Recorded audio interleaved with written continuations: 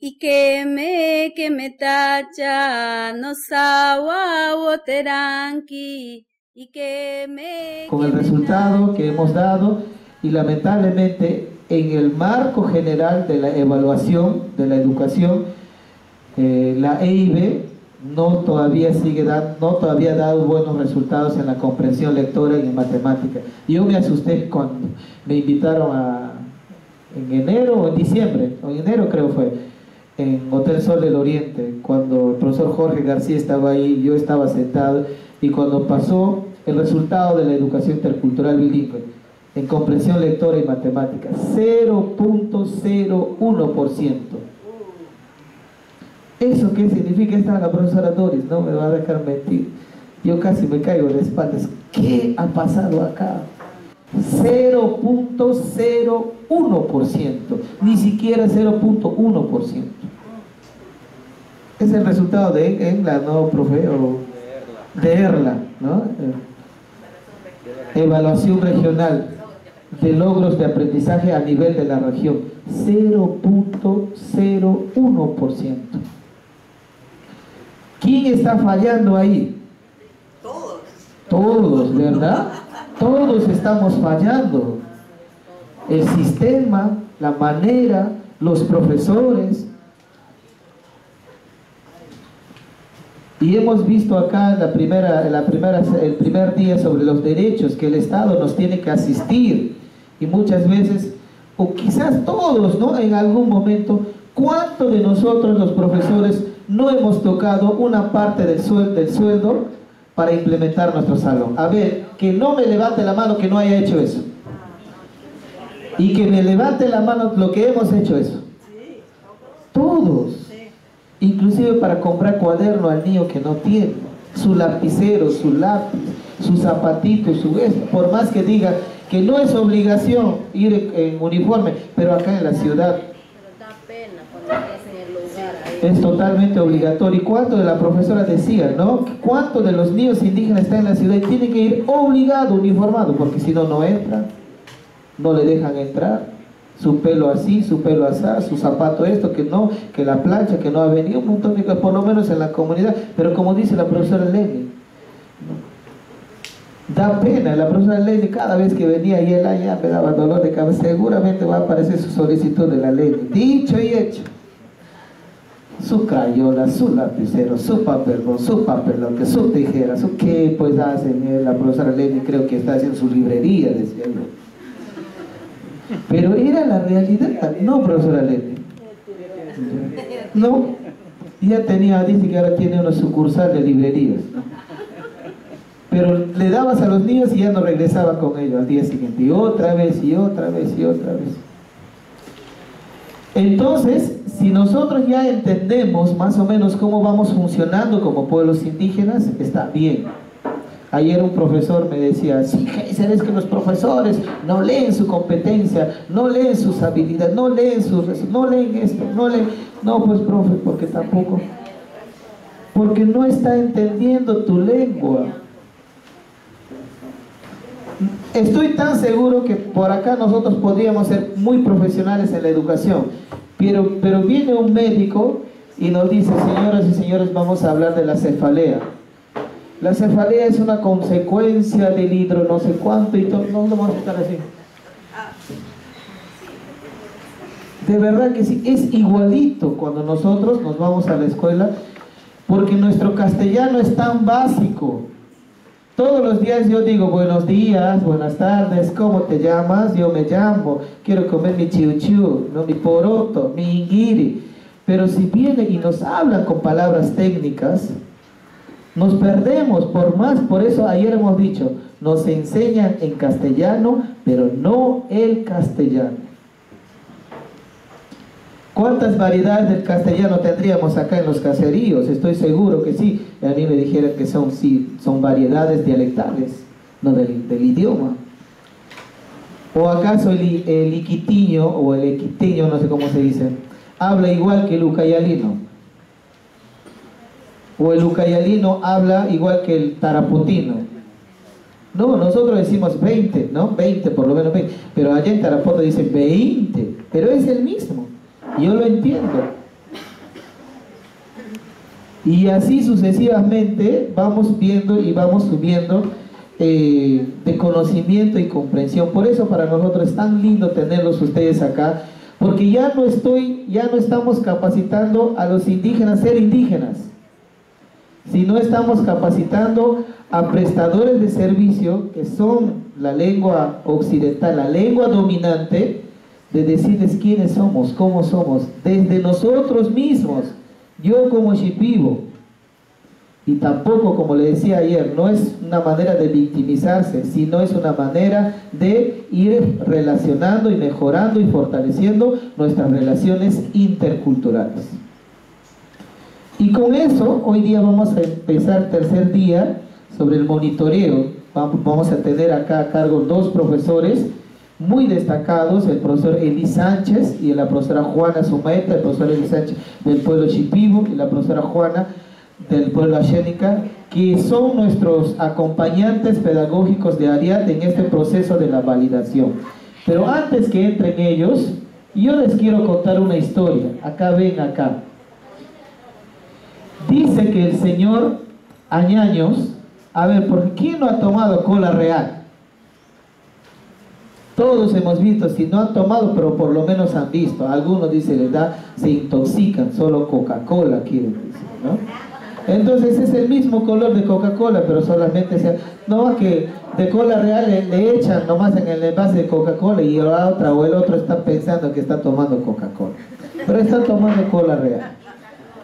Inca Cola es oro, el oro, ¿no? Ya, síguela. Entonces dice que este señor le invitan a China a un evento donde se estaban reuniéndose los bancos más grandes del mundo, donde solamente estaban invitando empresarios exitosos de cada país. Y eso dice hace año a año. En la China se reúnen los 20 bancos más poderosos del mundo. No tengo de la menor idea qué bancos pueden ser, pero de repente frente a ese banco nuestro BCP pues debe ser cualquier cosa, ¿no? Y ahí dan dinero a los grandes empresarios de 100 millones de dólares para arriba. Y entonces este señor, dice, se fue y en la invitación decía: señor Carlos Añaños, usted está invitado a participar en el encuentro de los bancos mundiales, más no sé qué, ¿no? Para que usted nos explique y nos diga sobre su empresa, ¿no? Y que vayamos a tener la posibilidad de financiar o qué sé yo, ¿no? Y el señor, dice, se emocionó tanto, llamó a su administrador, a su contador, a toda la gente que trabajaba ahí para hacer un buen plan de trabajo y presentar un buen presupuesto y hacer que el banco o la empresa sea más conocido. Y dice que no durmieron una semana, su contador, todo el mundo estaban haciendo. Y llegó el día que él tenía que viajar, llegó a la China, llegó al evento. Y cuando él llegó pensaba que iba a encontrar cantidad de gente, pero solamente había como 30 personas. Y entre esas 30 personas solamente eran 5 personas invitados del mundo como los mejores empresarios destacados en el rubro de no sé qué, ¿no? Y él le toca hablar. Y él le toca hablar y empieza a decir que mi empresa, cuántos egresos, pero un chinito dice, no, así le levantó: señor, ¿y cuál es tu negocio? Y el señor empieza: señor, ¿cuál es tu negocio? Y el señor Carlos seguía: señor, ¿cuál es tu negocio? Y él estaba pensando solo en la plata, y se había olvidado de lo que el chinito, claro, pues el chinito, ¿no? Porque era de la China, el empresario banco. ¿Cuál es tu negocio? ¿Cuál es tu negocio? ¿Cuál es tu negocio? Nadie hizo más preguntas que el chinito preguntando cuál era el negocio. Y terminó la reunión. El chinito seguía preguntando: señor, ¿cuál es tu negocio?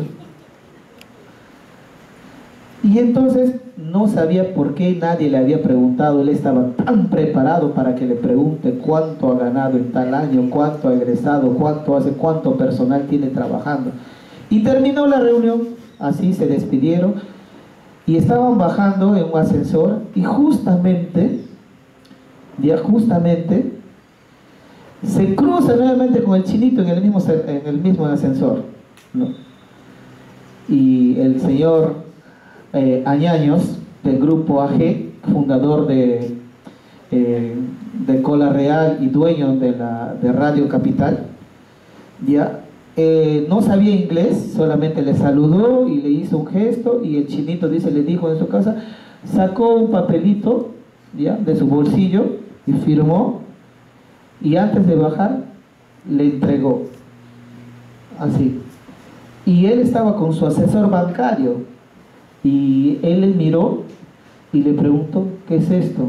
Y cuando han visto, dice que había un cheque de $100 millones. Y él preguntó, ¿qué? Y el que estaba a su costado le dijo esto: él confía en ti. Lo importante es conocer el negocio.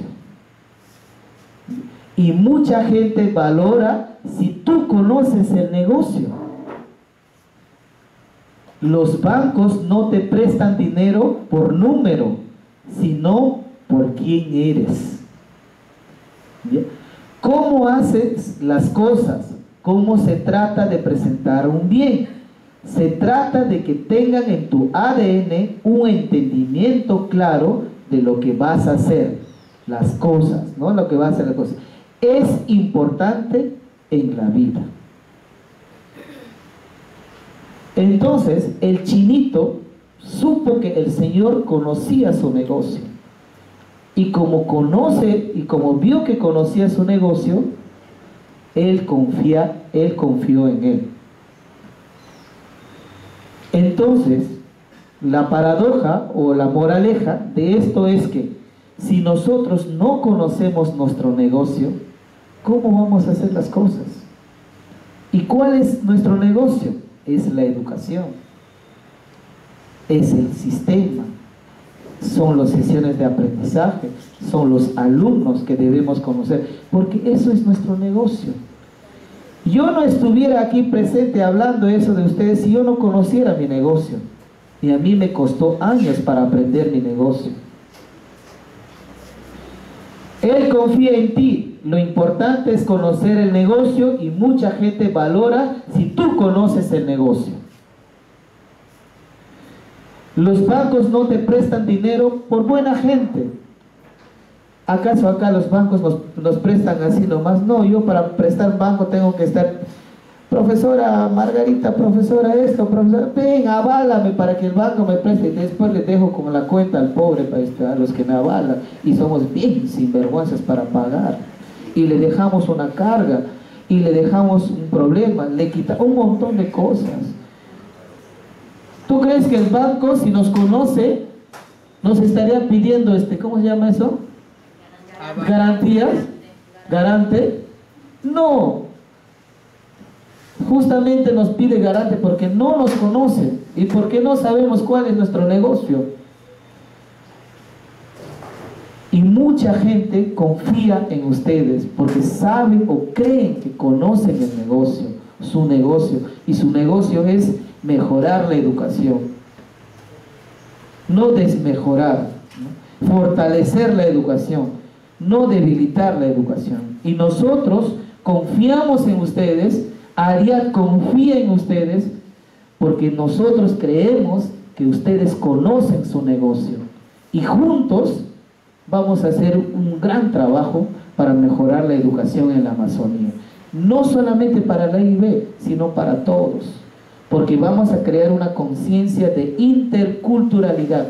No solamente entre indígenas y mestizos, sino entre todos. Es una cosa que a mí me gusta, ¿no? Cuando dice cómo hacen las cosas, la gente no te trata cómo hacen las cosas, sino por presentar un bien. Dice, se trata de que tengan en tu ADN, en la sangre, ¿no?, la interculturalidad. De que no estoy solo, de que también tengo que pensar en mis hermanos que están a mi derecha y a mi izquierda. De que vivo en una región pluricultural, multilingüe, multiétnico, y que tengo que pensar en ellos también antes de tomar una decisión, antes de decir que yo tengo la razón, antes de decir es que tú eres burro, es que tú no aprendes, es que ustedes no saben leer, es que ustedes no hacen la tarea.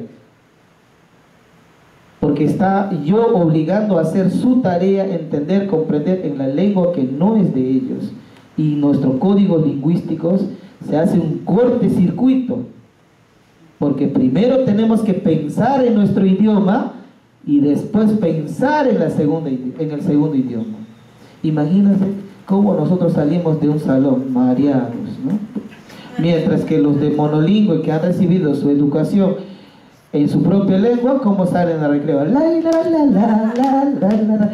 El pobre indígena bilingüe, ¿cómo sale? Desmoralizado, porque no entendió. Y le pregunta a su compañero, oye, ¿has entendido? Sí, porque seguramente tú eres muy burro, pues. Imagínate, ¿no? ¿Y a quién? Y me quedo el compañero sin amigos en la hora de recreo. Entonces, la siguiente, Henry, me puedes pasar estas dos cosas que me han chocado bastante y que quiero compartir esto. Una entrevistadora llama a otra señora y en ese momento también ella recuerda que en algún momento le hizo la entrevista. Y su respuesta fue bastante interesante cuando le preguntaba y cuando le preguntaba y cuando le preguntaba. Y ella da una respuesta de esta naturaleza. La gente que se ama se trata bonito. La gente que se ama se trata bonito. Eso es la herencia que tengo para mis hijos y para mis nietos. El amor. La gente que se ama se trata bonito.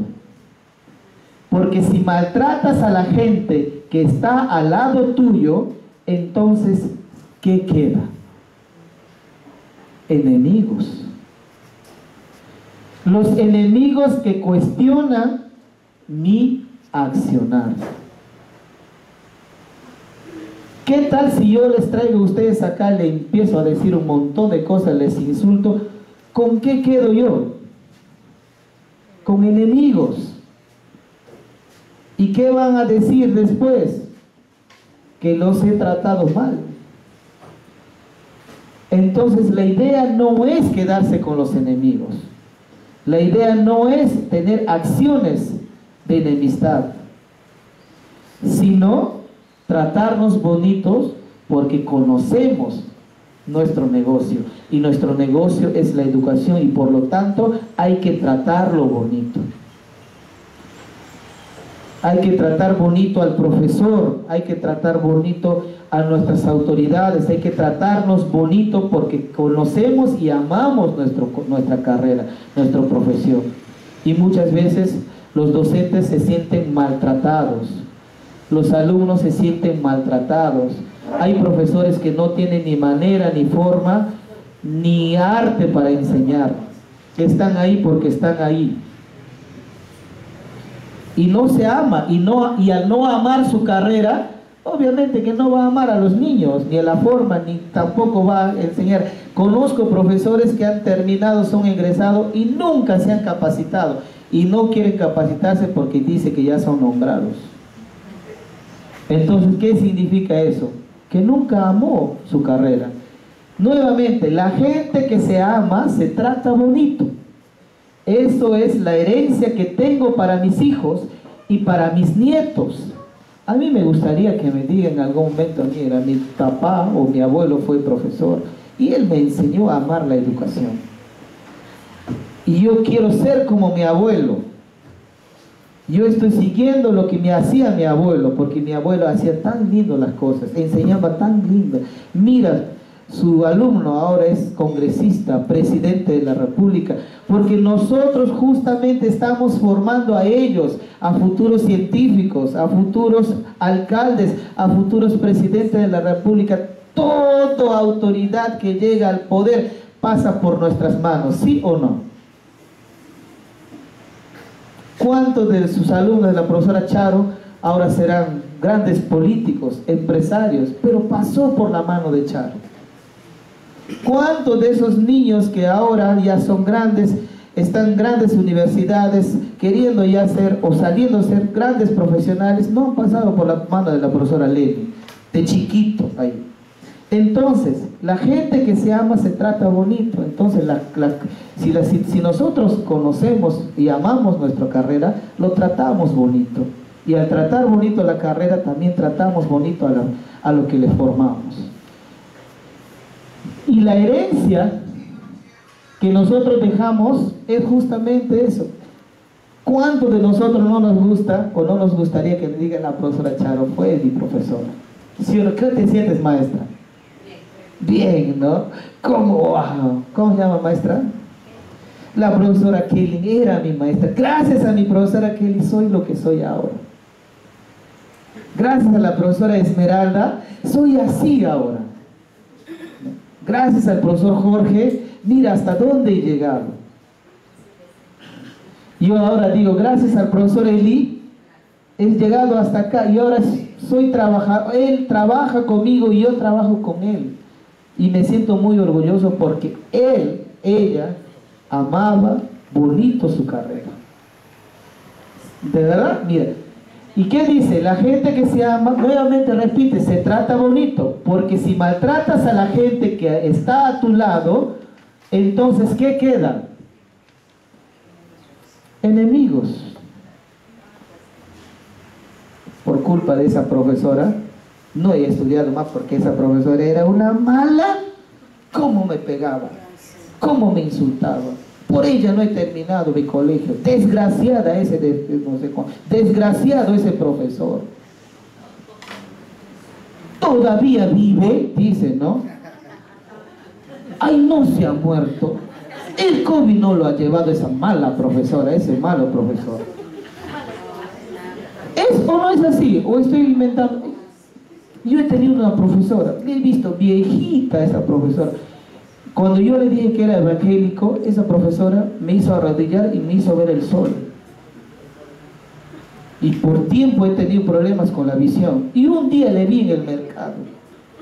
Y no sé, creo que estaba con mi mamá. Yo le quedé mirando y mi pensamiento dije, todavía no se muere esa vieja desgraciada. Pasó porque me hizo gran daño y me marcó para toda la vida.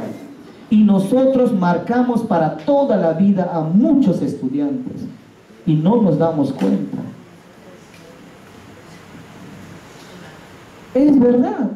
En el discurso, cuando uno sale, dice, gracias a la profesora Charo, gracias a la profesora Doris que me dijo cuando yo no podía, siga adelante, tú puedes. Gracias a ellos estoy acá, pues sobre todo a mis padres también, que me siento muy orgulloso porque me han dado el valor y todo. Qué bonito se siente. Y la profesora no sabe a dónde más alzar su pecho ya. ¿Sí o no? Entonces, dice bien claro, entonces, porque si maltratas a la gente que está a tu lado, entonces ¿qué queda? Enemigos. Y los enemigos siempre nos van a cuestionar. Así que, profesores, colegas, en nosotros está también mejorar nuestro carácter, nuestra forma, nuestra enseñanza. No solamente el alumno. Hay que hacer siempre una autoevaluación de cómo enseño, qué enseño, por qué enseño, a quién enseño, desde dónde enseño y a quiénes enseño. Porque muchas veces como docentes solamente exigimos al niño, pero yo qué. Semanalmente una autoevaluación es saludable, es saludable. Y con esto yo le quiero dar paso a mis dos compañeras y compañeros. Profesor Eli, creo que se han escapado. Ah, ya, acá está, profesor Eli. ¿Dónde está tu partner, profe? Ahí están. Recibamos con un fuerte aplauso a los profesores, la profesora Juana Sumaeta del pueblo Ashénica, yo digo del pueblo Atziri, la conocen como Moye, porque Moye es su nombre secreto, así nosotros lo llamamos, su nombre secreto, que significa Es un nombre onomatopeico. un nombre onomatopeico. Hay un pajarito que dice Moye, Moye, Moye, entonces le han dicho Moye. Es ¿Ya? entre el viento Ya. y los árboles. Ya. ¿Ve que se mueven así? Moye. Ya. La mujer que mueve, mueve, mueve. Pero no es el momento. Muchas gracias. Y muchos de nuestros nombres es onomatopeicos. Hay animales que tienen nombres onomatopeicos. Por ejemplo, el Víctor Díaz, ¿no? Víctor Díaz. Y el Víctor Díaz se le ha puesto ya al pobre. Entonces, Moye, profesor Pacamoni, de ustedes es este tiempo. Buenos días. Lo que vamos a hacer es compartir nuestra experiencia como ARIAB, el tema de monitoreo, cómo hemos alcanzado, qué cosas se ha logrado, qué hicimos, ¿no? Porque todo el plan lo hicimos de manera interna, pero para empezar nosotros tuvimos que discutir, ¿no?, a partir de la misión y la visión de ARIAB, ¿no? Entonces ha sido una discusión de largo tiempo al interior de ARIAB para poder pensar, planificar, ¿no?, todo lo que debemos hacer con el objetivo de fondo, que era validar el libro Baba, ¿no? Ya se validar los libros. Bueno, entonces nosotros tuvimos que discutir hasta con nuestro equipo técnico para que entiendan qué tipo de trabajo tenemos que realizar a nivel de ARIAB, ¿no? Entonces, ¿qué pasó? Está el libro Baba, que no han podido ver. Bueno,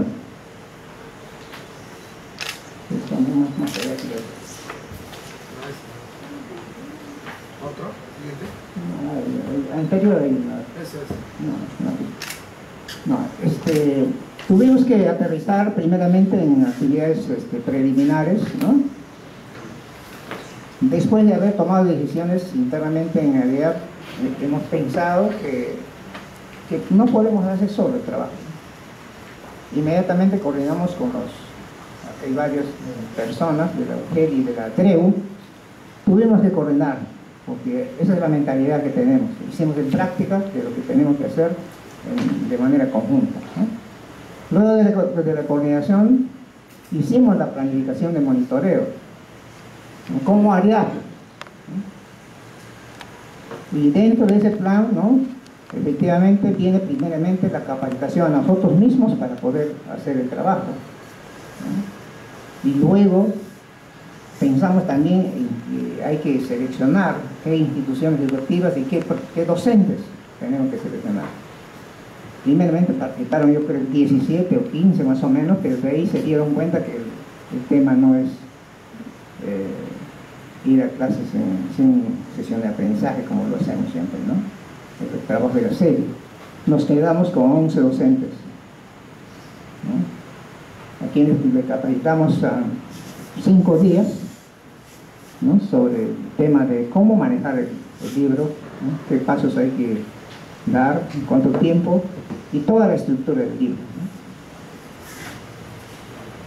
¿no? Entonces, luego de la capacitación, nosotros como equipo, con la profesora Juaneta, hemos diseñado un plan ya de parte de nosotros, ¿no?, de acuerdo a nuestra experiencia en tantos años que hemos venido participando desde la existencia de Plan CAP, PLANACAP, no sé, varios CAP, ¿no? Entonces eso nos ha facilitado. El problema que tuvimos ahí era, ¿no?, cómo elaborar las fichas de hacer una permanente vigilancia del manejo de las estrategias de uso y manejo del libro. También coordinamos con los señores de la TREU y de la UGEL, y necesitaba la intervención de la doctora Patricia, nos apoyó bastante, hicimos dos fichas fundamentales, ¿no? Ficha de manejo del libro, que era permanente, y la ficha de validación que dejábamos a los profesores para que hagan ellos algunas operaciones que tengan, ¿no? en el contenido de las unidades y de las lecciones, ¿no?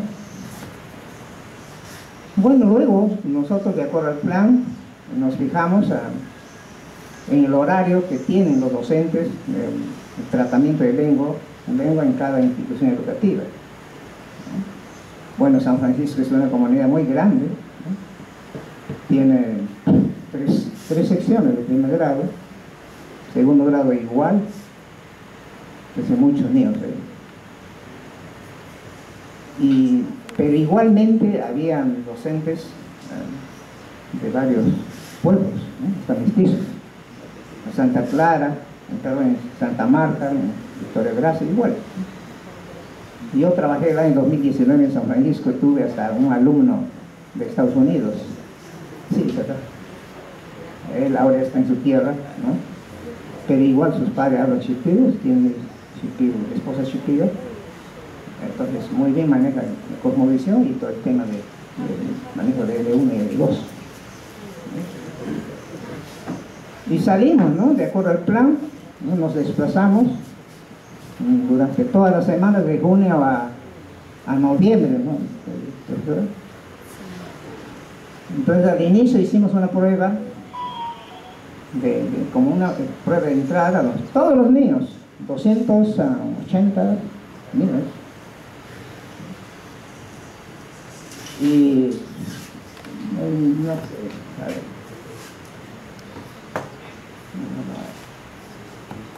¿Ya? Entonces nos salió el resultado. Nos asustamos, ¿no? Porque había niños, inclusive en primer hasta en segundo grado, niños que en el nivel de la escritura estaba en presilábico. Entonces, juntamente con los docentes acompañados, ¿no? En coordinación con el mismo director de las instituciones educativas, tenemos que insistir, ¿no? Apropiarnos de este problema interno que hay en cada institución educativa, ¿no? Hicimos todo lo posible, ¿no?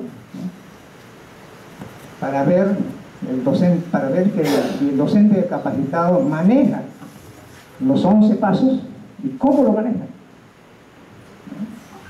Al inicio fue un poco dificultoso porque, a pesar de que ha tenido una capacitación durante una semana, cierta desconfianza, duda había en primera y segunda visita, ¿no? Luego ya interiorizaron todos y casi totalmente todos manejaban con mucha excelencia todos los pasos y los contenidos y sabían cómo manejar las unidades.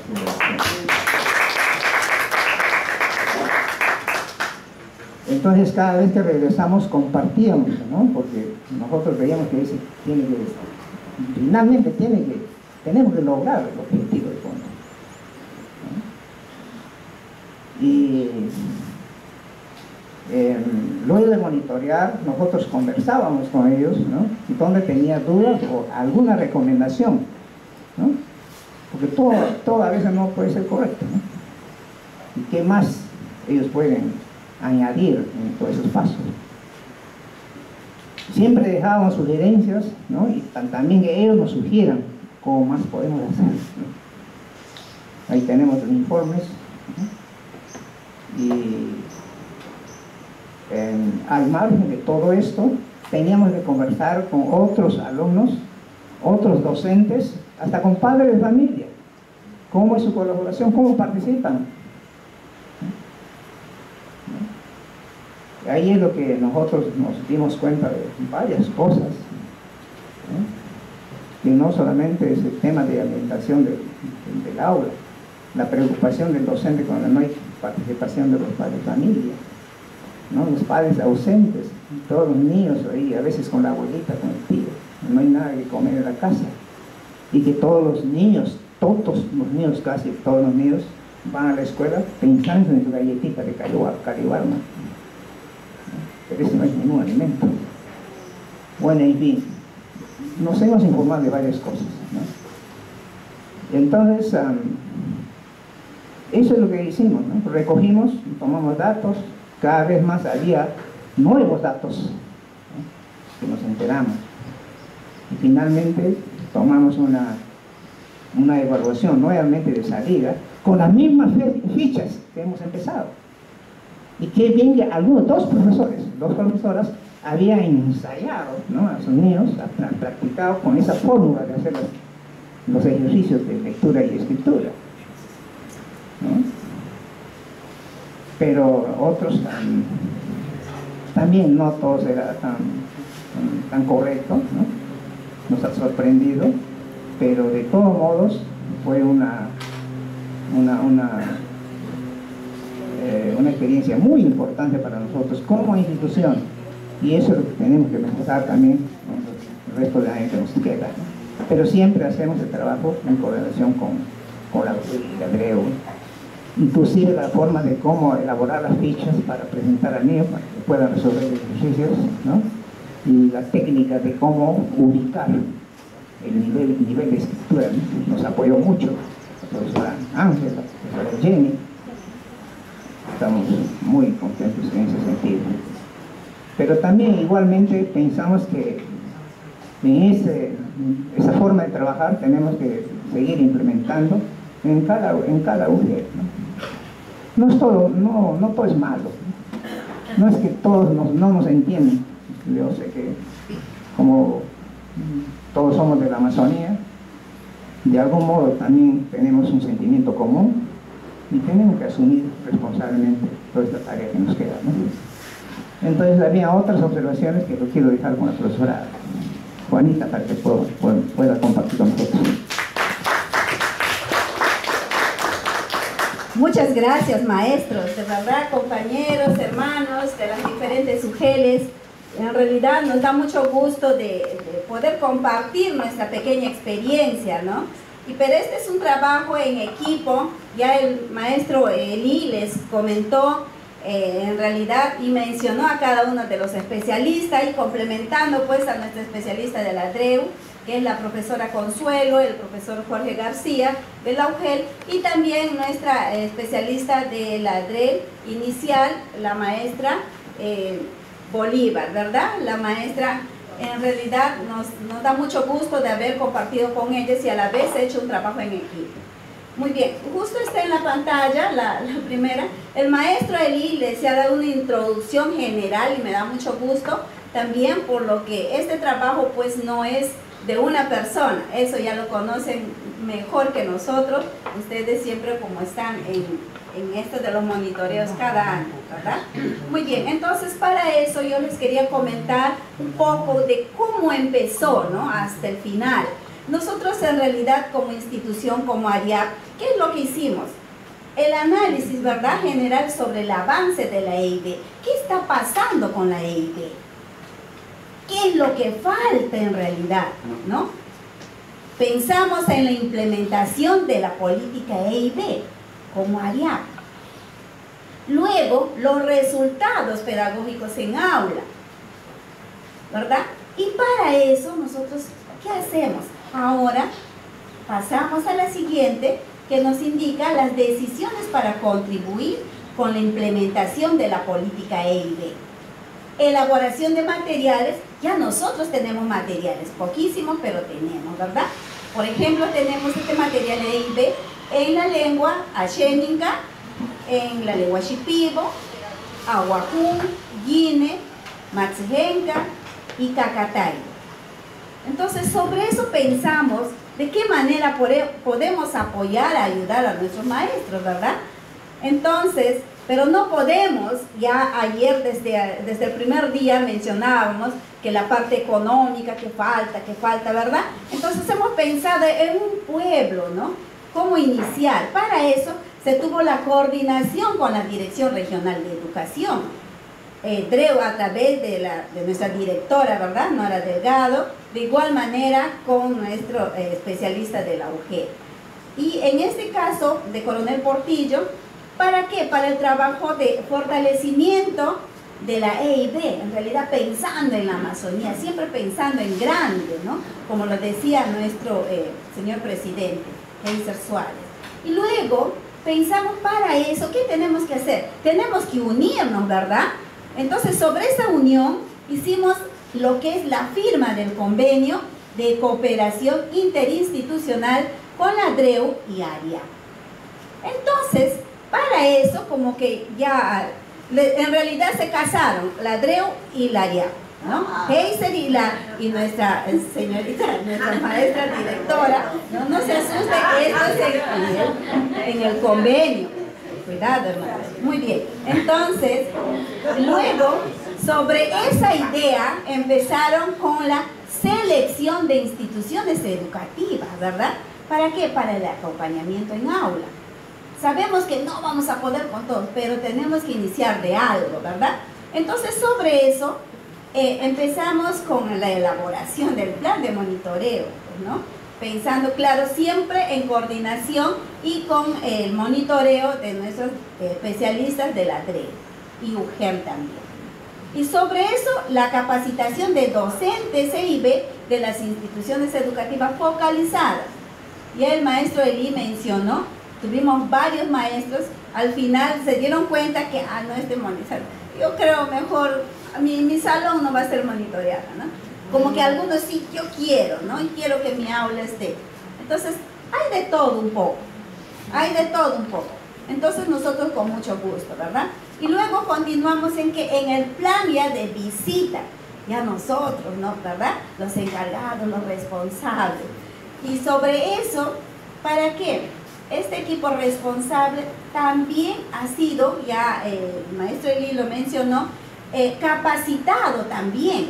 Nosotros no es que nos fuimos y se nos ocurrió, ¿verdad?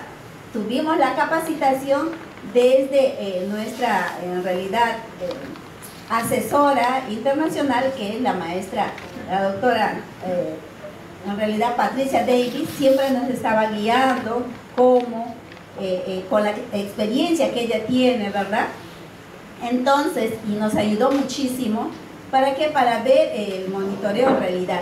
¿Qué material utilizar a principio, verdad? ¿Cómo? O sea, porque tenemos que tener un documento en mano también nosotros. Y para ello tuvimos estos dos documentos, ¿no? Que es la ficha de desempeño en el aula y la ficha de validación del libro Bauer. Entonces nosotros llevábamos dos documentos. Pero dentro de esos documentos nosotros hemos mencionado, aquí están las instituciones. Ustedes pueden observar un poco lo que es la fotografía. Podemos continuar, por favor, el siguiente. Y sobre... Muy bien.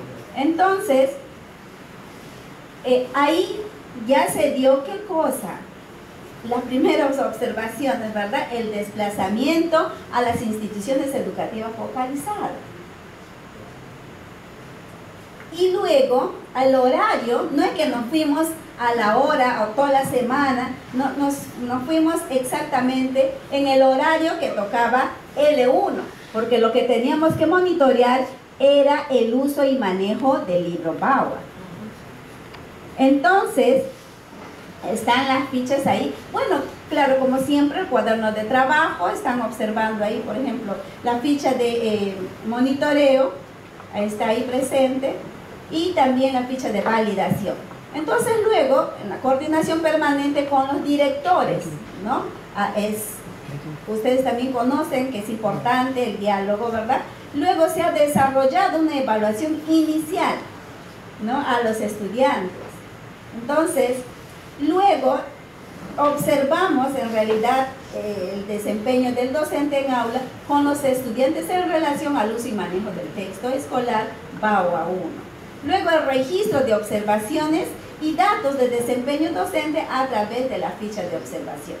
Algunas veces, por ejemplo, para enseñar lo que es el texto, ya sea en escritura y escritura, en realidad cada uno tiene sus propios pasos, ¿no? Ya los hermanos de Puerto Bermúdez ayer lo mencionaron, ¿no? Para enseñar una sílaba tiene sus pasos. Entonces, para eso pues es un proceso, y si nosotros encontrábamos al maestro que está de repente aprendiendo, digamos, la frase, en este caso ver los pasos a seguir, ¿no? Entonces, y sobre eso pues es el diálogo, ¿no? Para eso es el monitoreo o el acompañamiento. Y bueno, y sobre eso, ¿qué más? El registro de observaciones y datos de desempeño docente a través de la ficha de observación. Luego la coordinación con el docente de aula sobre el desempeño en aula al fin de dar recomendaciones y fijar compromisos respectivos, ¿no? Porque claro, muchos somos seres humanos, muchos con la emoción nos olvidamos, ¿no? Algo ahí, pero ahí estamos. Y luego el asesoramiento para el llenado de las fichas de validación, ¿no? Entonces, indicarle al maestro que si encuentra, de repente en las indicaciones tiene algunas dificultades sobre eso, ¿cómo? ¿No? Y las sugerencias. ¿Nosotros para qué? Para poder ir mejorando este texto, que es el libro Bauer. Muy bien. Entonces, podemos continuar, por favor, con la siguiente. Y aparte de las observaciones que también hemos en realidad podido anotar desde nuestra experiencia, pero también hemos visto las otras observaciones, como ya lo indicó el maestro Eli Sánchez. Por ejemplo, al inicio, esos son algunos detalles que nos hacen a ir mejorando, ¿verdad? Al inicio encontramos maestros preocupados, ¿no? Preocupados por nuestra presencia. ¿Qué harán? ¿Por qué? Y una escuela shipido, una xénica, porque algunos de los maestros nos conocían, ¿no? No, oye, ¿qué haces aquí? ¿No? Claro, lo que pasa es que estamos viniendo, bueno, a través, como siempre, la presentación, ¿no? Entonces, sobre eso se les ha visto alguna inseguridad. Yo pensando siempre en la metodología, pero yo decía, como somos del pueblo, siempre decimos, ya seguramente conocen, ¿no? Entonces, pero ¿qué pasa? Y a esa es la primera entrada, siempre va a haber, somos seres humanos. Luego vimos también un poquito lo que es el horario, la inestabilidad del horario en lengua 1, ¿no? Nos íbamos el día que tocaba según digamos, el horario de la institución, del aula.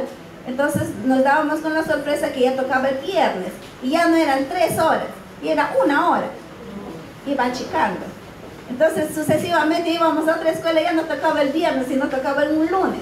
¿Por qué? Porque todavía no se organizaban. Hay instituciones grandes, pasan eso, ¿no? Que todavía, y estaban los maestros ahí todavía coordinando. Algunos le daban de primer grado y luego según reunión del director, entonces ya cambiaban. Entonces esas situaciones también son como pequeñas observaciones o detalles que se ha podido ir mirando, ¿no? Entonces ya no trabajábamos la sesión ese día, ni los maestros mismos, porque ya les cambiaban. Y luego también encontramos que la mayoría de los estudiantes no leían, tampoco escribían, ¿no? Entonces, que también encontramos las aulas, ya lo mencionó el maestro, multigrados, ¿verdad? Multicultural y multiétnico y multilingües, ¿no? Porque me decía, maestra, ahí está tu paisano, él está bien calladito ahí, el que está sacando su cabecita penitas, él es tu paisano. Entonces el maestro ya me daba algunos alcances, entonces yo mirando, observando, entonces tratando de, como de costumbre, ya casi los maestros, ustedes conocen mejor que nosotros, ¿no? Acercarse al niño, ¿no? Entonces para él, sí maestra, pero yo le digo, entonces el maestro me decía, yo le hablo en idioma, sí, qué bueno. Y ese es el esfuerzo tan grande también que tienen los maestros, que muchos a veces criticamos y no nos damos cuenta la situación que vive cada día y día a día nuestros maestros, ¿verdad? Nosotros como maestros. Y luego vimos también la presencia de estudiantes con habilidades y capacidades diferentes, ¿no? Estaba cerca ahí al maestro y venía un niño corriendo, ¡ay! Se ponía a orinar al costado, ¿no? Y venía, ¡ay, niños! Maestra, me dice el maestro, se hacía rojo, como era blanco, se hacía rojo. Tranquilo, maestro, no te preocupes, le digo. Ahorita se va a hacer popó, maestra, no se popó, discúlpeme. No se preocupe, maestro. favor, no se preocupe usted como si no estaría. Entonces, ¿qué hace? No sé qué hacer con este niño. Claro, no podemos decirle, ¿sabe qué, mamá? No le traiga al niño a la escuela, ¿verdad? Son situaciones que más bien, ¿qué hay que hacer? Entonces yo llevaba esta situación a la ARIAP, ¿no? A la oficina de ARIAP. Me dice, hay que solicitar, hay que preguntar en la posta, ¿no? Habrá posta cercana para poder ver la atención del niño en realidad y todas estas situaciones en realidad. Esto hace que ya algunas veces le consultaba a Hazel como es de salud. Entonces, ¿cómo hacer con este niño? ¿Qué hacer? Entonces, buscábamos la forma de cómo apoyar con Pampers, no sé, algo, ¿no? Entonces se nos ocurre en el momento, porque se presenta. Nosotros no hemos hecho plan con niños, no, porque no sabemos todavía con qué tipo de niños enfrentamos. Pero son situaciones en realidad, ¿no? Y sobre eso también, ¿qué vimos en realidad? Maestros, se vio, a ver, hemos visto también, y digo, a ver, hemos visto aulas, decíamos antipedagógico, ¿verdad? Un día de lluvia, vino el ventarrón lindo, le había puesto a la maestra todas sus actividades del día nada más, y me preguntaba, ¿y por qué poner? Y los demás días, entonces siempre uno se pregunta, justo ese día empezó la lluvia muy fuerte, la maestra decía, cierra la puerta, ahí está, saquen. Digo, pero no saque, maestra, no hay que sacar, porque después voy a tener que volver a hacer. Y entonces yo también, claro, su aula estaba pues un poquito cerradas, con algunos listones, pero entraba la lluvia arriba, abajo, entonces la cocha se había hecho, no podíamos salir porque se había hecho un caos.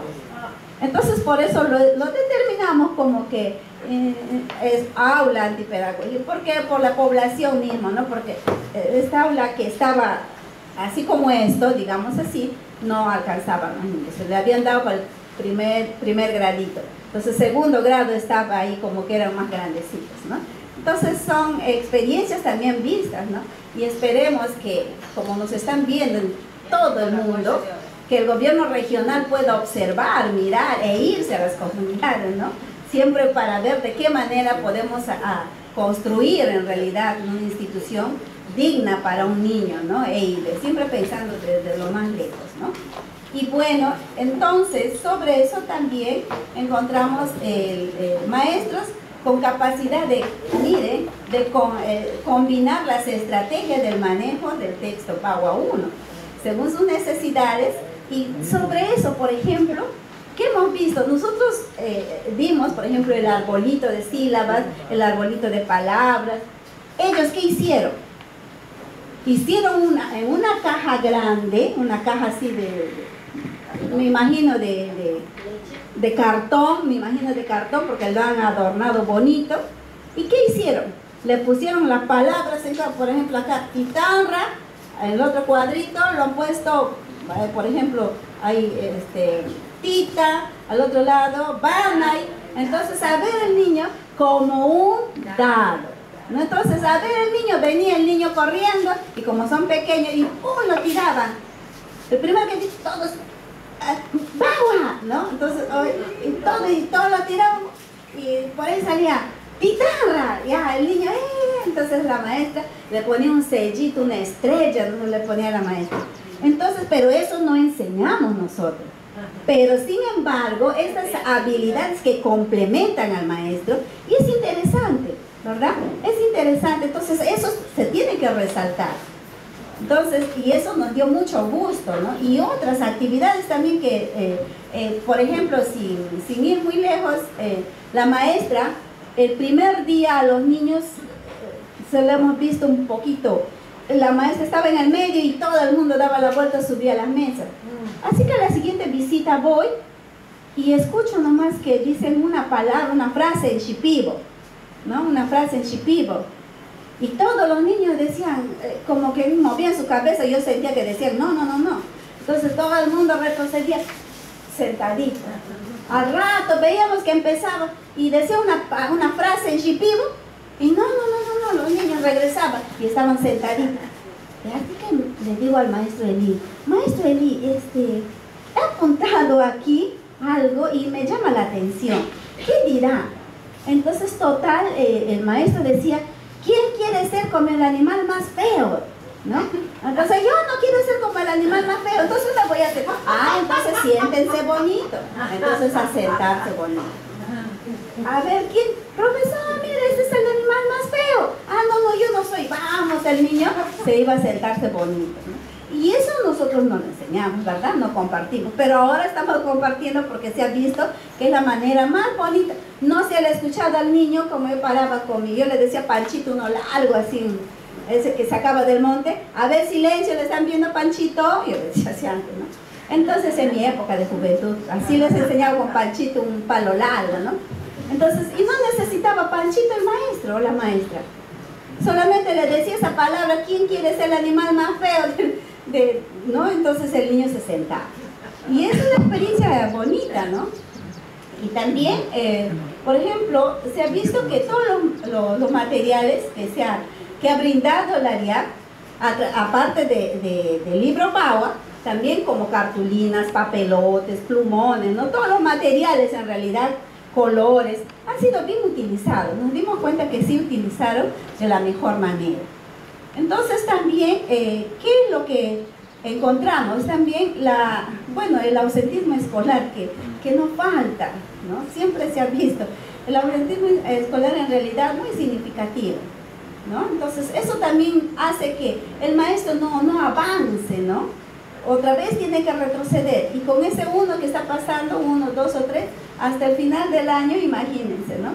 Pero, sin embargo, esto es también parte de nuestra realidad, y bueno, ¿no? En realidad escuché que es la responsabilidad de todos, ¿no? Luego también se ha podido observar que el distanciamiento entre los padres de familia y el docente. Nosotros no hemos podido, varias versiones, varias ideas, ¿no? Que nosotros, de repente, por lo que no vive el maestro en la escuela, cerca, en la misma comunidad, de repente será por eso. De repente, o sea, nos ocurría pensar y pensar, ¿no? Y hemos quedado pensando, ¿no?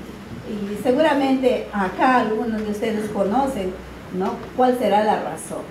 Entonces, pero lo dejamos ahí como una incógnita, ¿no? Y esto genera, ¿qué cosa? El no apoyo al maestro, pues. No le apoyan al maestro, porque los padres de familia están, pues, en sus cosas, ¿no? Porque ya están cerca a la ciudad. Entonces también nos hemos puesto a pensar todo eso, y tenemos que generar dinero día a día. Entonces, por eso es que no están muy comprometidos con la escuela o con sus niños. También se vio, pues, ¿no? Ya ha comentado con el maestro Eli, los niños monolingües y bilingües participando en igual nivel, o sea, de igual manera, en el mismo nivel en el proceso de clase. Un niño, pues me tocó una institución que el niño mestizo, porque la maestra ya nos indicó quiénes eran mestizos, porque con las preguntas al niño, él es el niño que participa más, ¿no? Entonces se ha podido diferenciar también eso. Y el niño, es que él es mestizo, maestra. Qué bueno, ¿no? Y cuando tocaba L1, pero él no me dijiste que es mestizo. Sí, maestra, su mamá me dio el permiso de que yo le enseñe la lengua materna, así que él domina. ¿Sí? Bueno. Llegó una temporada, el día del logro que tienen, ¿no? En todas las instituciones, y pues él ha sido el niño que salió y se expresó y leyó en la lengua materna. Y luego siguió la siguiente niña, ¿no? Del pueblo Shipié.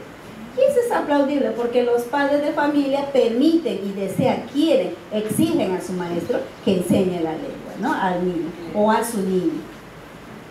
De igual manera, por ejemplo, la diferencia entre el docente, en realidad, ¿no? Entre los docentes, es sobre el manejo de aula. No todos los docentes, pues, tienen la misma habilidad, el mismo ritmo, la misma, o el mismo entusiasmo, ¿no? No todos son iguales. A mí, por ejemplo, me caí, me lisié, sigo riéndome, ¿no? Entonces, y estoy feliz, sigo riéndome. Entonces, nadie sabe lo de nadie. Entonces, de repente, no todos los maestros tienen las mismas actitudes también, ¿no? o en este caso de repente es a seguir adelante. Y también, mire, justo al lado derecho, de parte de ustedes, se puede observar, por ejemplo, ahí, cuando decimos la ausencia de los estudiantes, por ejemplo, estamos viendo que de 104 estudiantes matriculados, hemos podido observar que los asistentes, 71, y los ausentes, 33. O sea, se dan cuenta. Sobre eso, bueno, en la aplicación de las fichas, pues, ¿verdad? Y también en segundo grado, de igual manera, de 125 estudiantes, los asistentes 73 y los ausentes 52. Entonces, claro, en relación al libro, vamos, siempre nos íbamos en el día, en la hora que toca L1. De igual manera, observamos también pequeños resultados, ¿no? Humildemente pequeños resultados, quizás porque hemos estado ahí, ¿no? Con ese cariño, con ese amor que algunos niños necesitan, porque no todos están con su papá y con su mamá. Entonces, ahí podemos observar, por ejemplo, estudiantes que estuvieron en un nivel presilábico, lo ponemos presilábico y aquí en realidad había niños que no estaban en ningún espacio, y para eso las sugerencias de los especialistas de la Drey Ugel, entonces nos dijeron, póngale a un costadito donde dice, pues, no, ¿qué nombre lo vamos a poner? Entonces ellos nos dieron el nombre que ahí menciona, pues ninguno, ¿no? Póngale ninguno. Entonces ahí le pusimos ninguno, ¿no? Porque estaban algunas cosas, le hacían una raya ahí y no sabíamos en realidad qué era. Entonces sobre eso nos apoyaron bastante también, y luego pues hemos visto, ¿no? el proceso de avance que tuvieron nuestros niños. Y luego también se logró progresivamente, lo que decimos, ¿no? Paso a paso, mínimamente, pero sí avanzaron. Estudiantes que en realidad vimos también que interactúan con sus compañeros entre sí, con sus maestros y con nosotros mismos. Por ejemplo, llegábamos, profesora, viene la profesora Moye, todos veían una niñita, por ejemplo, ¿no? El maestro estaba por allá, como que todavía coordinando con el director, decía, buenos días, profesora Moye, bienvenida a mi salón de primer grado. ¡Yeah! ¡Ay, qué feliz! Todos ahí. Y eso quiere decir que hay un buen ambiente con sus maestros, ¿verdad? Porque eso provoca el maestro. Eso es lo que provoca el maestro. En realidad nosotros no. Nosotros solamente vamos una vez al año, digamos así, ¿no? Por no decir en horarios que corresponden, ¿no? Y luego ya también se mencionó la evaluación inicial y final, que también lo dijo el maestro. Aquí podemos observar de igual manera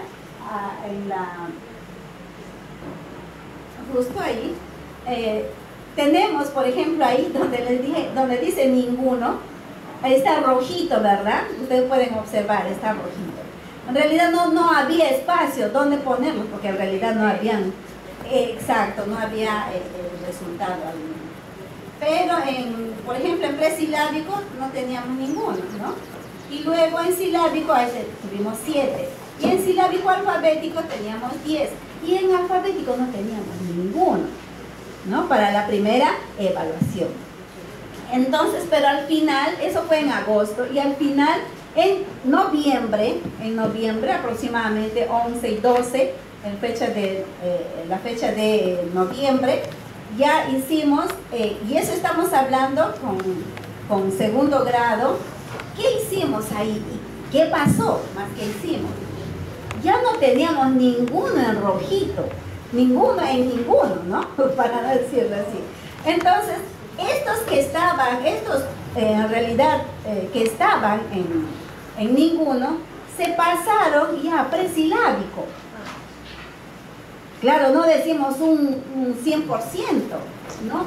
Pero pasaron un avance así, bien considerado. Y luego cada uno se pasó, pues, ¿no? Como que vas empujando, ¿no? Entonces sobre eso ya van avanzando hasta llegar y tuvimos al final alfabético, ¿cuánto? 8. Y nosotros felices de lo que no había ninguno, pero al menos, ya no importa, ¿no? Seguramente para el próximo año vamos mejorando. Entonces, y ahí observamos en realidad a los maestros, una de las maestras, la maestra Mary creo que está ahí, entonces que el niño ahí haciendo la participación, y también tenemos ahí la ficha, ¿no? Que nos apoyaron bastante en realidad los especialistas de la DREU y UGEL, ¿no? Juntos con sus directoras, ¿verdad? Está la ficha de evaluación al final del año, o en Perú. Entonces, al final del año, entonces, decíamos, sobre eso, por ejemplo, vamos a mostrar un video bien hermoso sobre la actividad, ¿no? ¿Qué es lo que hemos ido a evaluar, ¿no? Vamos a compartir un poquito ahí 2 videos. Sácale. Muy bien. Por favor. ¿Está?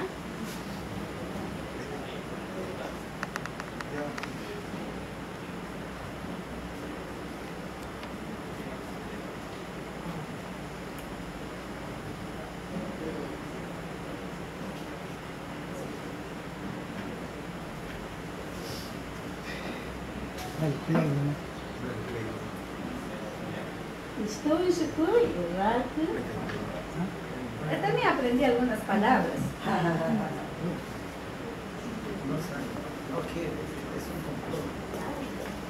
Ahorita vas. Un poquito, colegas, hermanos, compañeros, un poquito más.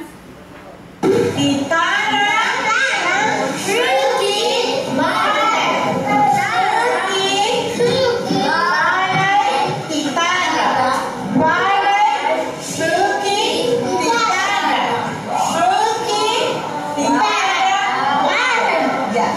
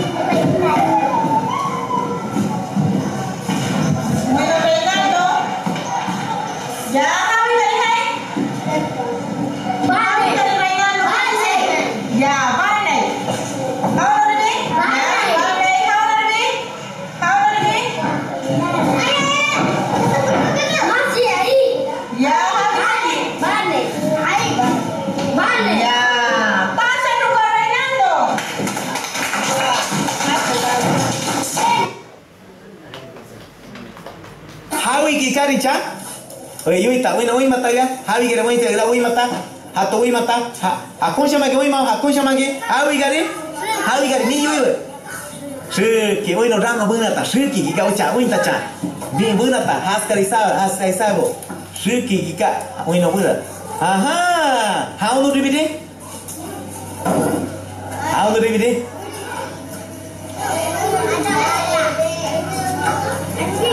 Ajá. Bueno, buena ta. How do you repeat? How do you repeat? Buena ta. Ajá. How do you repeat?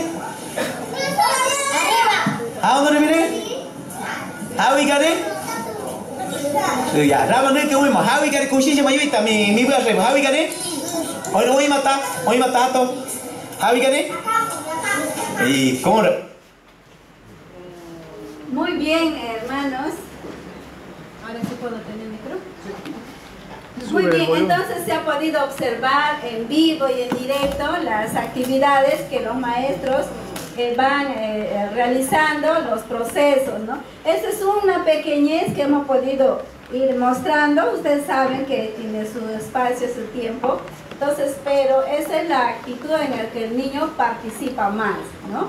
Eso es, ahí en ese momento es donde les decía de los dados, ¿no? Como que tiran los dados. Ahí, en este caso, la maestra y el maestro, por ejemplo, había puesto en la pizarra y con las tarjetas léxicas ir poniendo, ¿no?, los nombres. Entonces, y bueno, esto es ya se ha ido viendo y justo ven ahí a la maestra, está la maestra Mary con sus niños, justo en la acción de los hechos. Muy bien, entonces decíamos que ya al final hemos tenido ya niños en realidad alfabético. Entonces por eso es que como que nos llenamos de energía. Sí, nuestro libro sí funciona, ¿no? Entonces claro, tuvimos también las observaciones de los maestros, ¿no? En las indicaciones. Maestra, este libro, por ejemplo, en la número 4, la indicación no está muy clara, ¿no? ¿Por qué? Porque a través de las fichas que nosotros también nos hemos ido, digamos, enterando y corrigiendo a la vez. Entonces, ¿qué es lo que esperamos, ¿no?, o recomendamos? Lo que estamos haciendo ahora, ¿no?, aquí, ¿no? Esta es una de las formas que deseamos, ¿no? Que, por ejemplo, la participación o intervención de las organizaciones indígenas y otras instituciones comprometidas con la tarea educativa, involucrándose en el proceso de la tarea de los futuros acompañamientos, ¿no? Siguiente, que las organizaciones indígenas deben implementar su área de educación para fortalecer la implementación de la política EIB en coordinación con los órganos del sector, ¿no? Algunas veces las organizaciones tienen por nombre, ¿no?, pero no están implementadas para poder hacer un tipo de trabajo para la educación o a favor de la educación. También tenemos el apoyar la vigilancia del proceso educativo de manera independiente, también en coordinación con la DREU y la UG. O sea, tenemos que involucrarnos, lo que hace ARIAP, ¿no?, en estos días que ustedes están observando, ¿no? Entonces, para ellos se está viendo ahí el diálogo, ¿no?, estar con los entes ejecutores de la educación, ¿no?, también con las universidades, pero es algo importantísimo, ¿no?, siempre guiado en la propia cultura, en la realidad de cada pueblo, ¿no?, siempre con el respeto que cada pueblo se merece. La última, por favor, creo que es la más bonita. Muchas gracias. Entonces ahí, por ejemplo, están los libros y a decir Asadi, Oyagnu, Raque, Ari, Kameti, Secuash. Gracias.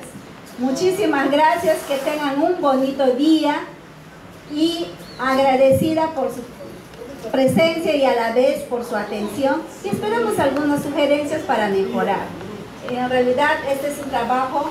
Muchas gracias al señor presidente, a Heiser Suárez y pues a cada uno de los ponentes que ya me anticiparon anteriormente. Muchísimas gracias a la DREU y a la UGEL, a ustedes, compañeros, hermanos. Gracias Juanita, gracias profesor Eli. ¿Qué tal les pareció? ¿Qué tal les pareció? Interesante, ¿verdad? Ayer estaban mirando las clases demostrativas que nosotros habíamos grabado en nuestra sala de grabaciones y de repente por ahí hubo una duda, ¿no? Pero los alumnos son adultos cuando Gabriel salió, cuando han visto a Henry, cuando han visto a la misma Moye, ¿no? Pero eso era una previa a lo que nosotros habíamos simulado en el salón. ¿Qué podría pasar? ¿Qué podría ser? Pero ya han visto lo que pasó en la aula de la profesora Mary Fasabi y en el aula del profesor Janes Percy Cruz en Victoria Gracia y de la profesora Mary en la escuela Santa Marta, que son nuestros focalizados. En realidad estamos muy contentos porque no solamente lo que dijo la profesora Moye, no solamente queremos quedarnos con la DREU como la entidad rectora de la educación en la región Ucayali, pero también con las instituciones formadoras de docentes. Tenemos ya previsto para firmar nada más el convenio con la escuela ahora, ¿no? A la Escuela de Formación Pedagógica Bilingüe de Yarinacocha, ex pedagógico bilingüe. Y ahora también con la Universidad CE Sapiense, que acá está su representante. Ya hemos estado en la reunión el día sábado con el rector de la Universidad Católica CE Sapiense para firmar un convenio para trabajar con la Universidad CE Sapiense, pero de Nopoqui en Atalaya. Entonces ahí también vamos a ir, vamos a estar haciendo estos trabajos y de repente si ustedes tienen algún comentario, algún aporte, alguna sugerencia de lo que han visto, de lo que han participado, profesora doctora Cristina, a ver, vamos a escuchar. Tenemos media hora para conversar, que ya está el refrigerio listo. 5 minutos. Pues quería preguntar, hemos visto en los diferentes videos esta actividad de buscar las palabras a la primera vista. Quisiera saber cómo van los niños en reconocimiento de las sílabas. ¿Van también aprendiendo las sílabas para formar pues nuevas palabras?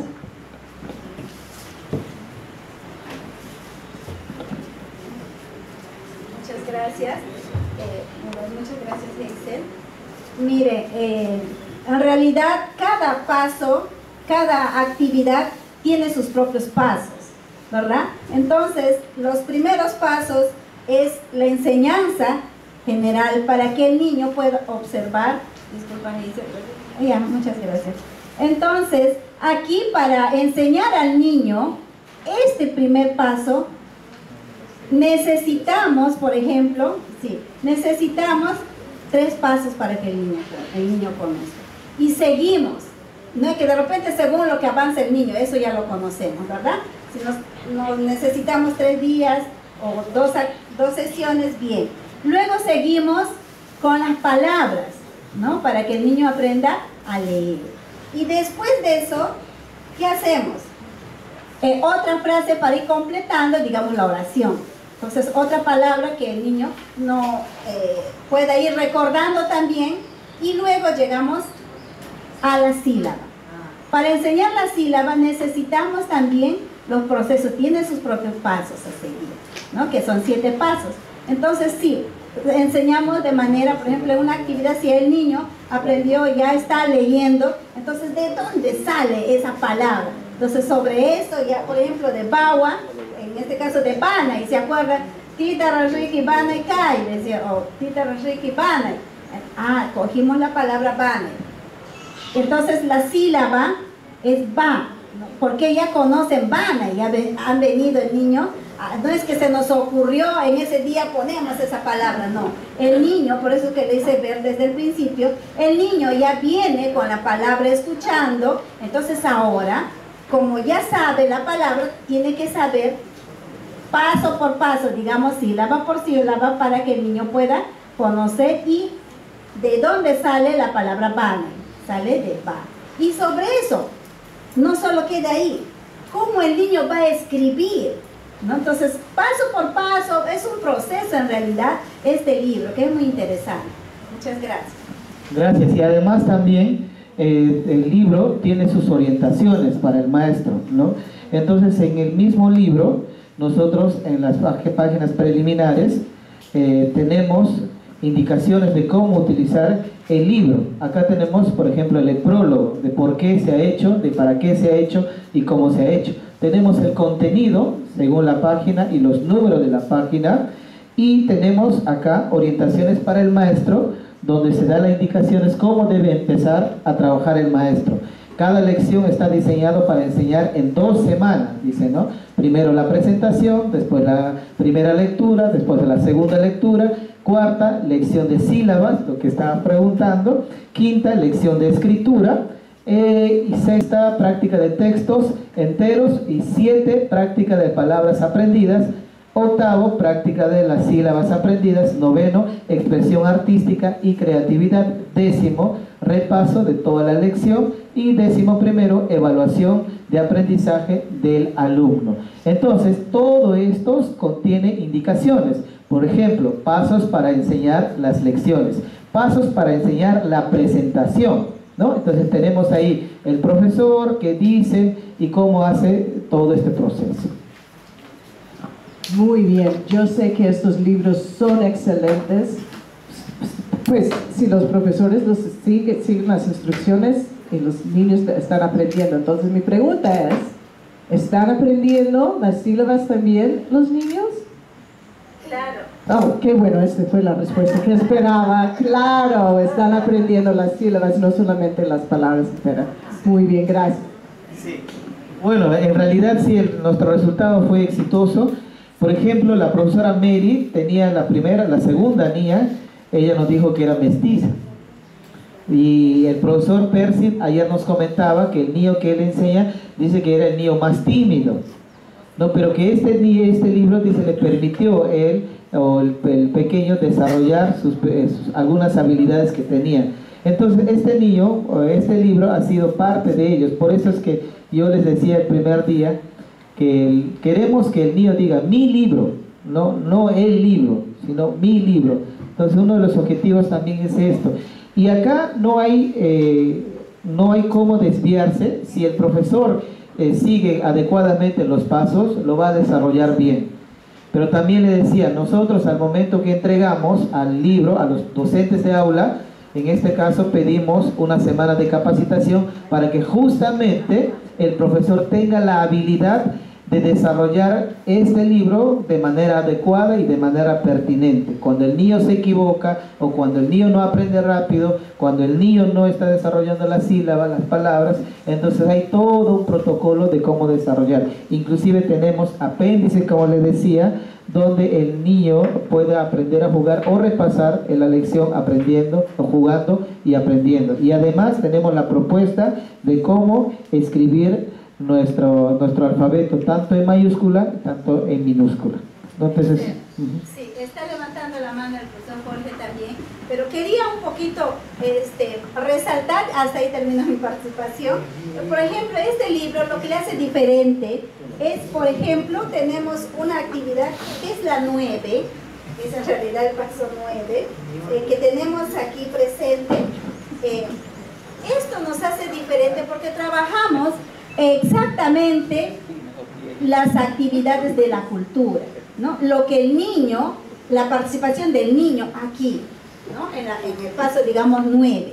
Eso es lo que nos hace diferente de todos los libros, ¿no? Digamos así. Entonces, eso es lo que le fortalece este libro, ¿no? Yendo, pues ya lo explicó Heiser, también tenemos la pregunta de comprensión, cuando un niño se equivoca, no todo completo, es un libro integral. Muchas gracias. además, este paquete de videos viene con canciones demostrativas donde la profesora Leni y la profesora Moye han grabado, y pueden ver en nuestros videos, está colgado en YouTube, en Shipibo y en Asheninka, sobre las canciones de dinámicas de aprendizajes.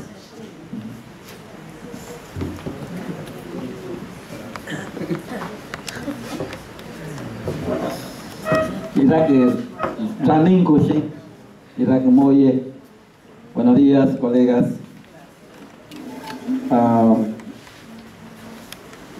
De repente es el último día que voy a estar con ustedes porque ya estoy en modo contratación.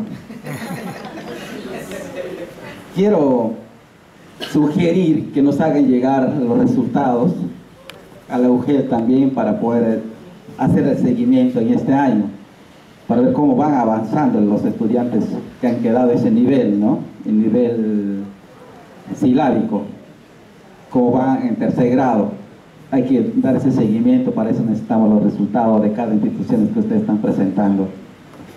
Pregunto a los monitores si se habrán dado cuenta el empoderamiento del currículo nacional, los profesores que estaban aplicando este libro, o solamente estaban siguiendo lo que dicen las indicaciones. Porque definitivamente el docente consciente de lo que hace tiene que tener el empoderamiento de los conocimientos disciplinares, ¿no? De las áreas. A eso me voy con el docente. Si realmente tenía ese dominio de desarrollar las competencias comunicativas, en este caso las capacidades de cada competencia de comprensión y de producción, de escribir, ¿no? Porque nosotros en la estrategia regional de primaria Avanza también hemos hecho nuestra evaluación a los estudiantes de inicio, proceso y de salida, pero no hemos visto muchos resultados como ustedes están presentando en segundo grado, y me da mucha alegría de ver este resultado. Al no tener tantos resultados en los estudiantes, nosotros hicimos la misma prueba a los docentes, la misma prueba que se le aplica a los estudiantes, y hemos obtenido el mismo resultado que obtuvieron los estudiantes. Por eso estoy preguntando, es bastante necesario la formación docente. Siempre recae eso nuevamente en nuestros compañeros bilingües. La formación docente. Tenemos que partir desde la formación inicial, bueno, en este caso la unía el pedagógico, ¿no? Una buena formación, una buena base para trabajar estos tipos de textos. Gracias. Gracias por la pregunta, profesor, y bueno, gracias por hacernos acordar. Sí, efectivamente, todo se ha llevado con el proceso, por eso es que nosotros teníamos que buscar el día que les tocaba el tema de comunicación, ¿no? L1, porque si hubieran seguido todas las indicaciones del libro, hubieran hecho lunes, martes, miércoles y jueves, y para nosotros era bastante complicado porque solamente era un par de horas o determinado tiempo para poder conseguir, pero los profesores que acá vieron fueron los dos profesores mejores que hemos tenido en justamente llevar todo este proceso de lo que usted menciona, profesor Jorge.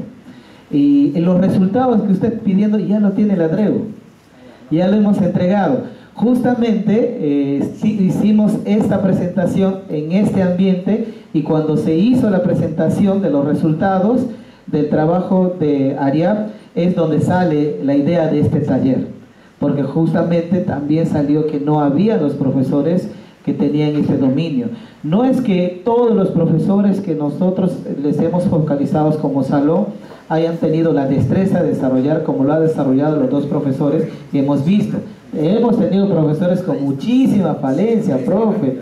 Entonces eso para nosotros ha sido bastante difícil, porque eso ya no era con una competencia nuestra, ¿no? Sino era más competencia de la misma de la UGEL o de la misma ADREU, no sé. Pero nosotros lo que hacíamos era seguimiento de este libro. Estábamos con nuestro currículo, estaban mirando la competencia, no, profe, pero no va, no llega, hoy no llegó, no hizo esto. Por eso yo hablaba de todo eso.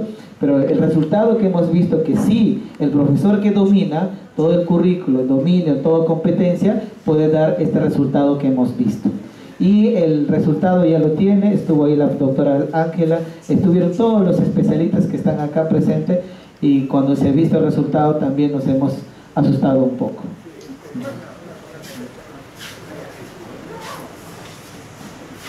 Solamente iba a comentar, esto fue 2 meses, menos de 3 meses de experimento. Si se hubiera habido todo el año escolar, más tiempo hubiera sido aún mejor el resultado. Porque el convenio lo firmamos en junio del año pasado, y después recién de junio nos han dado las escuelas, Y después de esto hemos demorado un mes en trabajar para evaluación de los exámenes que hemos dicho justamente con los especialistas del ADREO acá presentes. Y también se les ha capacitado en currículo a los profesores, y también el ADREO nos ha capacitado a nosotros. Era una información de ida y vuelta antes de entrar al salón. Jorge y todos los especialistas, ¿no? Con la capacitación con relación al currículo, tiene en la cabeza, ¿no?, las habilidades y las competencias, la parte de la oralidad, ¿no?, la lectura y escritura, ¿no? Pero ¿qué está pasando? Eso hay que tener en cuenta también. Los papás, por más que esté en la primera página, al final quiere escritura. Y hubo muchos profesores que aceptan eso y finalmente, en vez de oralidad, ya estaban haciendo de escritura. Entonces, tienen leído las competencias y las capacidades, pero en la práctica no se ejecuta de manera secuencial, ¿no? Hasta son capaces de primero escribir y final oralidad. Sí, pues gracias maestra Almoye, gracias profesor. Las debilidades que nosotros como centro de formación hemos encontrado es en la parte de la didáctica. Muchas veces no le damos ese énfasis, ese tratamiento adecuado. Como decía, falta de docentes idóneos en la formación de docentes en EIB. En algunas experiencias anteriores sabemos claramente que para enseñar comunicación, matemática y las otras áreas curriculares, en otros tiempos teníamos profesores de la especialidad que nos enseñaban cada uno de estos pasos en cada una de las áreas, pero en los últimos años hemos decaído en esta parte.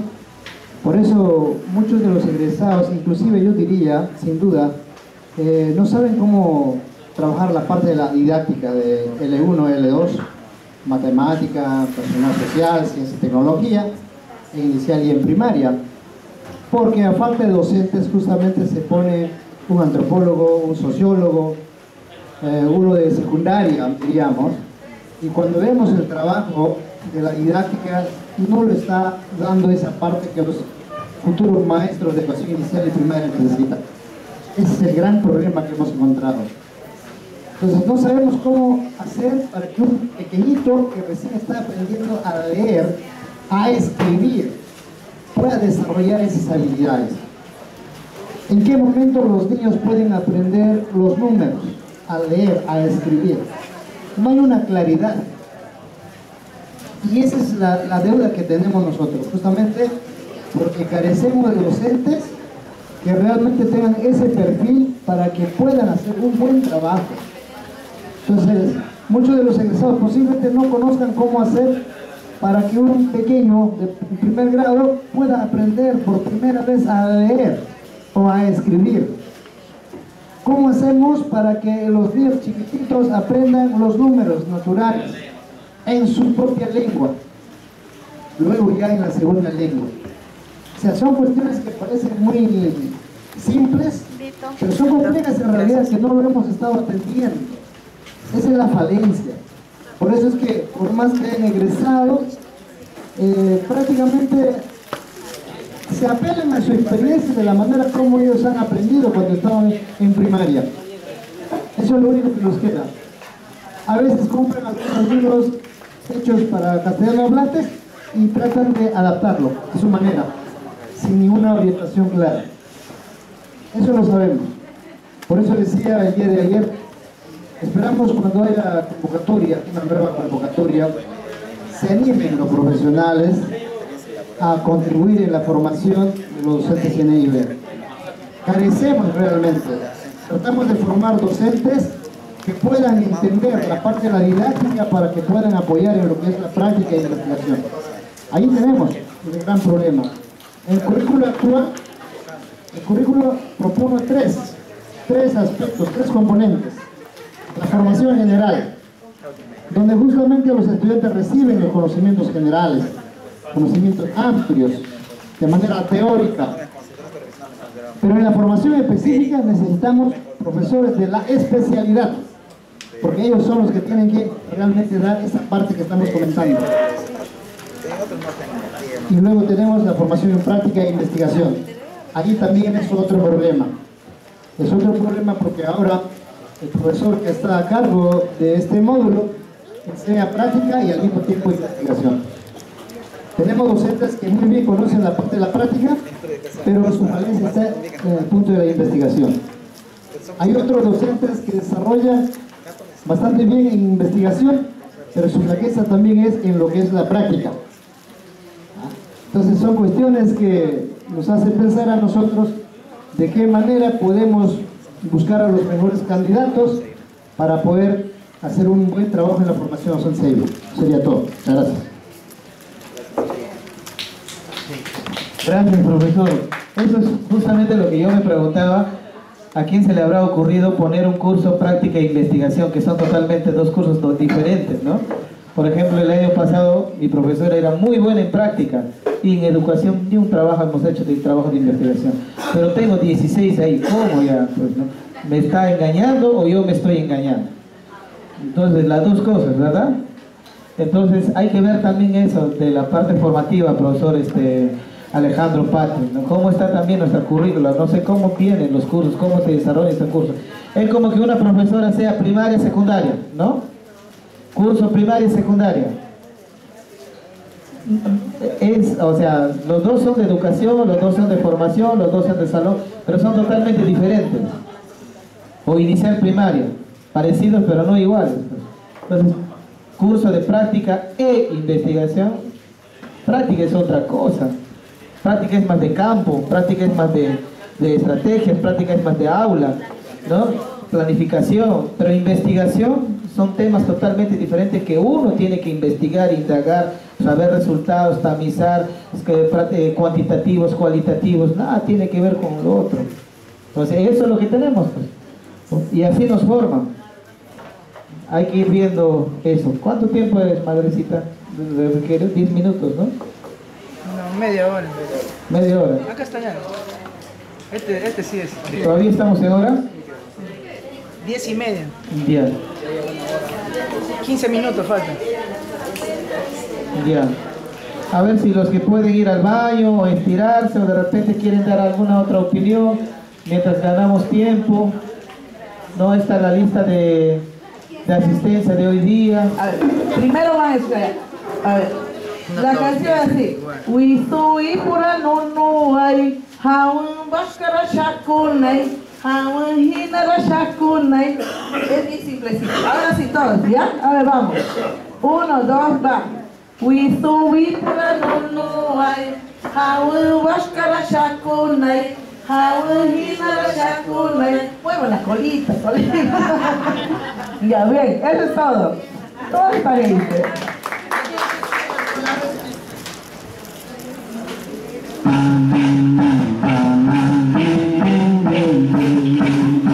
En el marco del convenio firmado el 5 de junio del año 2024 entre la Dirección Regional de Educación de Ucayali, DREU, y la Asociación Raíces Indígenas Amazónicas Peruanas, ARIAP, presidido por Heiser Suárez Maynas, se reunieron los especialistas de la DREU y el equipo técnico pedagógico de ARIAP en las oficinas de la Directora Regional de Educación de Ucayali, licenciada Nora Delgado Díaz, para elaborar un plan de trabajo estratégico con la finalidad de adquirir evidencias de validación del uso del libro BAWA 1 que están siendo utilizadas en las instituciones educativas bilingües focalizadas, como son Santa Marta, Victoria Gracia, Benajema, Nuevo Egipto, San Salvador y San Francisco.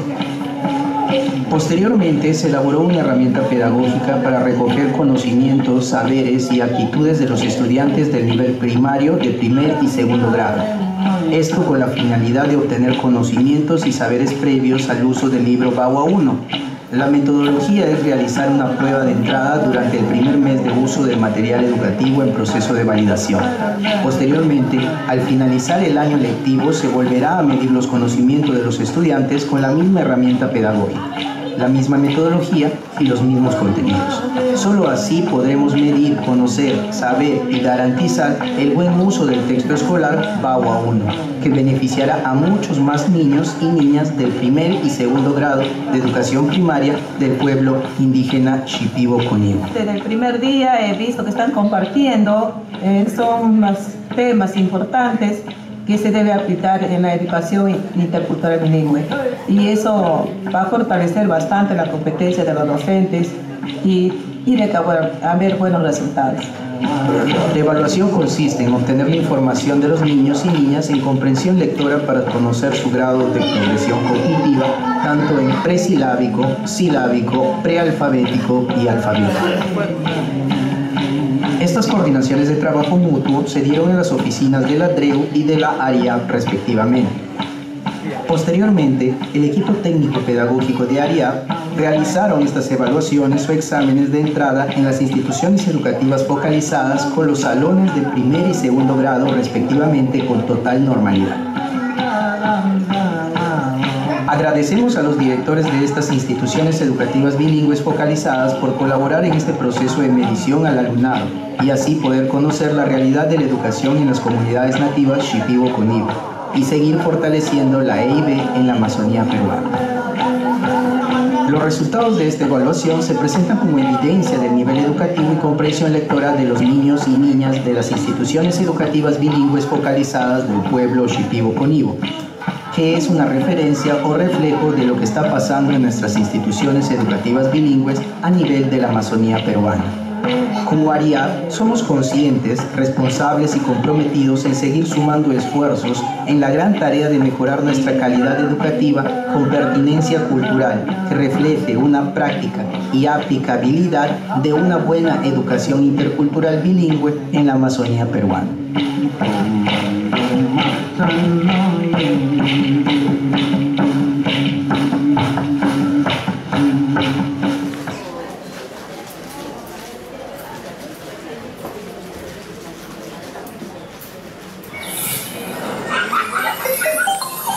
La institución educativa primaria de Santa Marta en el sector de Loyala estuvo de aniversario y ARIAP no podía dejar de estar presente en esta fecha tan importante. Llegamos a la institución educativa donde los maestros de EIB nos dieron una muestra de los avances que se vienen desarrollando durante el año en todos los niveles de educación primaria. Muchos de ellos nos demostraron sus habilidades en lenguas originarias gracias a los textos que se están proporcionando en esta escuela focalizada del sector.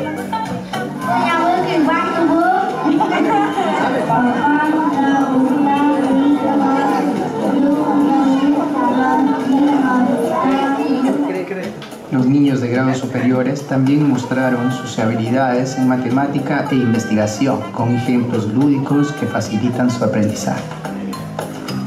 Fue interesante ver cómo los profesores son un gran soporte para el desarrollo de nuestros alumnos y ver a su vez el esfuerzo que hacen por integrar a los niños además de su ardua labor. Está avanzado con un 80% de los alumnos que ya están leyendo. Casi perfecto. Eso para nosotros es una fortaleza. Como parte final tuvimos un show infantil organizado por la Asociación Raíces Indígenas Amazónicas Peruanas, donde los niños disfrutaron de un momento mágico con los juegos que realizamos. El niño que sabe cómo hace el pihuicho le doy su regalo. Vamos a contar todo.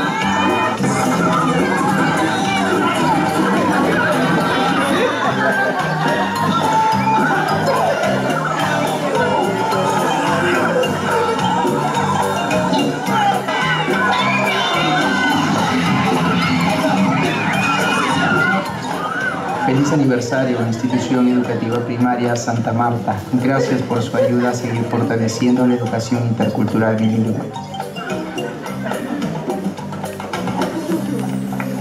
Bien, ¿aló? Estos son nuestros pequeños trabajos que hemos venido haciendo durante todos los próximos años.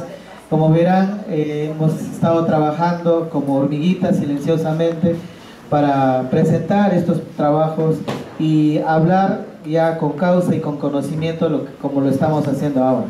Ya vamos a seguir con las exposiciones, Dejo con ustedes a la doctora Diana More para que ella pueda continuar con el siguiente tema. Gracias, buenos días a todos.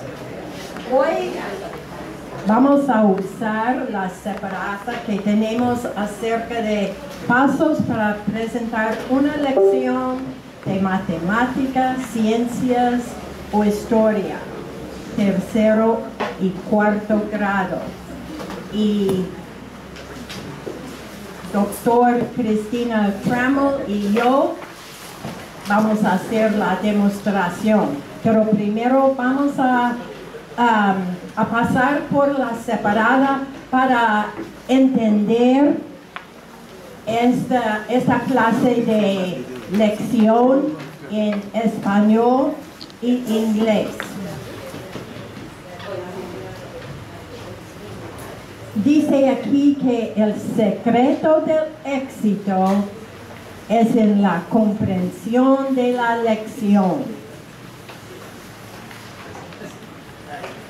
El secreto del éxito es en la comprensión de la lección. Si no entienden, no vale la pena. Es la comprensión que es lo más importante. El siguiente método de enseñanza bilingüe ha resultado exitoso. El método fue desarrollado por Gerardo Whippio, reconocido educador de programas de educación bilingüe en Abuhún. Los siguientes pasos funcionan con la mayoría de las asignaturas de los grados intermedios.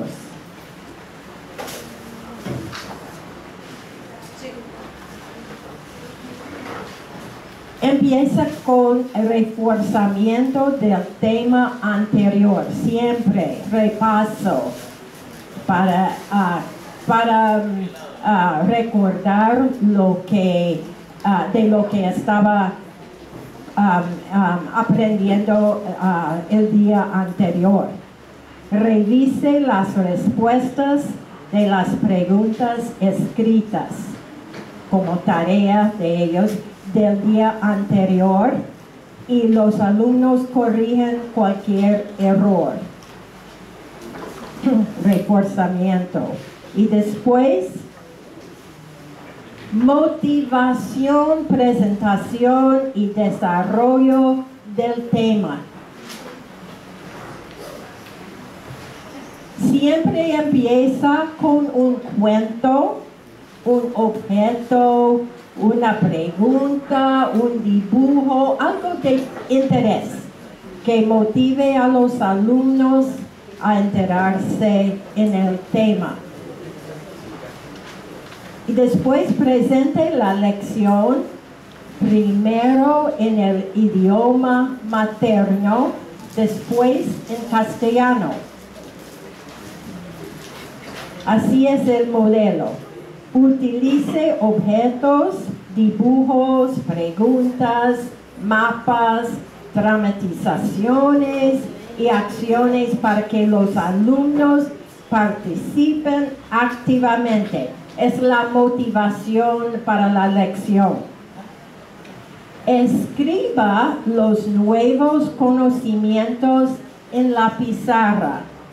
Los conceptos y las palabras nuevos, gráficos, la nueva operación de matemática, etc.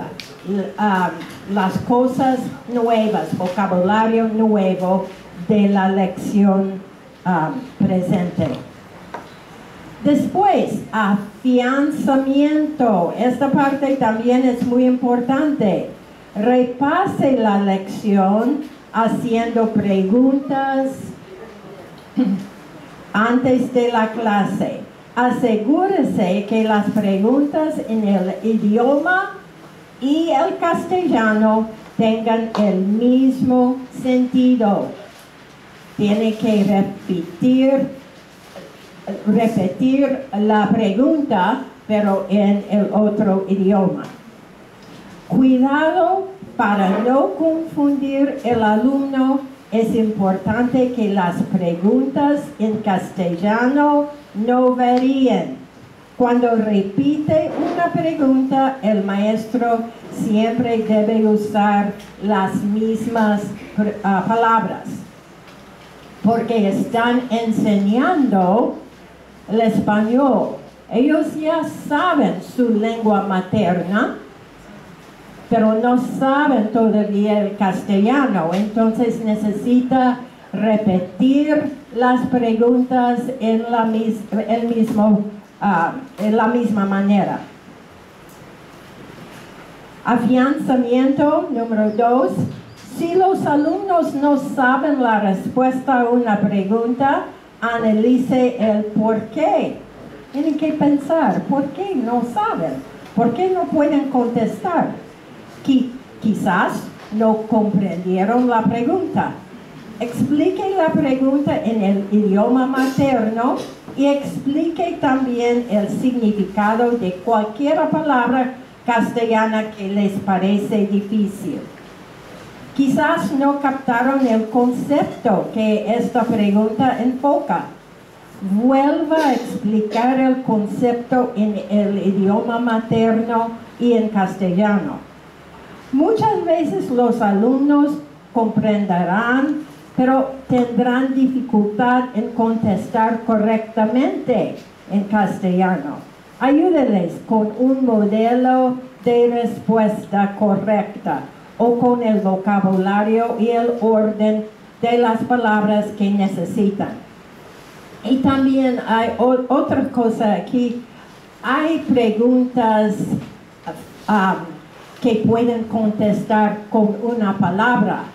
Y a veces hay preguntas que pueden contestar con una frase o una oración. O después pueden escoger entre dos cosas. Y, si no pueden contestar una pregunta muy complicada, puede decir la pregunta en otras palabras más fáciles para ellos contestar. Y también, número 4, practique diciendo las respuestas correctas en castellano con toda la clase. Evaluación. El docente escribe las preguntas en la pizarra y las deja como tarea. Cuando trabaje en castellano, tenga cuidado de usar las mismas preguntas que los alumnos practicaron en la clase. Todavía no se puede variar las preguntas. Los alumnos deben contestar escribiendo las respuestas que practicaron. Si preparan bien la clase y tienen ya las preguntas, ya saben las preguntas que van a usar y repiten la misma clase de preguntas para ellos, es más fácil contestar y aprender el español que necesitan aprender para la clase. Ahora nosotros vamos a hacer una demostración acerca de cómo usar este modelo. Y vamos a hacer una lección en español, después en inglés y después en español otra vez, igual como el patrón o el modelo que está escrito aquí.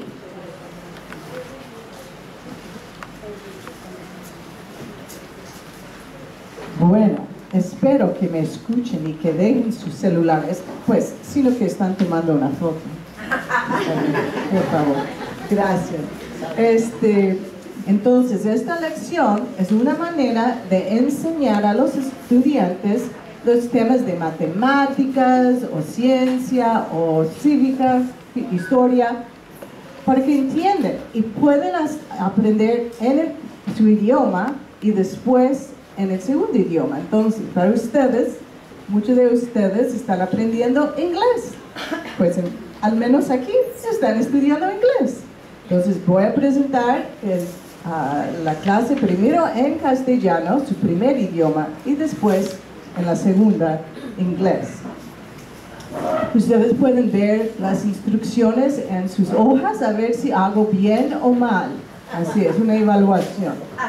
A ver, entonces, necesito mi plan de elección, ¿no es cierto?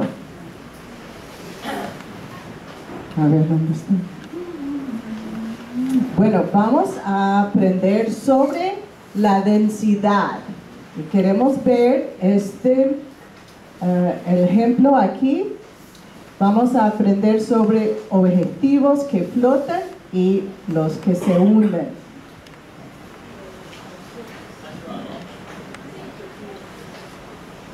Bueno, voy a empezar con un cuento.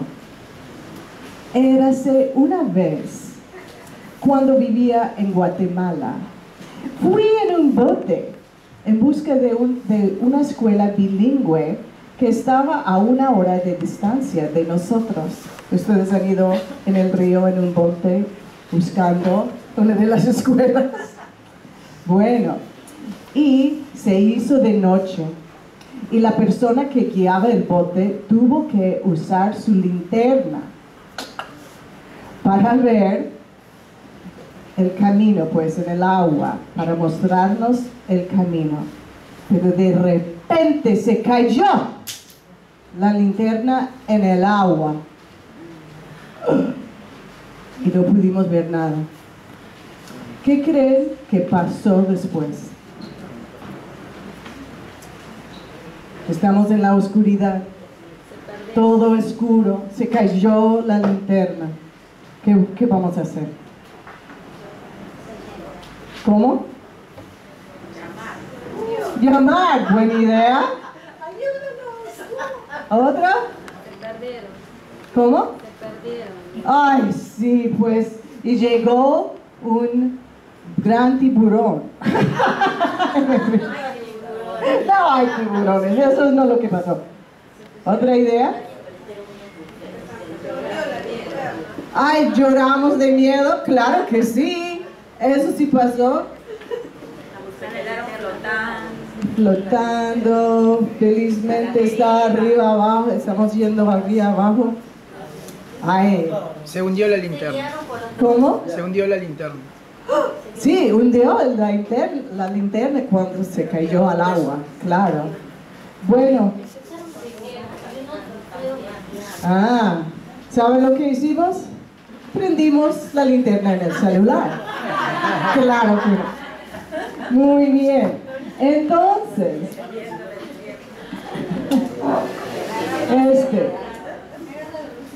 ahora vamos a descubrir la física de hundirse y flotar. La densidad es una de las razones por las que las cosas flotan y se hunden. Todo en el mundo, incluyendo el agua, está hecho de diminutas partículas. En cada tipo de material, estas partículas están más o menos compactadas. Esto las hace más o menos densas. Las cosas que son más densas que el agua se hundirán. Y las cosas que son menos densas que el agua flotarán. Entonces, imaginen aquí que los puntitos azules son partículas. Entonces aquí, así son las partículas o los moléculas en el agua, y se pueden ver que están, pues, más o menos juntos. ¿Cuál es la palabra que necesito? Densas. Ya, densas. Y aquí en la madera, ¿cómo son estas partículas? Pueden ver, estoy tapándola. Menos densas. Menos densas, no están muy congregados juntos, ¿no? Hay menos, están, pues es menos densa. Y aquí con una cuchara metal, ¿cómo es? ¿Más densa o menos densa? Más densa. Más densa del agua. Y la madera es más o menos densa del agua. Menos. Entonces queremos ver con varios objetos si van a flotar o hundirse. Entonces, para esto, y se me olvidó introducir el nuevo vocabulario. Pueden notar allá un menos en mi evaluación, que había olvidado esta parte. Entonces, aquí está el nuevo vocabulario. Hundir. ¿Qué es hundir? Sumergir. Sumergir. Flotar. Flotar en el agua. Los botes flotan. Densidad. Ya entendemos la densidad. Es la manera en que las partículas en un objeto, si están muy densas, muy juntos, o muy separadas. Muy bien. Y flotabilidad. Si van a flotar o no. Hundirse. Muy bien. Entonces, aquí tenemos varios. Bueno, este es el experimento. Quiero saber cuántos creen que esta cuchara es más densa o menos densa del agua. Aquí está una botella de agua. ¿Más densa? ¿Va a flotar o va a hundirse? Va a hundirse. ¿Hundirse? Sí. Ok. Entonces, la cuchara va a hundirse. Muy bien. Cuchara. A ver, aquí tenemos, ni sé qué es. ¿Madera? ¿Es una madera? Creo que es ladrillo. una tecla. ¿Una placa? Cerámica. Esta es cerámica. Mayólica. ¿Será flota o se hunde? Se hunde. Ya, cerámica, se hunde. Se hunde. A ver, ¿qué tal un pedazo de madera? ¿Flota o se hunde? Flota. Flota, dicen. Muy bien. Un lápiz. ¿Flota? A ver, una tapita de agua. La madera de Una piedra. Se hunde. Capinuri flota. Un lapicero. Flota. ¿Flota? A ver, una hojita. Bueno. Es una hojita. ¿Qué dices? El plástico. Que flota. ¿Flota? Muy bien. Ok. Entonces, no lo vamos a hacer ahora. Vamos a hacer el experimento en la siguiente parte en inglés. A ver si predijeron bien o no. Muy bien. Ok. ¿Temas?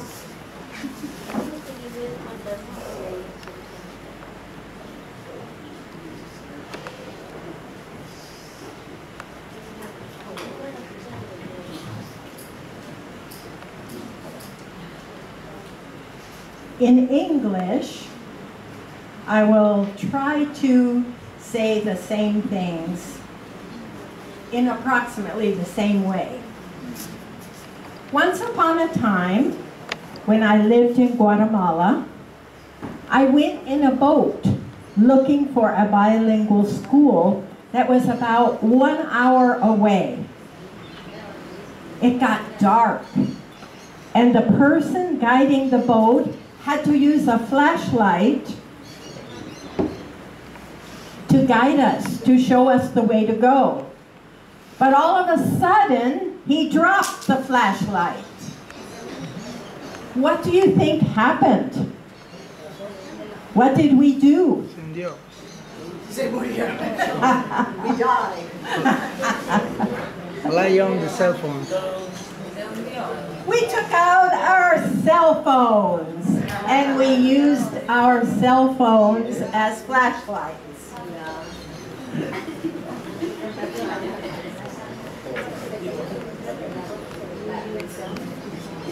Now we're going to go to the second part.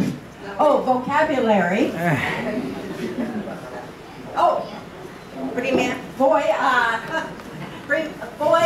no. First we will talk about density. Density is one of our new vocabulary words, density. We know a thing is dense if it has molecules, many molecules, close together. It is not dense if it has molecules far apart. So if we say, this is water, molecules of water.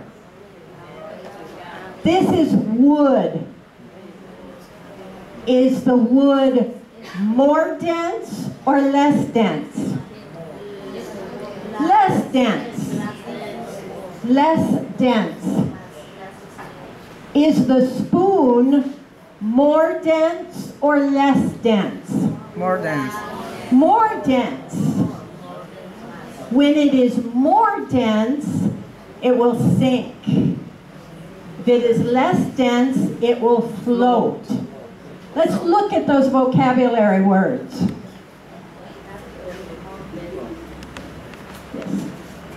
This is the word dense. Dense. Dense. Very, molecules close together. Dense. More or less. So this is, we talk about more dense or less dense. More or less. This is the word sink. When something goes into the water and goes down in the water, it sinks. This is float.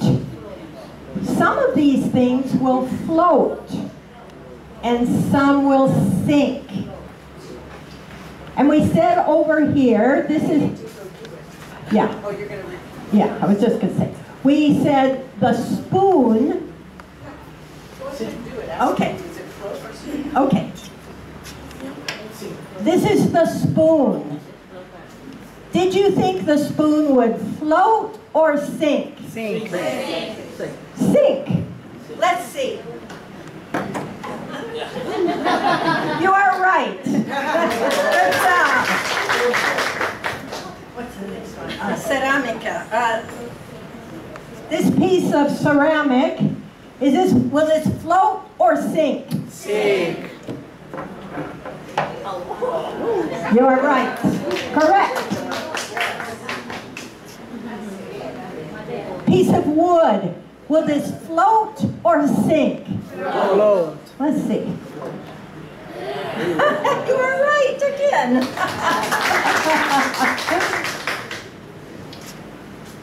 Pencil. Will this pencil float or sink? Float. Float. Float. So you're saying the molecules are farther apart, so you're saying it will float. Let's see if that works. Float. Again! 100% so far. Okay, what do we have? Piedra. Okay, the rock. The rock. Okay, will this float or sink? Sink. No entra. We needed a better rock.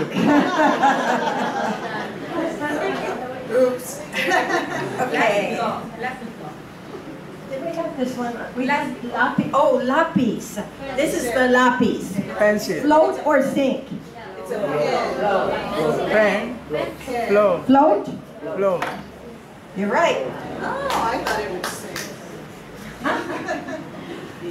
The top to the bottle top.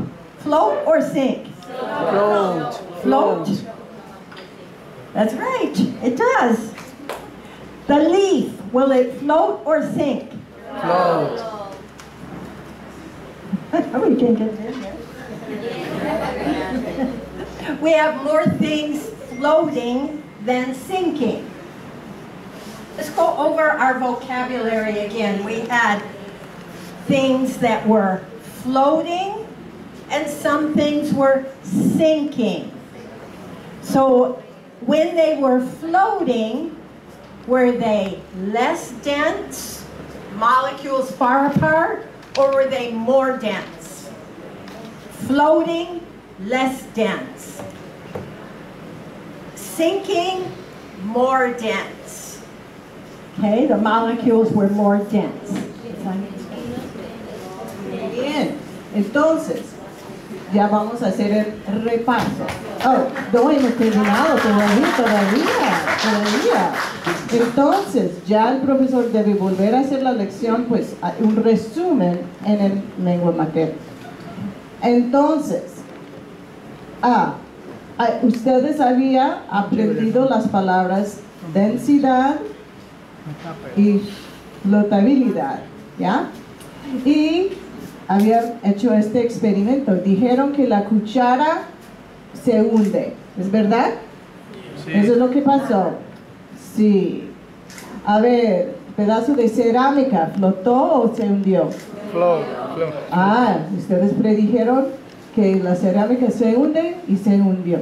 A ver, el pedazo de madera, ¿flotó o se hundió? Flotó, igualmente como predijeron. ¿Y el lápiz qué predijeron? ¿Flotó? ¿Y si flotó? ¿Y la piedra? Sí. ¿Y la piedra? Pues no sabemos. A ver, el lapicero flotó. The pen floated. A ver, la hojita con H, mi amiga. Oh, perdón. La hojita se flotó o se hundió. Flotó. Y eso es lo que predijeron. The leaf floated. Muy bien. Entonces ya hemos hecho una práctica usando esta metodología. Es una que sirve muy bien para enseñar conceptos de matemáticas sociales y a la vez enseñar el segundo idioma usando materias de ciencia, ¿no es cierto? Entonces así van a aprender más que lo de PICS. Recuerden el PICS y el CALP. En vez de solamente un vocabulario básico, los alumnos van a conseguir en el segundo idioma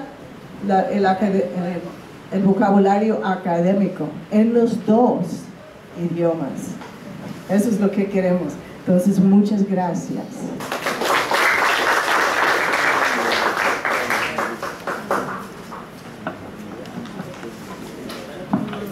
Ahora le toca a la doctora Patricia, la amada Patricia. Ven, por favor.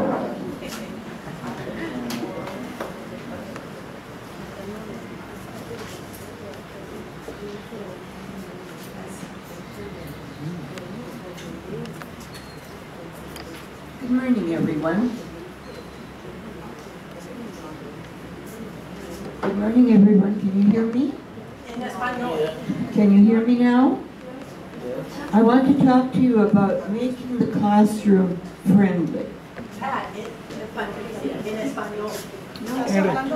Henry, súbele un poquito. Oh, lo está haciendo con propósito. Pongan atención, alumnos. Ahorita le contestamos. I want to talk to you about making the classroom friendly because although from the teacher's standpoint, a classroom may be very friendly, the child may be terrified.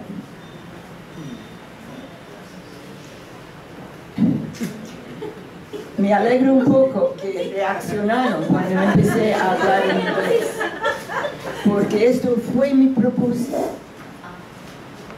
Desde el punto de vista de los maestros, una aula puede ser muy amigable y puede aterrorizar al niño. piense que ustedes son niños de 6 años, 5 años. Su mamá le trae a la escuela agarrar de la mano a ustedes.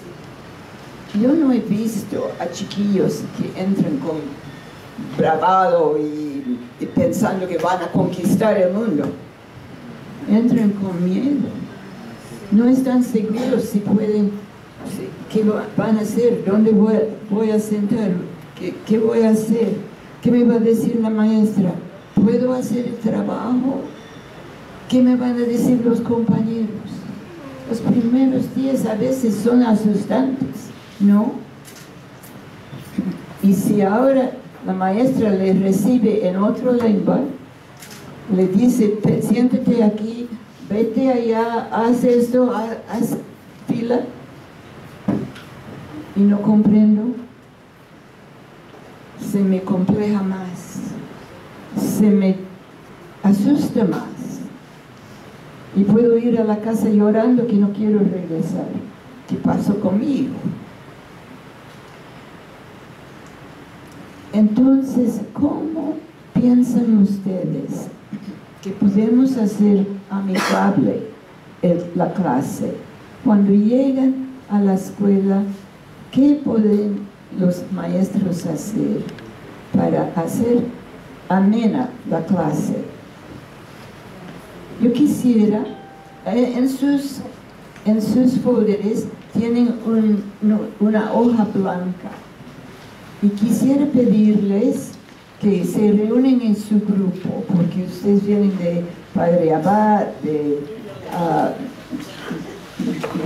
Puerto Bermúdez, del Purús, ¿no? de Ladrillo.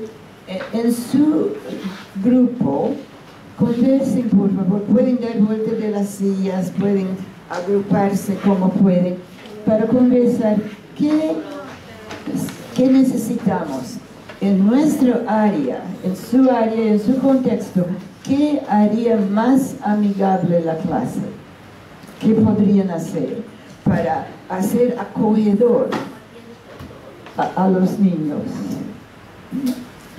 Y después vamos a compartir, no pueden poner un dirigente y pueden apuntar en la pizarra. ¿Cuáles son las cosas que hace amigable una clase, un aula para el niño?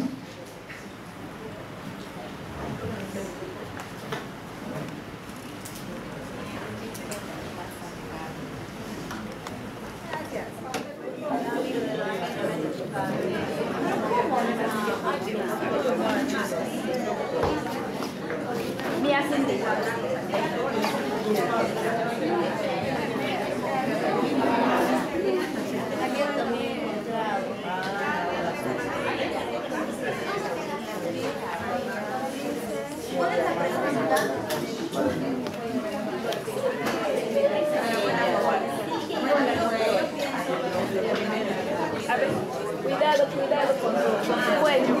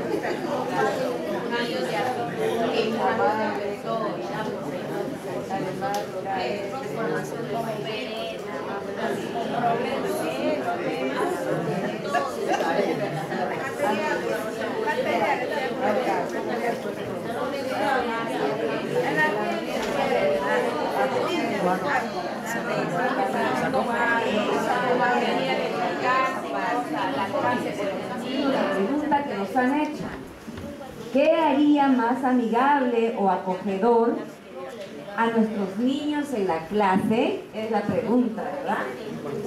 Entonces, bueno, hemos tomado las ideas de nuestros compañeros. Y bueno, hay todo un listado de ideas que queremos compartir. Por ejemplo, un aspecto importante que se ha tomado es que el maestro tiene que tener conocimiento disciplinar de lo que está trabajando, manejo de la lengua de los estudiantes, el también manejar el contexto donde están, donde viven los estudiantes, la cultura de los estudiantes, para poder entender, para poder seguramente contextualizar los ejemplos, los cuentos, pero también saber que lo que aprende le servirá en la vida diaria. Nuestro niño tiene que saber que lo que está aprendiendo le va a servir en la vida diaria. Eso le va a permitir sentirse más seguro para seguramente hacer las cosas con más alegría, porque va a saber que está logrando conocer. También otro aspecto para que él se sienta feliz es que el maestro tiene que valorar lo que los niños saben y proponen. Creo que el primer día en los valores decían, ¿no? Todos los presentes somos importantes, algo por el estilo. Por lo tanto, el maestro tiene que valorar lo que cada niño dice, lo que cada niño propone y lo que sabe. También reconocer y valorar la diversidad, teniendo en cuenta que todos somos valiosos. Ante una pregunta hay diversas formas de responder, no hay un solo camino en todas las áreas. Entonces, reconocer y valorar esa diversidad de ideas, de pensamientos, de formas de hacer las cosas, ¿no? Otro aspecto que hemos tomado en cuenta es el trato amable, cercano del docente hacia sus estudiantes, amigable, pero también con muy buen humor. El buen humor acoge mucho. Otro aspecto que es importante y lo han señalado el equipo es que el maestro tiene que planificar oportunamente.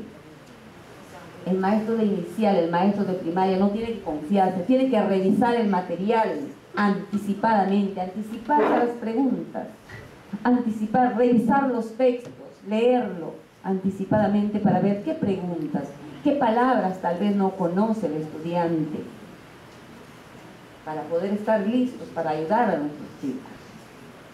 También el maestro tiene que partir de los intereses de los estudiantes de inicial, primaria y secundaria. Por eso es necesario conocer la cultura, contextualizar, porque si no, ¿cómo partimos de los intereses de los estudiantes? Saber cuáles son las características de las edades en las que están nuestros estudiantes. Otro es también usar material concreto en el aula, que los chicos utilicen lo que se está aprendiendo. Bueno, vamos a la práctica, ¿no? El uso de material es importante, por eso también la planificación. Hoy, por ejemplo, lo hemos visto. Y también el ambiente donde aprende el estudiante debe ser pues un ambiente atractivo para el estudiante, limpio, ordenado, seguramente con las cosas del lugar. Eso es el trabajo de la Dirección Regional de Educación de Ucayali. Muchas gracias.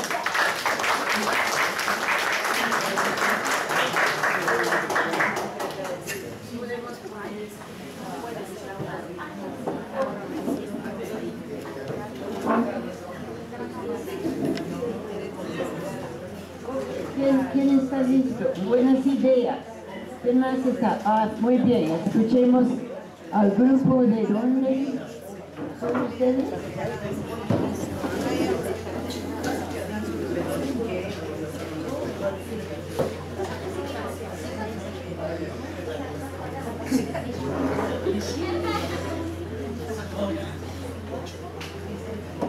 Muy bien. Haska usted fue muy nabo, nahati uno ichara. Puni maya vino con Lucinamo no ku. Siang bunate yo punya. Tapi hari no kumbako dati no tapi con kaya. Muy buenos días. Quienes habla es el profesor Giovanni Quirino. Es especialista IB de la Mujer de Pueblos del pueblo Cachinao, ¿no? Julio, cuéntame si nos denomina. Muy bien, entonces, bien lo que decía la colega, ¿no? La maestra de la DREU, hay muchas cosas que se parecen, ¿no?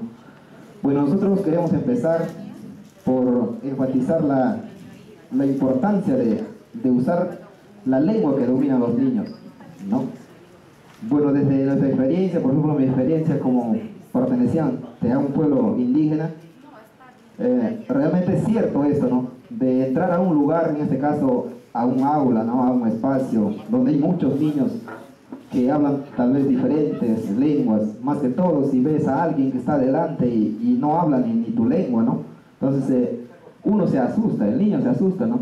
En mi caso yo llegaba y si el profesor, por ejemplo, yo siempre le veía como alguien, ¿no?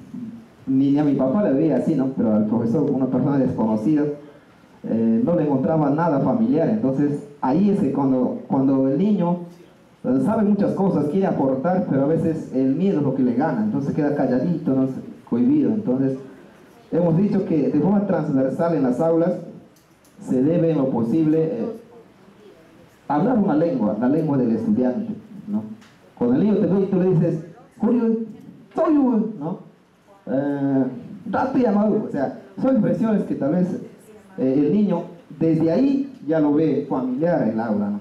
Desde ahí ya empieza la confianza, ¿no? Desde ahí él te puede aportar muchas cosas, ¿no? Entonces es muy importante reflexionar acerca de esto, ¿no?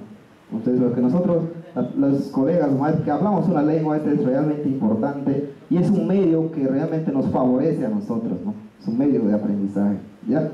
También hemos dicho que es importante recibir a nuestros niños con abrazos, ¿no?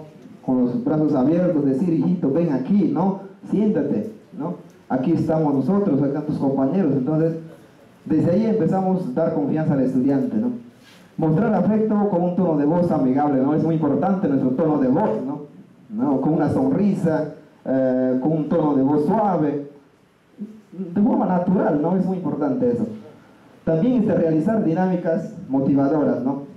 Si son contextualizados, mucho mejor, ¿no? Porque eso le llama al niño a que esté interesado, se sienta partícipe de ello, ¿no?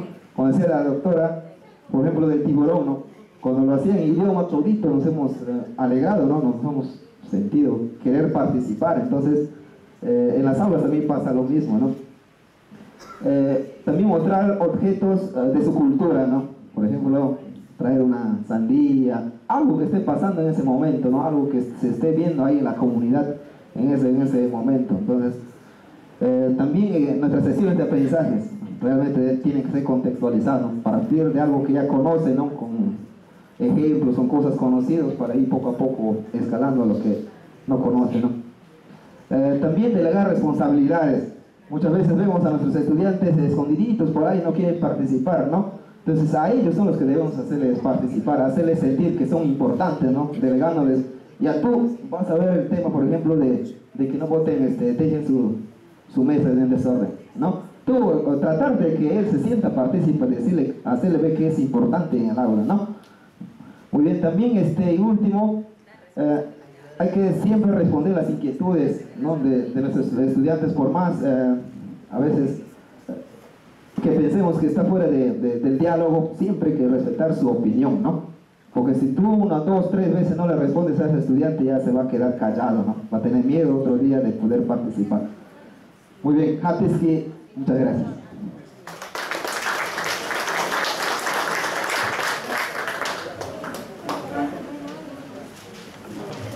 Gracias por las buenas ideas. Muy bien. ¿Usted?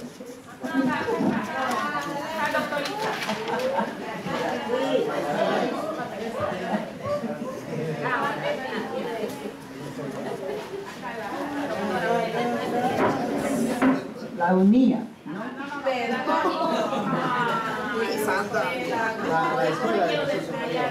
Bueno, la nueva escuela. Bien, colegas, nuevamente saludarles. Este es el grupo de la nueva escuela, ¿no? Bien, nosotros en grupo estábamos conversando un poquito sobre, nos fuimos unos años, muchos, ¿no? Porque decimos, primeramente, hay que recordar cómo quisiéramos nosotros, ¿no? Desde ahí empezar. Y entonces hicimos un listado de actividades que podrían, ¿no?, considerarse. Uno sería un aula limpia y organizada, ¿no? Cuando viene un niño por primera vez al aula y ve que hay materiales novedosos, ¿no? Hay el ambiente muy acogedor, el niño ¿no? Entonces se emociona y quiere quedarse. Más que todo todavía en educación inicial, ¿no? Muchas veces los niños llegan primer día, una gritería, ¿sí o no? Todos hemos pasado por eso, las maestras de educación inicial lo saben. Y entonces sería, pues, ¿no?, un aula acogedor de esa manera. Luego, también hemos visto, ya, bueno, acabo de hablar, aula ambientada, de acuerdo a las áreas curriculares, con espacio para jugar y realizar actividades significativas, ¿no? Por ejemplo, cuando tratamos algún tema, muchas veces lo hacemos, por ejemplo, con papelote, las canciones. No sería bueno, ¿no? Hay materiales que acaban de decir también estructurados, ¿no? Que ellos lo manipulen, que socialicen entre ellos, ¿no? Esas cositas. Luego también en el aula con docentes con actitud positiva. Bueno, ya lo han hablado también, pero también nuestra idea es que sea una maestra amable, alegre, carismática y sobre todo con dominio de la lengua que hablan los niños, ¿verdad? Porque si no, no estaríamos haciendo nada, pues, ¿no? Se sienten inseguros, se asustan más y lloran más todavía. Ya luego también hemos visto aula con materiales educativos pertinentes para cada uno de los niños, ¿no? Docente creativo, dinámico, con conocimiento de estrategias, metodologías, más que todo. También docentes con mucha sensibilidad, empatía, asertiva y manejo de emociones. Muchas veces hemos visto maestros, ¿no?, que explotan Y entonces eso también asusta a los niños, ¿verdad? Habíamos escuchado también a la doctora Patricia hablar sobre eso, asustan, ¿no? Y entonces eso no queremos. Y entonces si hay algunas maestras que son así, bueno, tienen que estar pensando ya más en los niños y no tener esas actitudes, ¿verdad? Bien. Bueno, mis compañeros aquí van a dar sus ejemplos, aquí el maestro Jano, nada, nada. Ya, muchas gracias. Hola, buenos días, disculpe. No, tengo ya, sí. Y no olvidarse, las maestras de inicial, no olvidarse los principios del nivel, porque es muy importante, ¿no? Los principios del nivel de educación inicial, que son 7 principios. Gracias. Eso era todo.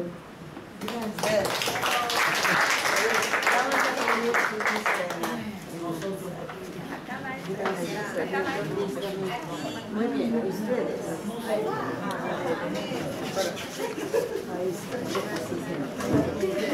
Muy bien, para no darle espalda a la cámara ni tampoco a ustedes, ¿sí?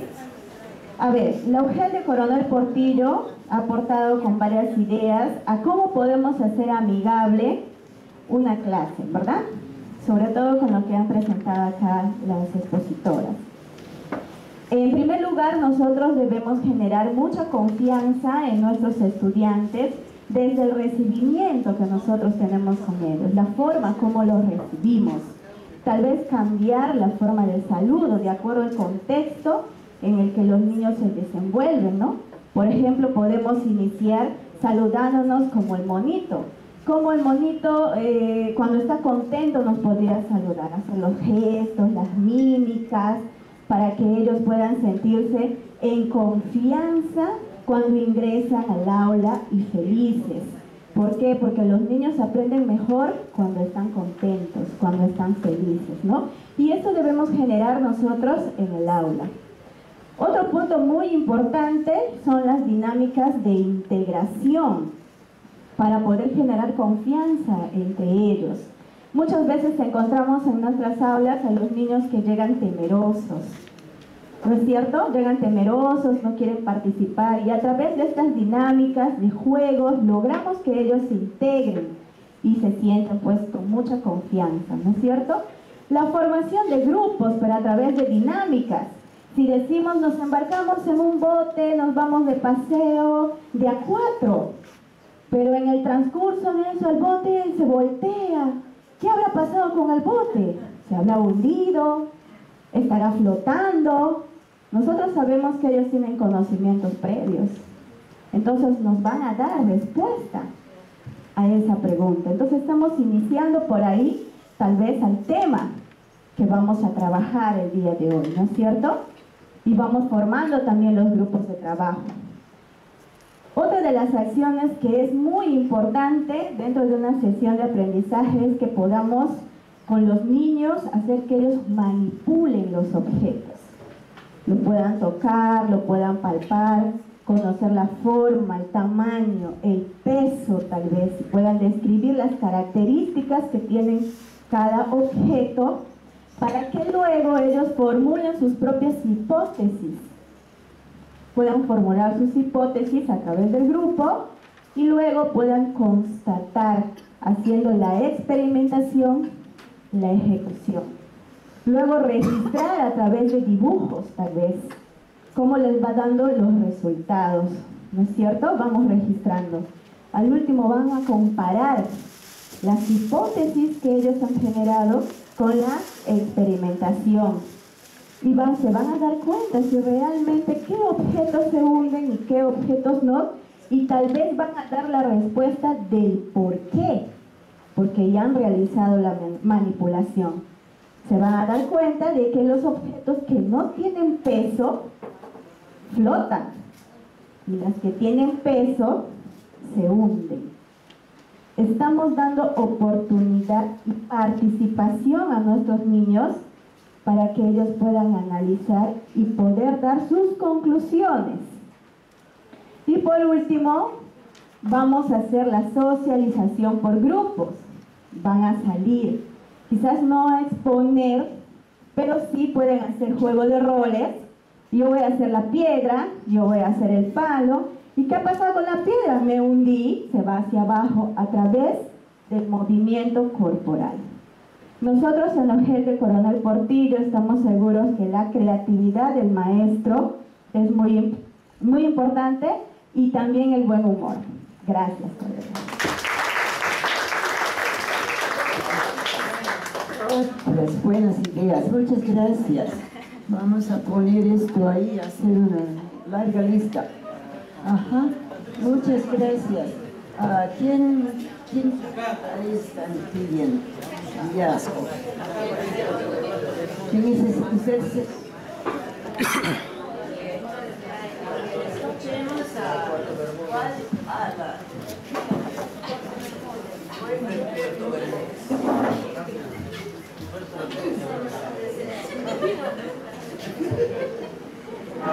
Aribe pasonki, tei maroni. Okansi sampitansi haka, kanta waitaka, aririka aretaki ensi irianini, obakira ikiaki yotansi pankoki. Ari okanta kinkaranki sampitansi, te okansi pinkante natska ankanta waitiri oka, aririka anta waitaki intomenta kiana ki ensi. Onzi machi akin kishiero kameta pereni sampitansi. Bien, buenos días con cada uno de los presentes. En esta oportunidad, la UGEL de Puerto Bermúdez se hace presente también con algunas de las ideas con respecto a la pregunta que la doctora nos ha brindado. ¿Cómo hacer o qué hacer cuando el niño llega por primera vez a la institución educativa? Era la pregunta, ¿cómo hacer que nosotros como formadores seamos amigables? ¿Cómo recibir a esos niños? En consenso hemos determinado 4 puntos importantes. Dentro de ello, es bien importante la expresión corporal que el docente pueda transmitir a través de la seguridad y el afecto que pueda brindar al estudiante que llega por primera vez a una institución educativa para ingresar al aula.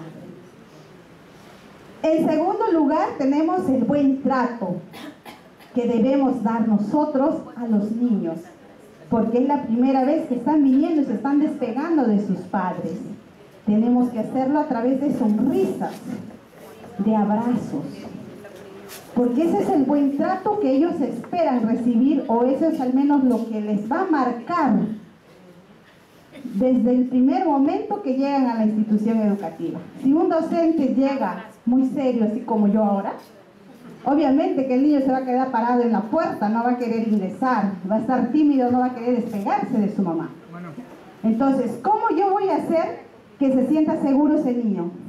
Si yo sé que estoy trabajando en una institución educativa donde hay una cultura, tengo que expresarme a través de la lengua. Entonces le tendré que decir, por ejemplo, yo en mi idioma, le digo, y todos aquí en consenso, es lo que decimos siempre, porque es parte de nuestra formación. Nakabe.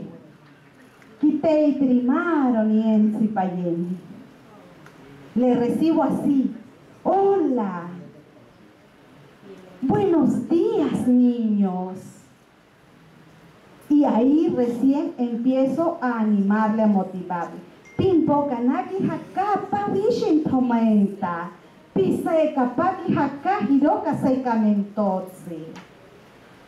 El niño es de la cultura y me entiende. Va a pasar y se va a sentar en la silla. Pero depende mucho de cómo el docente lo reciba, ¿no? Eso es el segundo paso que hemos considerado. En tercer lugar, cuando ya ingresó, va a estar sentadito porque es su primera vez y tímido. Y en todas las culturas pasa eso. No solamente creo que en la mía. Entonces, el tercer lugar que vamos a hacer es cuando ya todos han ingresado, se han despegado ya de sus papitos, de sus manitas. Vamos a motivarles con canciones creativas. Como por ejemplo, de acuerdo al año en que nos encontremos, vamos a cantar y nos vamos a inventar. En esta oportunidad, por ejemplo, está de moda la canción de Leodán, que se acaba de fallecer este año 2025, ¿verdad? Hay una canción bien bonita que dice Estelita. Cuando ya todos los niños están adentro, van a cantar. Estelita, qué linda que estás. Estelita, qué linda que estás esta vez. Estelita, qué linda que estás. Estelita, qué linda que estás esta vez. Bienvenida seas este año. Bienvenida seas este año aquí. Estelita, qué linda que estás. Estelita, qué linda que estás. Ven aquí y le damos un abrazo. Entonces, eso es una improvisación con una canción muy creativa. Luego vamos a hacer una dinámica con los niños, donde vamos a compartir juegos para poder relacionarnos, compartir afecto, demostrar la empatía. Nosotros hacemos como docentes nuestra primera dinámica y luego, a través de otra dinámica, lo van a hacer los niños, porque ellos también conocen muchos juegos, ¿no? Entonces, eso es lo que hemos podido aportar en el grupo de Luján de Puerto Bermúdez. Muchas gracias. Muy agradecida. Muchas buenas ideas podemos ponerlos. Y colegas, me gustaría pedirles que escuchen. Estoy escuchando un murmullo de conversaciones y que me da mucha pena realmente, porque estamos hablando de una cosa y quizás ustedes no reconocen la importancia.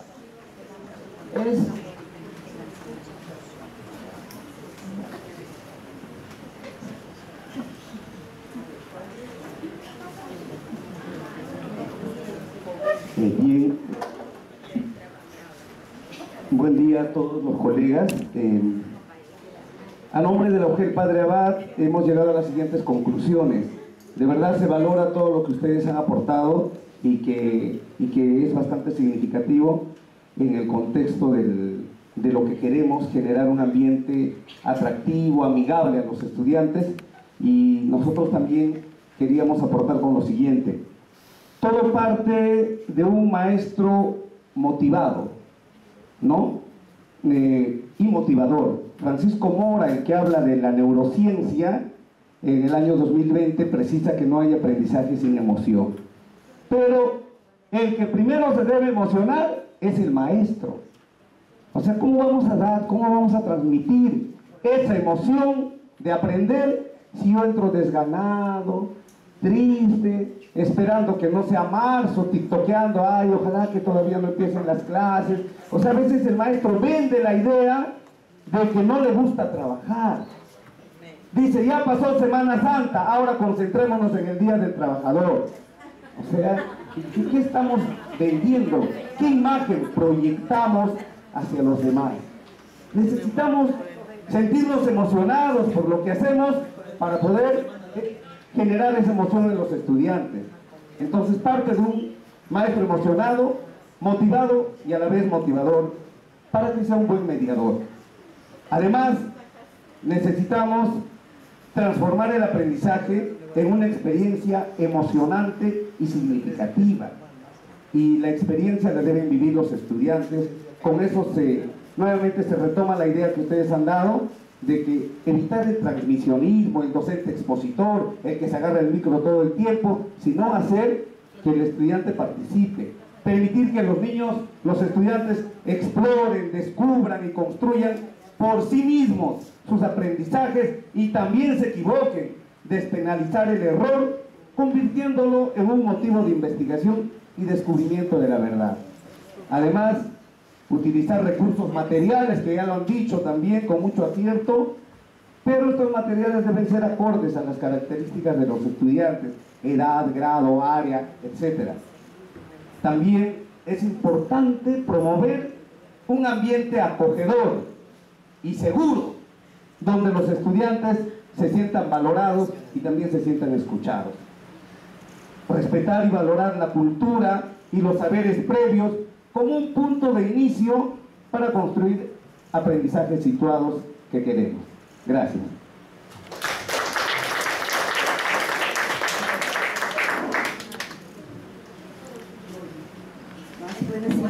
gracias.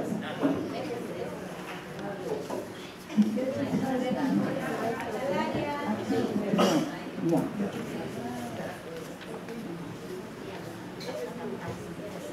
Aló. Aló. Bien, buenos días con todos. Somos integrantes del grupo de la Universidad Nacional Intercultural de la Amazonía.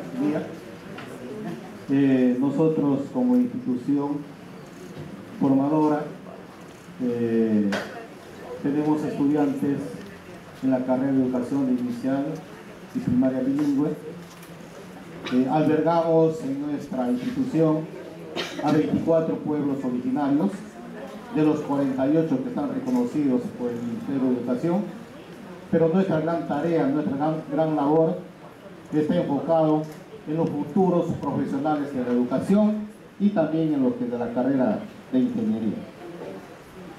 En lo que concierne a este trabajo que estamos viendo, hemos visto 5 puntos fundamentales, pero enfocado hacia nuestros estudiantes que se están preparando como futuros docentes de la educación. En primer lugar, tenemos la empatía. Esta información la brindamos a nuestros estudiantes para que ellos sientan y vean cómo es el actuar del docente frente a sus estudiantes. Porque los estudiantes vienen de distintas zonas y no tienen todas las mismas prerrogativas. Entonces tenemos que ser empáticos ante esa situación. Porque nuestros propios estudiantes también vienen de distintos lares y también tenemos que nosotros ponernos en el zapato de ellos. Entenderlos para que ellos cuando ya salgan a las aulas entiendan también a sus propios estudiantes. Ser empático ante todos. En segundo punto, la seguridad. Nosotros no llevamos a nuestros hijos y cuando lo recogemos tiene algún maltrato, algún roce. Entonces la seguridad es fundamental. La seguridad, ¿por qué? Porque todo niño, todo estudiante va a la escuela de la mejor manera. También debe regresar a su hogar de la misma forma. Como el padre lo llevó y de la misma forma tiene que regresar. Entonces la seguridad es fundamental. Dentro del aula, dentro de la institución, y hoy en día el gobierno, saliendo un poquito, está haciendo mucho para que todas las instituciones educativas tengan pues infraestructura de calidad. Más que todo se ve en las zonas rurales, periurbanas, pero también se tiene que enfocar esto a las zonas rurales. Comunicación asertiva. Cuando nosotros nos comunicamos de buena manera, decimos las cosas tal como son, nuestros estudiantes van a entender, van a comprender y va a facilitar el trabajo educativo, la práctica pedagógica y la enseñanza-aprendizaje. Como cuarto punto tenemos las acciones motivadoras. El docente es un motivador por excelencia. El docente que va motivado a su institución, a su centro de trabajo, por consiguiente va a tener que sus alumnos también estén comprometidos con esa causa. Y de esa manera el proceso de enseñanza-aprendizaje va a ser de las mil maravillas.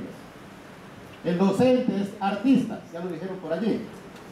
No solamente de inicial, no solamente de primaria, también nosotros, yo soy de secundaria, también debemos ser muy creativos. La docente de inicial, cuando ingresa a las aulas, canta sus canciones, ¿sí? Soy una serpiente, ¿no? Y hay otras canciones, ¿no? Sal, sol, sí, ¿no? Entonces eso a los estudiantes les motiva, ¿ya? Por eso acciones motivadoras y siempre hemos pensado, colegas, siempre hemos pensado que la motivación solamente es al inicio. La motivación es inicio, durante y después. Entonces cuando nosotros trabajamos de esa manera, el estudiante va a regresar a su hogar muy contento. Y por ahí, de repente hemos cometido un error y la mamá o el papá le va a decir a la hijita, hijita, aquí está mal. No, mi Miss me ha dicho que es así. Y nosotros somos el ejemplo y guía para los niños.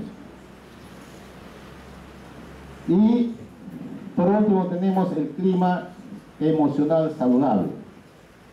Los problemas los dejamos en casa o en la puerta de la institución. Dentro de estas aulas ya nosotros tenemos problemas, porque los estudiantes son muy meticulosos, son más psicólogos que nosotros, que al toque se dan cuenta cómo estamos el día de hoy, si hemos venido malhumorado, y el niño o la niña automáticamente se da cuenta. Entonces nosotros, el clima emocional debe ser saludable para todo momento. Entonces eso es la participación de los colegas de acá de la Universidad Nacional Intercultural de la Amazonía. Yo quiero, antes de culminar, yo quiero que todos acá presentes brindemos fuertes aplausos a nuestros capacitadores, porque vemos esa capacidad que lo tienen muy en alta. Felicitaciones. Gracias.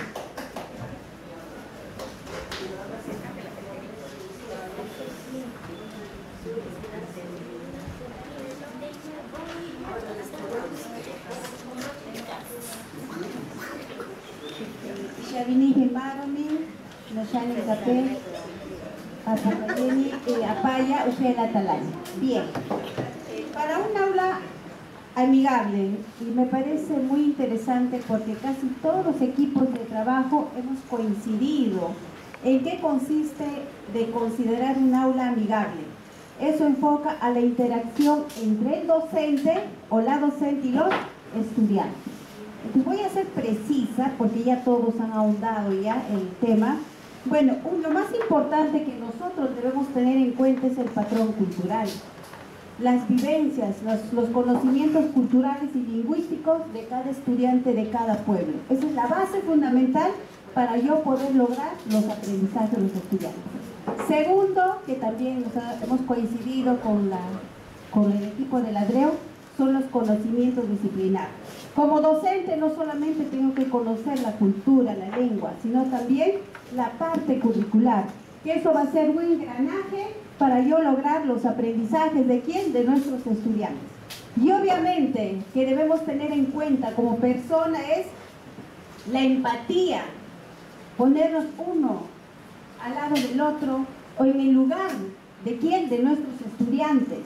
Luego, la seguridad dentro y fuera de la institución educativa, el respeto sin discriminación a nuestros estudiantes, la comunicación que debemos considerar, y ahí viene que también coincidimos con los amigos de aquí del instituto, de la escuela, que debemos tener en cuenta nosotros nuestros principios de nivel inicial, y sé que primaria y secundaria también los tenemos lo suyo.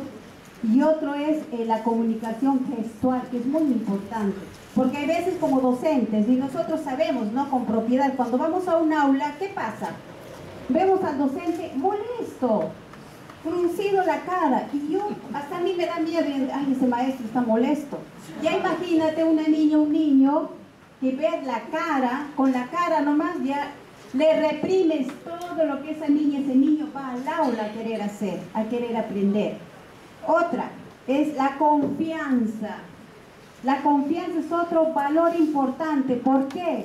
Porque yo si genero ese espacio en la interacción que hace el niño, en querer lograr un aprendizaje, y le doy, qué bien, felicitaciones, lo puedes hacer mucho mejor, pero chócale, entonces le da esa confianza que sí va a poder hacer, ¿no? Entonces eso también es muy importante.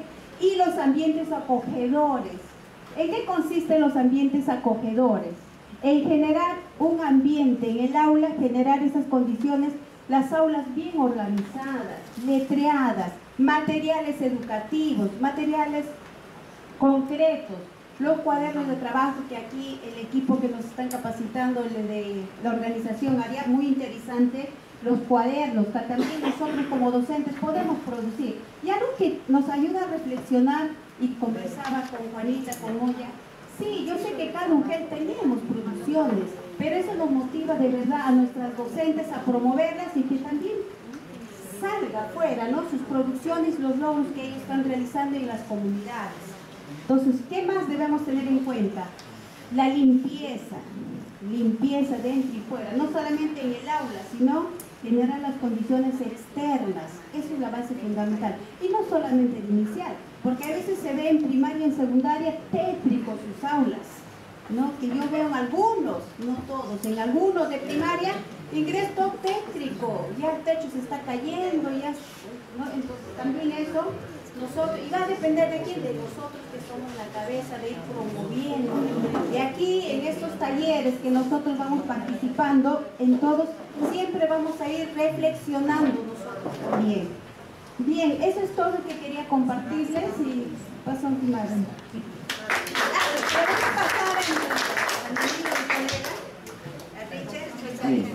A ver, solamente para colegas, buenas tardes, ¿no?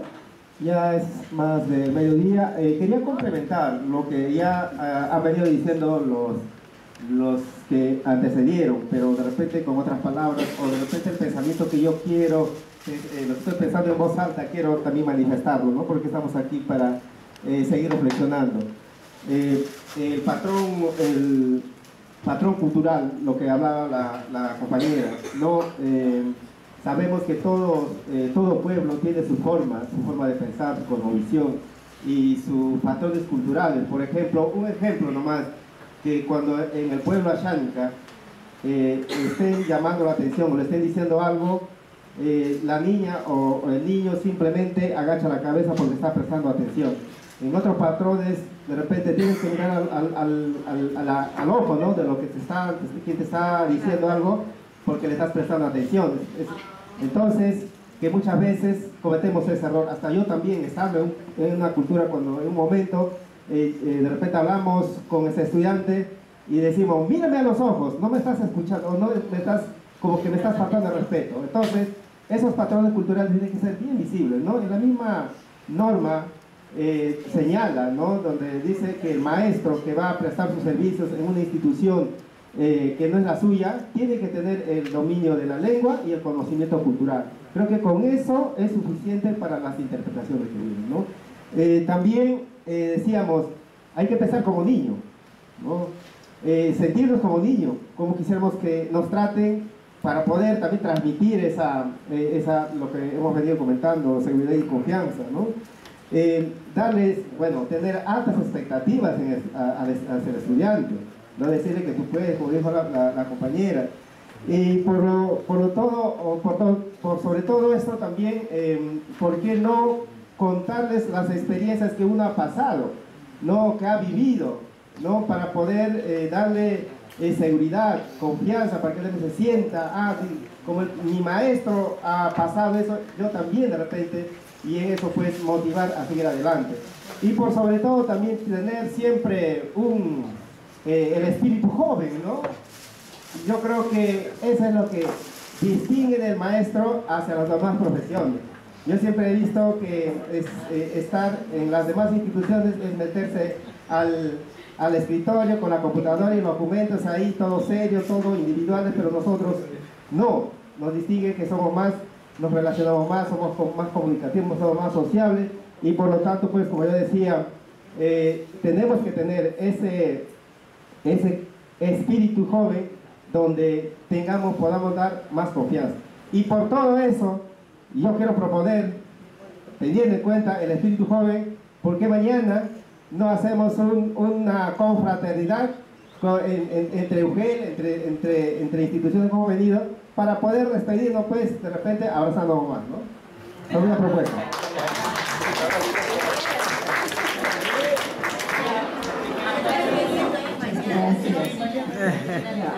¿Ya todos han participado? Creo que sí.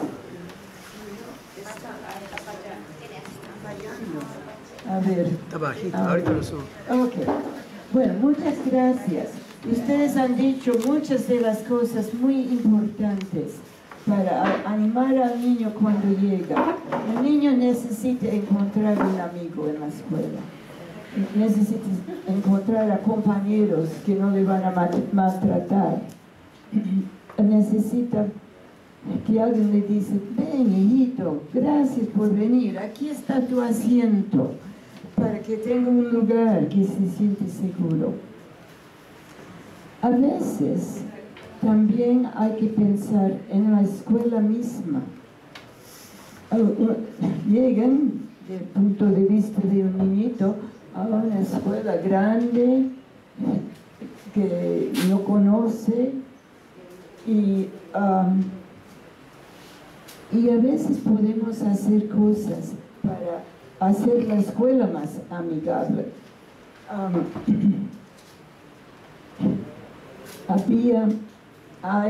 Me cuentan en mi tierra de Canadá, es una ciudad enorme con 56 idiomas que asisten a las escuelas. Y en las escuelas, por lo menos en una, había 8 letreros que indicaban la dirección a la oficina, en 8 diferentes idiomas. ¿No? La mamá cuando llega ya sabe dónde ir, no está perdida. ¿No? Ahí hacen anuncios en los diferentes idiomas, porque da sentido de pertenecer, de ser mi casa, cuando escucho los anuncios en mi idioma. Claro que dan en otros idiomas también, pero hay esta entrada. Premian las composiciones de los alumnos, cualquier idioma, y ahí están en la entrada las composiciones premiadas por, aunque estén en ruso o en vietnamés o lo que sea, cada idioma tiene prestigio y le dan oportunidades sobre salir.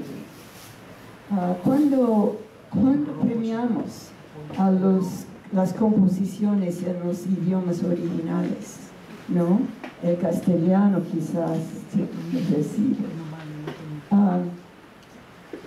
Hacen competiciones de letreo de palabras, ¿no? En los diferentes idiomas. Tratan de dar igual valor a cada idioma, aunque sean muchos.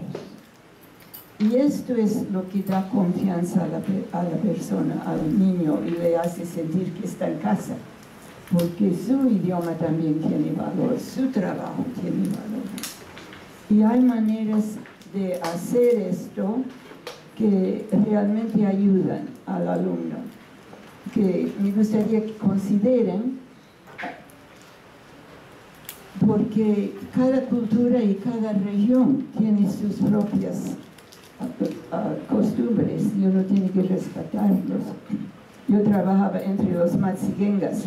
En los primeros años de la escuela, los papás se enojaban si los niños jugaban, si hacían deportes, si en la hora de recreo les enseñaban juegos. Hemos mandado a los niños a la escuela para aprender, no para jugar. Esto ha cambiado, pero en otros sentidos a veces violamos las tradiciones. Entre los matsigengas también los niños y las niñas nunca se sentarían en el mismo banco. No, sería prohibido. Y si los metemos en la misma fila en la escuela y le hacemos sentarse todo el día, es contra la ética. No queremos hacer eso. Así que hay que tener cuidado para no violar tradiciones que realmente muchas veces tienen morales importantes detrás. No me gusta destruir algo que es valioso. Por decir, bueno, somos modernos, no necesitamos. darnos cuenta. Estamos casi en la hora.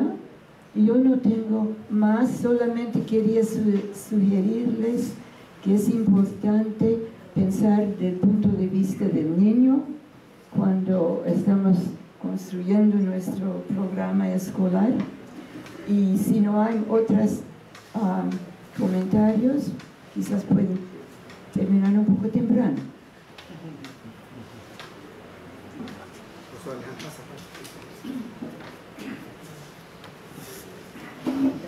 Doctora, de todo lo que se dijo, creo que todo lo que se dijo se concuerda bastante.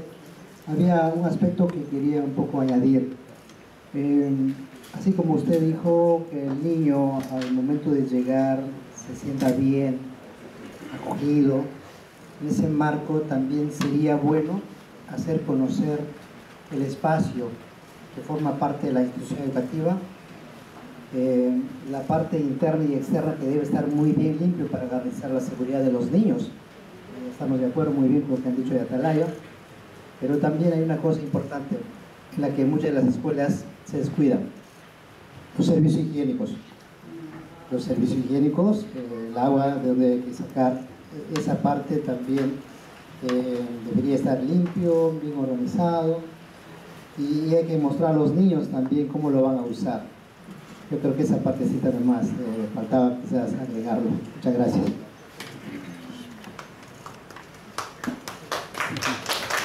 El profesor Alejandro tiene mucha razón y se me ocurre que una de las cosas que podría ayudar a ambientar al niño es llevar la clase en una excursión de la escuela, ¿no?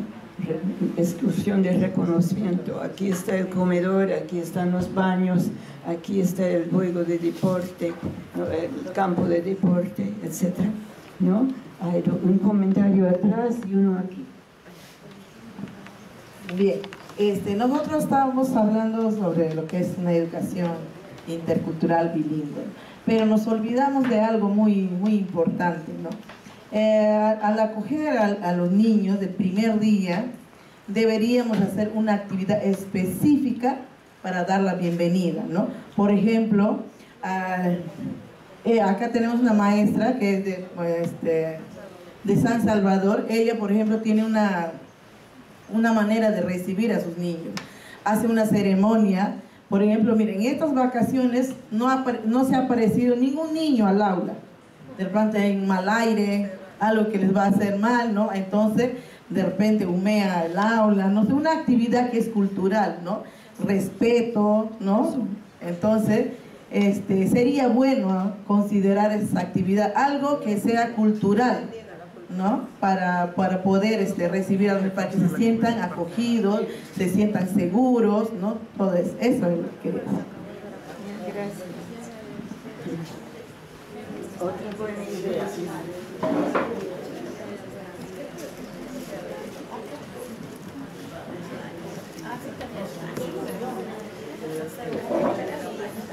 Buen día con ustedes. Interesante compartir de cada uno de los trabajos que han venido realizando el día de hoy, como de los otros días que ya pasamos. Un agradecimiento grande en primer lugar a la maestra Patricia Davis, con quien compartimos algunos años de trabajo, justamente en el Instituto Lingüístico de Verano. Me alegro por ello. Bueno, me siento al mismo tiempo también un poco triste porque me distancié muchísimo de una labor que se realizaba en esta institución. Sin embargo, el año pasado hemos estado trabajando, ¿no? La cuestión del licenciamiento, muy fuerte, mañana, tarde y noche, y gracias a ello, ya esta institución es licenciada. Algo que quiero recalcar en relación al día de hoy, que cada uno de los grupos ha dado una serie de puntos de vista de cómo debe ser ese nivel de trato hacia los niños, o inclusive, por ejemplo, dentro de la misma formación docente. Quizás para mí principalmente, porque son ellos quienes van a ir a las aulas a trabajar. En consecuencia, una de las cosas que siempre debemos tener en cuenta es el respeto la puntualidad inclusive. O a veces el maestro o la maestra está llegando muy tarde. Entonces el niño está aprendiendo también ese tipo de actitudes, ese tipo de costumbres. El maestro debe estar primero, o la maestra debe estar primero en el aula, como que seguramente algunos de mis alumnos que están aquí siempre me encontraban en el aula, cuando se trataba de la primera hora de clase sobre todo. Entonces eso es una muestra de respeto a los estudiantes. Es decir, un respeto a su cultura, a su propio mundo, un respeto a sus ideas, a sus espacios, y sobre todo entendiendo que cada uno es un mundo distinto, a pesar de ser de una misma cultura.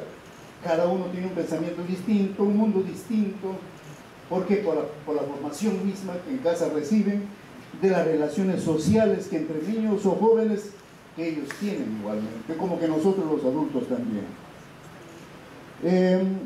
Sobre la recepción de los niños, que ya lo dijeron, y me alegra muchísimo, las puntualizaciones que, en el caso por ejemplo de este grupo, me gustó muchísimo, quiero ser enfático en eso.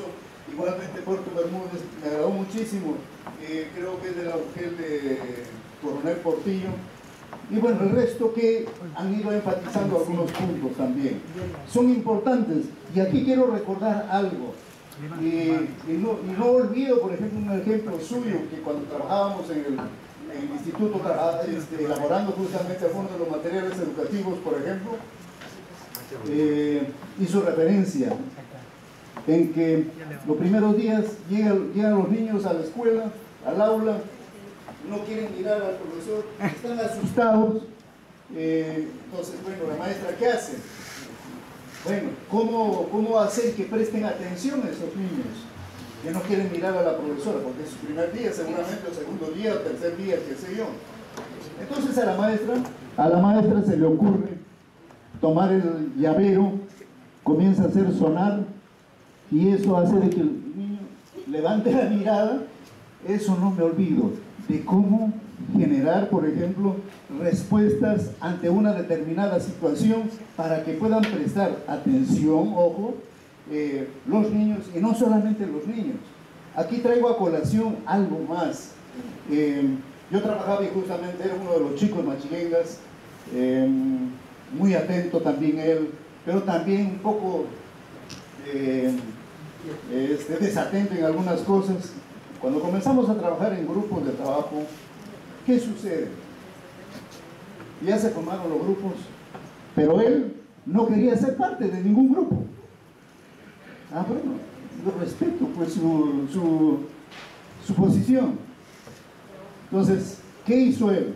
Salió, luego regresó, se sentó por allí, y desde donde estaba sentado estaba observando qué es lo que hacía cada grupo. Y al poco rato se me acerca, me dice: profesor, yo quiero ser solo, hazlo, hijo. Lo hizo de la manera como que seguramente ya había tomado de los demás los ejemplos que estaba realizando, y lo hizo muy bien, y era machiguenca. Otro caso, por ejemplo, Caquinte. Este chico era siempre muy atento, muy disciplinado. Él nunca se sentaba al último como que yo me estaba sentando al último. Él siempre estaba en la primera fila. Él siempre estaba atento, no prestaba atención al ruido de los demás, absolutamente. En algún momento él sonreía, y otra vez estaba todo serio. ¿Qué está pasando, hijo? Hasta que un día me dice: profesor, ¿así es? Sí, le digo, así es. Ah, ok. Pero en otro momento me llama la atención esa sonrisa o esa risa que hace al escuchar la clase. Y le digo: ¿te estás riendo de mí? Le pregunto. No, profesor, me dice. ¿Así es? Sí, así es. Ah, entonces iba hilvanando cosas, pensando qué estoy haciendo bien y qué estoy haciendo mal. En otro momento me desvío un poco en la explicación, haciendo de que no se entienda, y él estaba todo serio. ¿Has entendido? No. Muy bien. Una de las cosas que de repente uno como maestro debe tener en cuenta es cómo saber captar en cada uno de los niños o de los jóvenes con quienes se trabaja su forma de aprendizaje, su forma de entender. Por esa misma razón, por ejemplo, la risa para él era motivo o era respuesta de que estaba entendiendo la explicación. Hasta que en una ocasión, ya al finalizar el semestre, me dice: profesor, quiero que me enseñes filosofía de la educación. Pero filosofía de la educación estabas con tal profesor, le digo. Pero él te puede explicar. No, profesor, desaprobado. Ah, quiero enseñe usted, profesor, para dar examen. Era un viernes. Ya pues, hijo, como a él siempre, como a varios jóvenes, yo los llevaba a la casa allá para que puedan apoyarse en algo, hasta que con mi suegro alguna vez creamos un lavador de motocar, motos, y para que puedan al menos tener algo. Entonces se fue allá, ya cenó, sí, allá con mi profesor, muy bien, y era muy atento él. Entonces, a ver, empezamos a las 6 de la tarde. ¿Qué parte del curso no has entendido? Todo, profesor, me dice, todo. Miro el cuaderno, todo, y le voy explicando, sonreía, yo no sabía ya por qué sonreía, porque estaba entendiendo, y en algún punto que no sonreía, no se ha entendido, no, profesor, ok, explicarle nuevamente. Hemos terminado de revisar el curso a las 12 de la noche, todo el curso, pero él no tomaba nota, lo reconozco muchísimo. Él me cuenta, me dice: profesor, tengo una curiosidad. Sus calificaciones finales ya. ¿Cómo te apellidas? Torres, diré el nombre, Fernando Torres, un buen joven. Revisa el registro, tienes 9, tienes 0,9, ¿qué ha pasado? Profesor, yo quiero que me tome mi examen, no quiero esa nota. No, ya no se puede. Profesor, yo quiero que me tome ese examen. Ya, molesto él. No le voy a tomar. Ya. Si tú dices así, así será. Él sale molesto. A ver, jovencito, un momentito, regresa. Siéntate. ¿Por qué te molestas? ¿No quieres tomar examen tú? Ojo, cuando digo tú, estoy refiriéndome de la manera del trato como hacían ellos. O sea, ¿por qué? Porque en su lengua no existe usted, pues, sino tú, la segunda persona. Entonces, a ver, ¿qué has estudiado?, le dice el profesor. Pregunta tú, profesor. Ah, muy retador el chico. Le pregunta, le hace una pregunta, le responde muy bien, segunda pregunta le responde, tercera, le responde cuarta, y al resto de las preguntas le hacía simplemente para ver hasta dónde llegaba. Y me dice, y me respondió todo, me dice. ¿Cómo ha hecho usted, profesor, para que pueda responderme todo así? Él preocupado, pero también interesado, ¿qué es lo que hice yo en realidad? El asunto está en que a veces simplemente llegamos al aula, realizamos la clase, pero no aprendemos a conocer a cada uno de nuestros alumnos. ¿Ven? A mí me gustó mucho, en realidad, trabajar aquí. Cuando yo llegué, prácticamente yo hablaba mucho más rápido que ahora. Si ahora estoy hablando un poco rápido, es porque estoy ya con profesionales en sí. Con mis alumnos yo hablaba muy pausadamente, pronunciaba claramente las palabras para que puedan escuchar y entender. Son las cosas que a veces no nos damos cuenta. ¿Ah? Y los alumnos, algunos habrán entendido, otros no, pero bueno, ya cumpliste con tu hora y te fuiste y se acabó allí. Pero nos está faltando muchísimo por cumplir realmente. Entonces, es aprender a conocer a cada uno de nuestros jóvenes, a nuestros niños, para que ellos puedan responder con mayor efectividad las cosas que nosotros queremos hacer por ellos y mejorar la educación en el país. Gracias.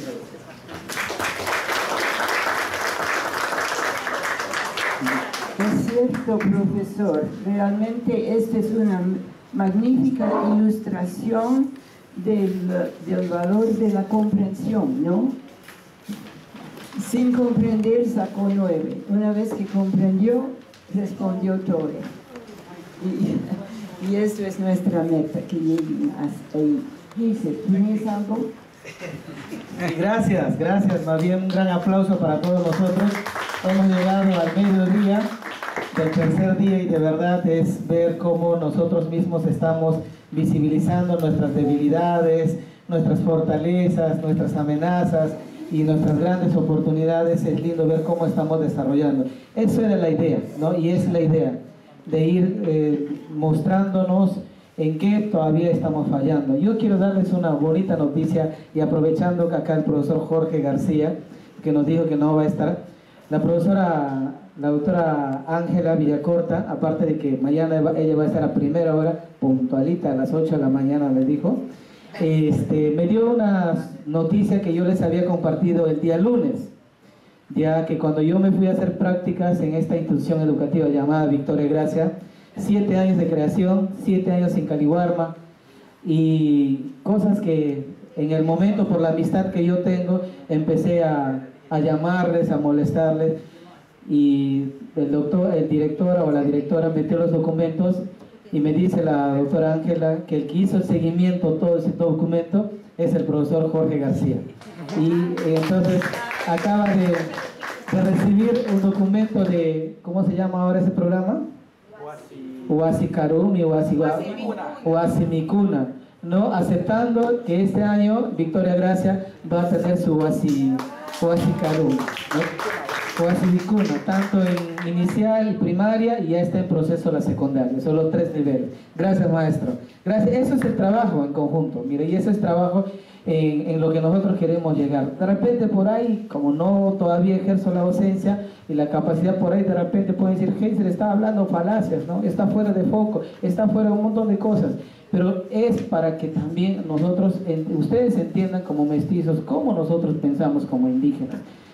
Nosotros no entendemos como lo entienden ustedes desde adentro, pero nosotros miramos de afuera cómo son y muchas veces quizás no les guste o no nos guste, pero es la forma en que debemos ir mejorando nuestro trabajo, nuestras relaciones interculturales, ¿no? Y acá hemos hablado de la puntualidad, ustedes han hablado de muchas cosas, y acá la profesora Juana Endenate dijo, no, han llegado 10 de la mañana, 11 de la mañana, pero han firmado 8 de la mañana. Mira qué contradictorios somos, ¿no?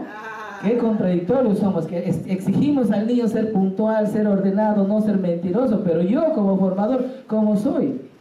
Exijo al director o a los profesores que no sé qué cosa, y yo no sé ni siquiera capacitar, ni siquiera sé llegar a la gente, ni siquiera soy empático, ¿no? Entonces, ¿cómo estoy formando? ¿Cómo estoy haciendo las cosas? Así que esto es un proceso, el inicio, y nuevamente muchísimas gracias al profesor Jorge García. Profe, gracias. Somos una gran familia y somos un gran equipo, ¿no? Y muchas gracias, mucha gente que en algún momento escuchaba que estaban en contra de la educación intercultural bilingüe, en contra de los procesos de educación intercultural bilingüe. Yo los veo ahora muy comprometidos, otros están en el proceso, otros todavía les cuesta, pero estamos ahí, estamos acá hermanados en un solo proceso. Es difícil, siempre va a haber críticas, pero críticas tienen que ser para mejorar, no para minimizar, no para bajar, no para atropellar los derechos del otro, y también en el proceso, en este diálogo de entendimiento.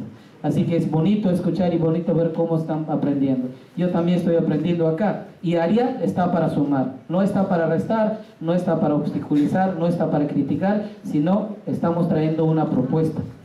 Y en marco de eso, como hemos visto cómo deben ser los salones antes de ir a la clase o al almuerzo, quiero repartirles, a ver, mis colaboradores, cómo vamos a ambientar este salón. Ya voy a darles algunos materiales, ustedes que exigen a los maestros a que hagan su ambientación de aula. Yo les voy a dar unos cuantos materiales nomás, a ver cómo ustedes van a hacer. Ustedes pueden utilizar de repente el horario libre, después del almuerzo pueden venir, a ver Ketty, Arnel, Gladys pueden entregar. A ver, ¿dónde está la red Coronel Portillo? A ver, ¿quién va a ser encargada de recibir ese material? Son unos materiales pequeños. Por acá, pasen, por acá. A ver, levante la profesora que va a recibir. La red Atalaya. Ya, la red Atalaya, ¿dónde? Ya. La red Purús. Atrás, Atalaya, Purús. Sí, dale nomás, todos son iguales, dale, todos son iguales. Ya. Padre Abad, ¿dónde está Padre Abad? Ya, Padre Abad. Unía, ¿dónde está Unía? Unía, pedagógico. Ya, escuela de formación. Para continuar, termina y entonces lo guardan, colegas.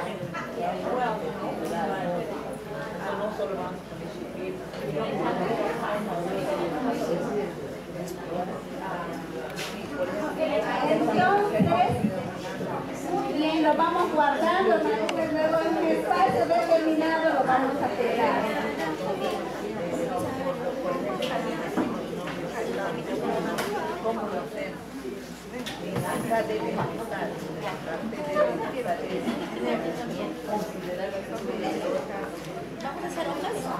Muy bien, colega.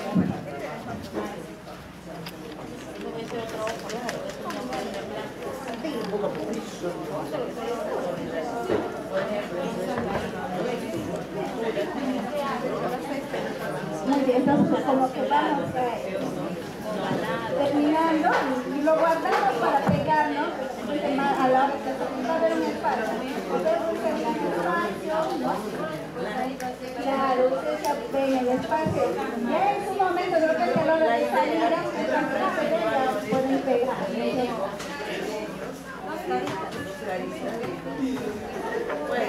Puede ser.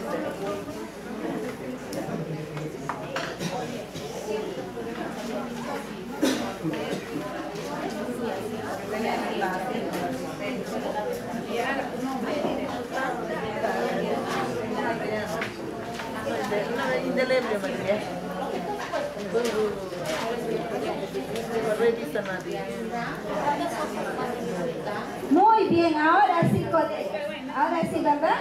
Muy bien, qué hermoso. ¿Sí o no?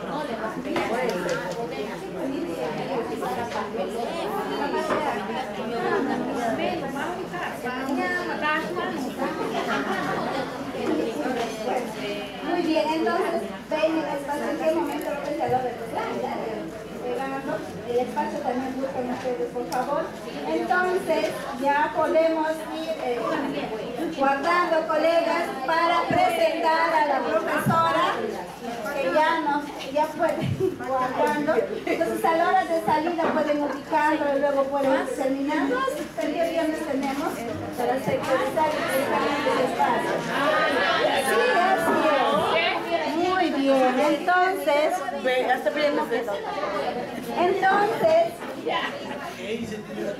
ya estamos, colegas, ¿verdad?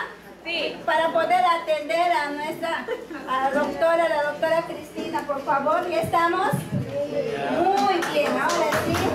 Aplauso para la doctora Cristina. Muchas gracias por la presencia, doctora.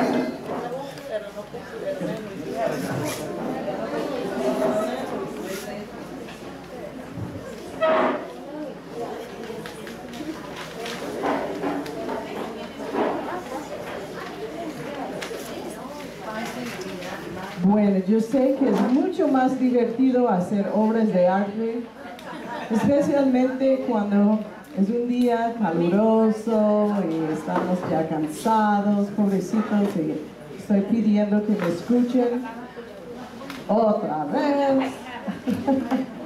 Entonces, pues, gracias. Espero, bueno, quiero ver sus obras de arte, entonces, bueno, cuando terminen, será un buen momento para ver todo lo que hicieron para donar el aula. Gracias. Bueno, si se pueden volver a sus asientos. Gracias. Quiero enseñarles algo cuando estaba en Camerún, ellos en las aulas hicieron algo muy especial. Esta es la etnia Com. Ellos saludaban a los estudiantes cuando hicieron algo bueno desde nuestro. La vieron así. Y este es de tirar las felicidades a la persona que hizo bien. Y esta persona lo haría así, pues la persona que está recibiendo. Así. Entonces, pónganse de pie y vamos a practicar. Bueno, primero, que me aplauden a mí. No, así. 1, 2, 3. Ay, gracias. Y ahora yo a ustedes, todos juntos. Eso, muy bien. Muy bien. Y es una manera de poner todos los alumnos atentos otra vez, ¿no? Muy bien. Bueno, ahora el tema ahora es el aprendizaje de una segunda lengua, el modelo de Stephen S. Krashen. Si pueden encontrar separata, porque tiene una figura que van a necesitar para poder ver en la separata.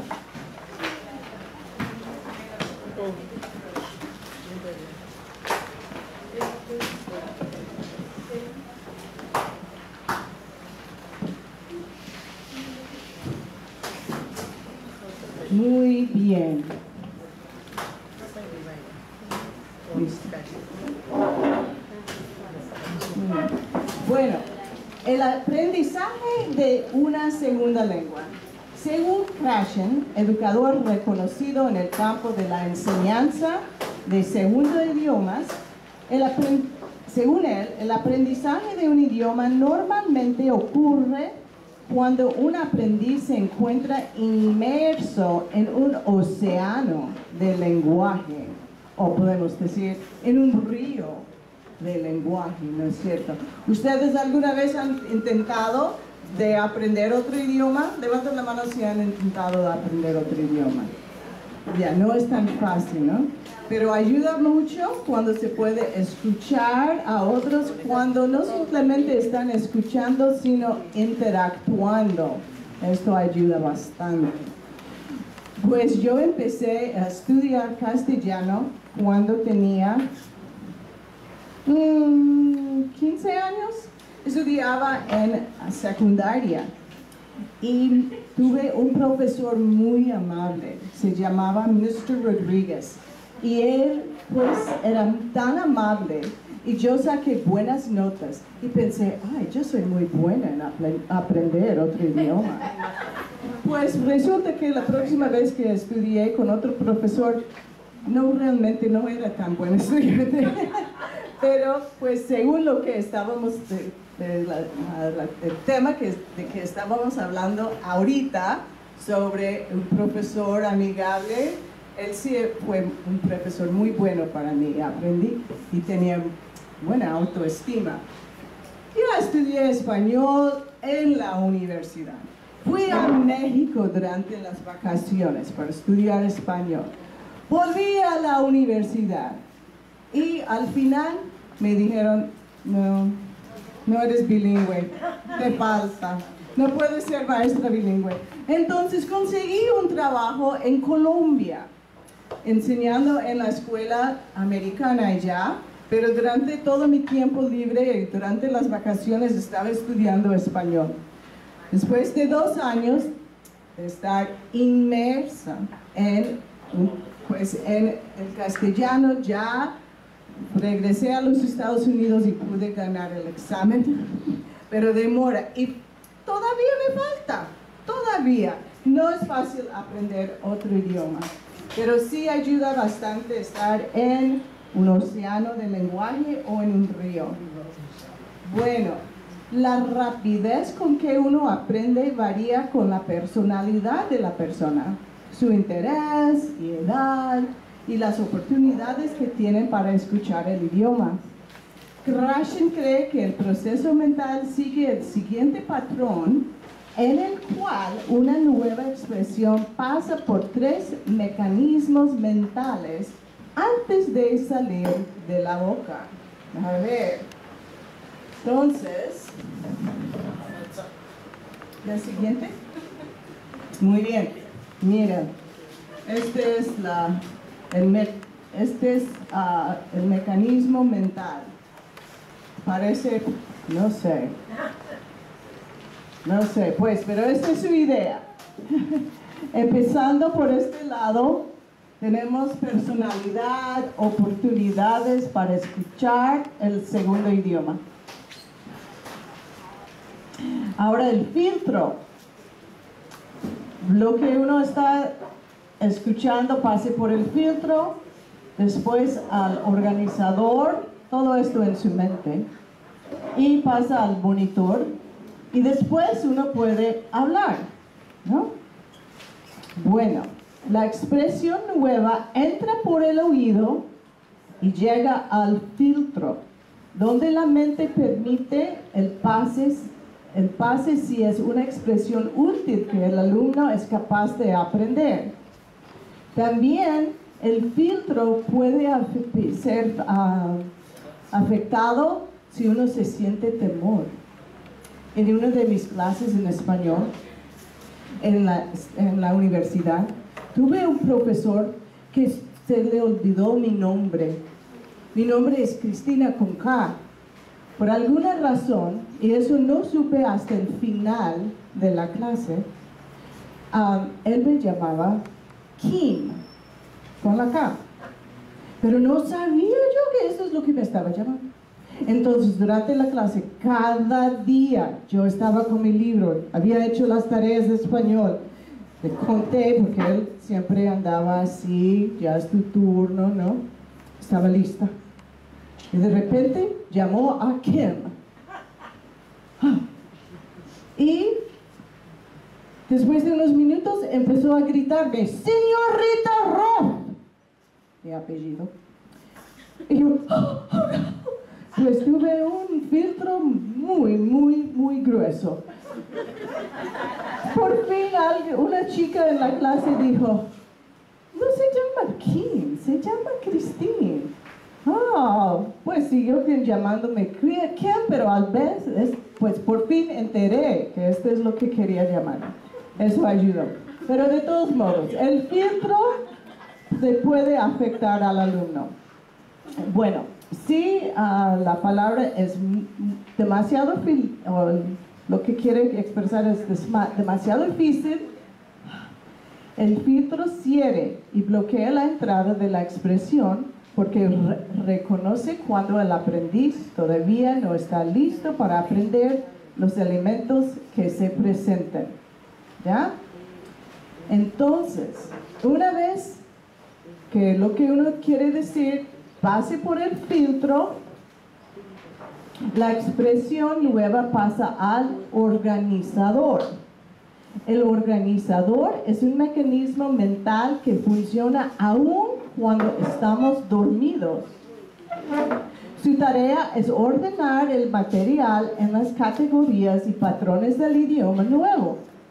Sabemos que este mecanismo cumple su deber cuando un día, sin pensar, salimos con una oración bien formada y con las palabras puestas en orden correcto. Eso me pasa a veces y pienso, eso dije perfectamente. Muy bien. Entonces, y muchas veces estoy pensando, ay, no me salió bien esta frase. Bueno, de allá pase por el organizador al monitor. Cuando necesitamos decir algo, el monitor procesa nuestra producción oral, dándonos retroalimentación en cuanto a la calidad de la expresión.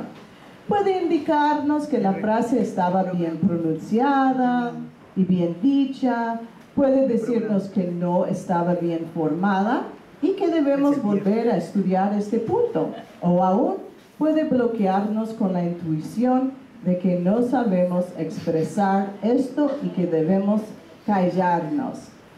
Este de que debemos callarnos es lo que pasa muchas veces con los estudiantes, ¿no es cierto? Allá en el aula, pues están aprendiendo por primera vez a hablar el castellano, llegan a la escuela y el profesor les está llamando, pues, ¿y tú?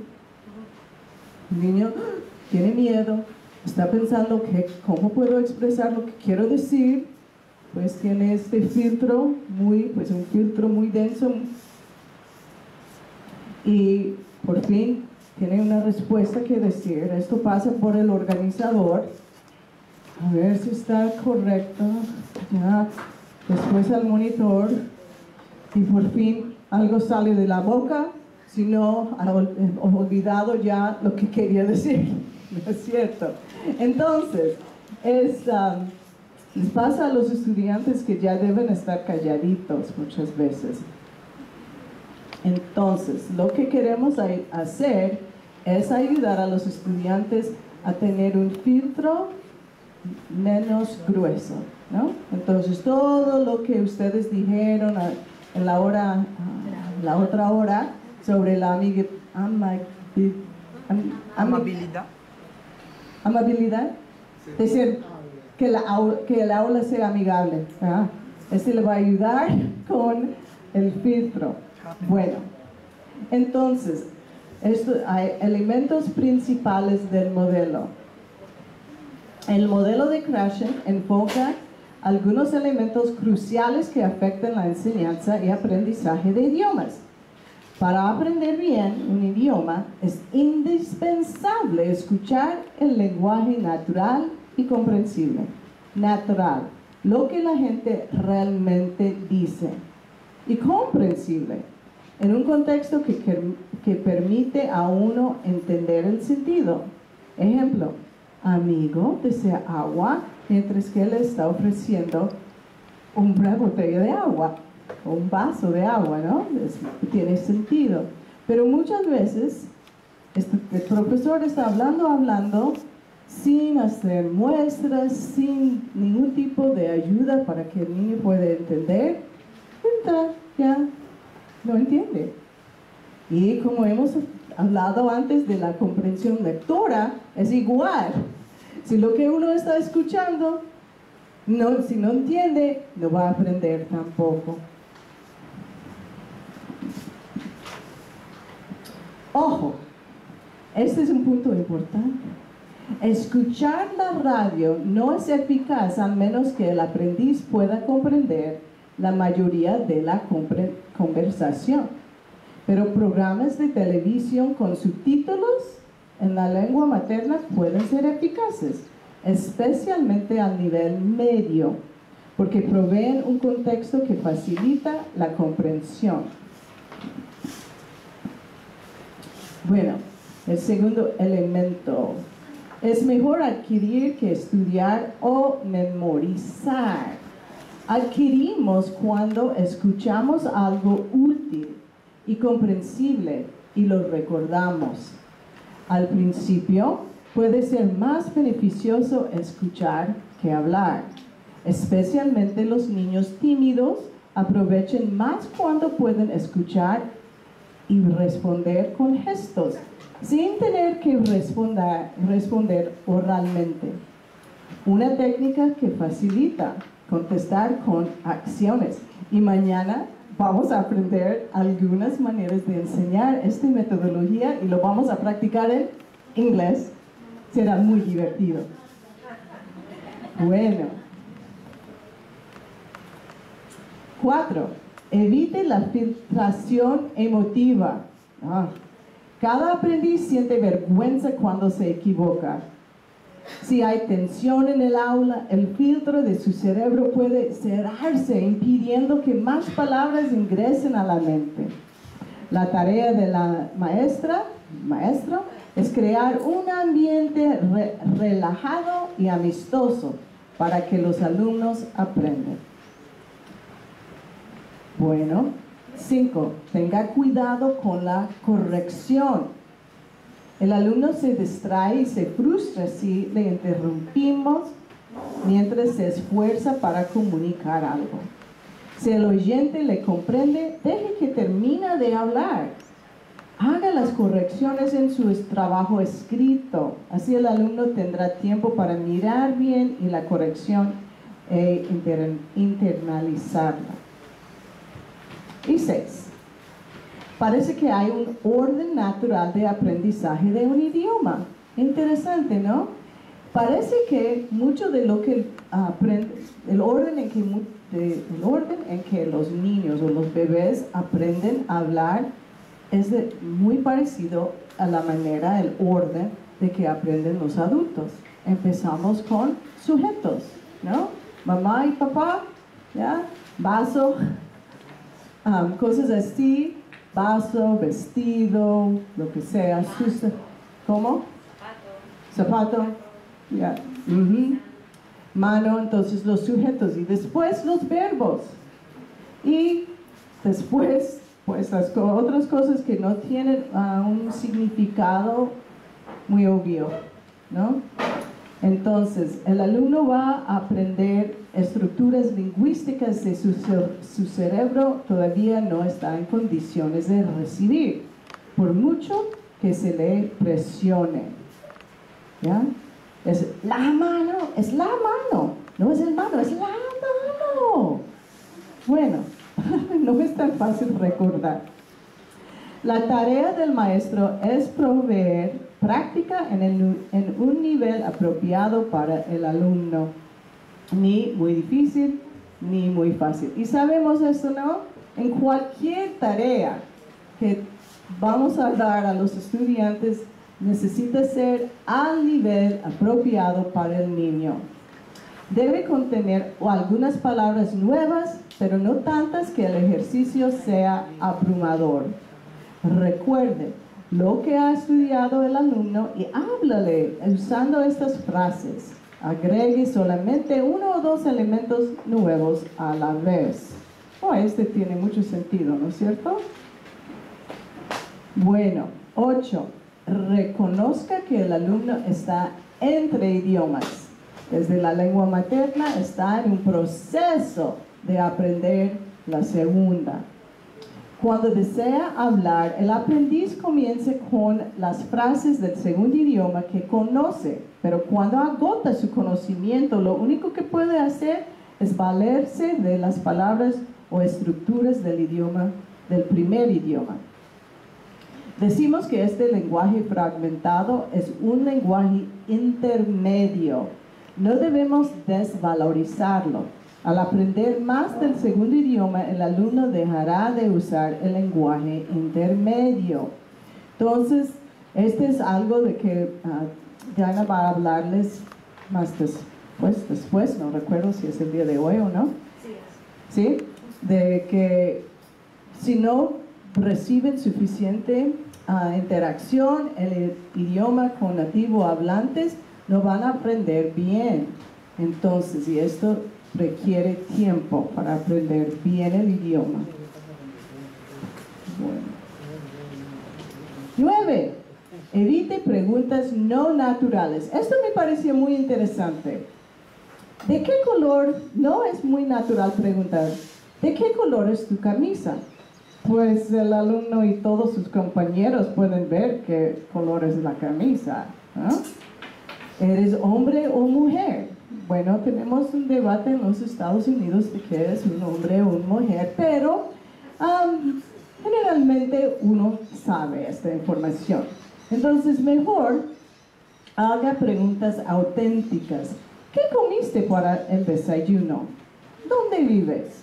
¿Cómo se llama tu abuelo o tu abuela? 10. Enfoques de la enseñanza. El que estudia un idioma necesita aprender 7 elementos de la lengua y la cultura nueva.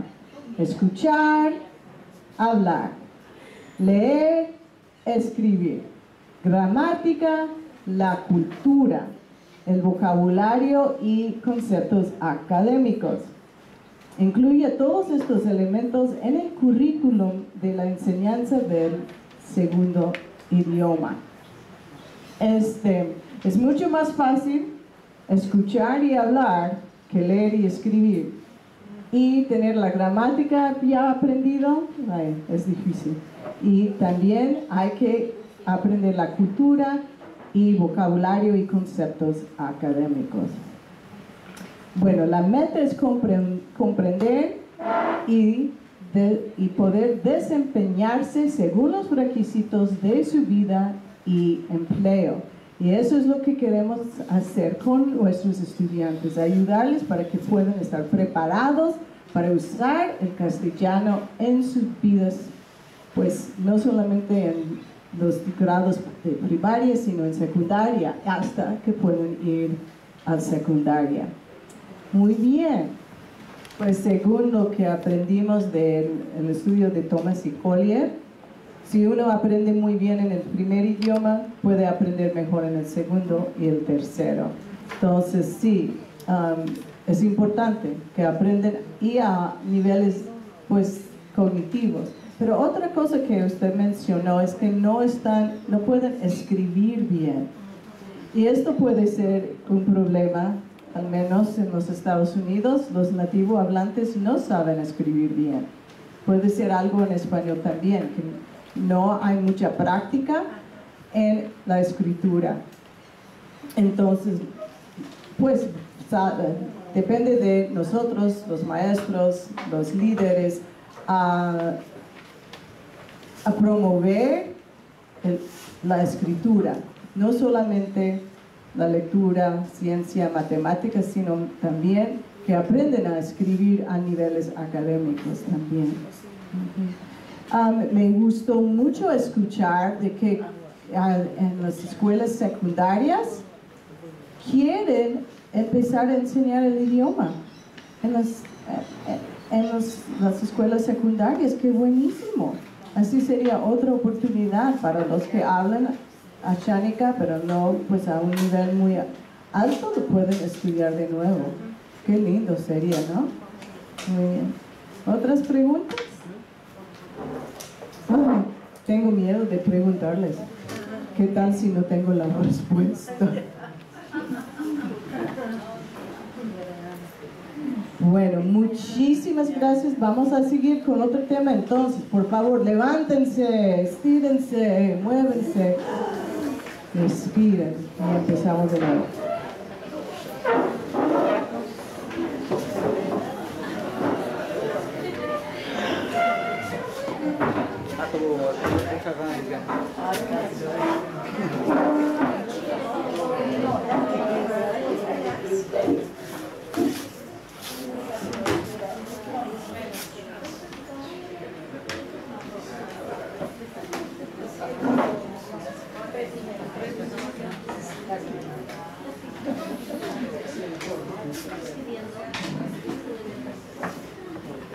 Ok, vamos a respirar.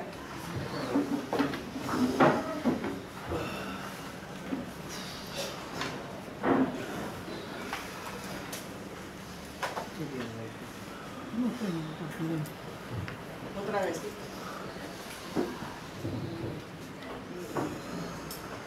Últimamente he aprendido algunas cosas sobre la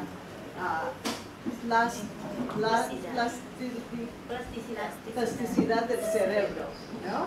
Y dicen que necesitamos hacer cosas, una parte del cuerpo así, entonces será la pierna así y esta mano así, así, y esto ayuda. Que los neurones están muy buenos para así, los neurones se conectan en el medio cuando hacemos ejercicios así. A ver, ¿quién tiene otra idea? Bailar. ¿Bailar? Bailar. Ajá. 2, 5, 2, 5.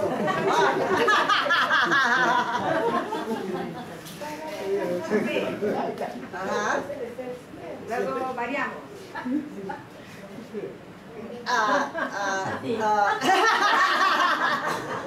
5 y 2, cambiamos a 2 y 5. No, es que este es pues por los neurones, no están conectando de un lado del cerebro al otro. Necesitamos más práctica. Ya, buen ejercicio, excelente. Bueno, quiero que me aplauden, por favor. No, de la manera que les enseñé. 1, 2, 3. Ya, y yo a ustedes. Muy bien. Listo.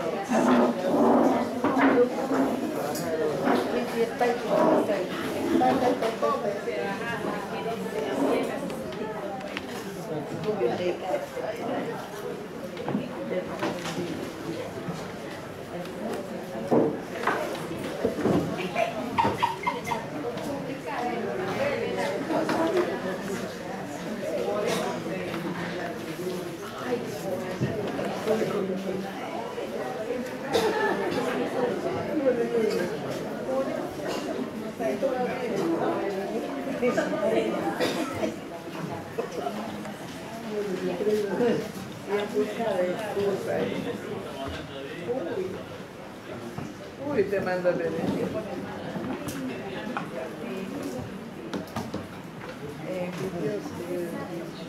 Buenas tardes.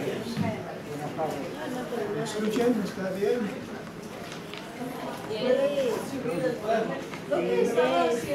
Henry, levántale. Ahora sí.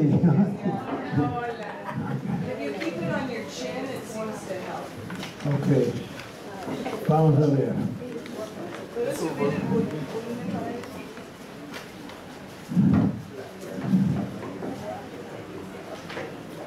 ¿Cuál es el artículo que hace barata? Ok. ¿Cuándo es apropiado enseñar el idioma materno y cuándo en la L2? Unas notas de una señora de Dean Thatcher.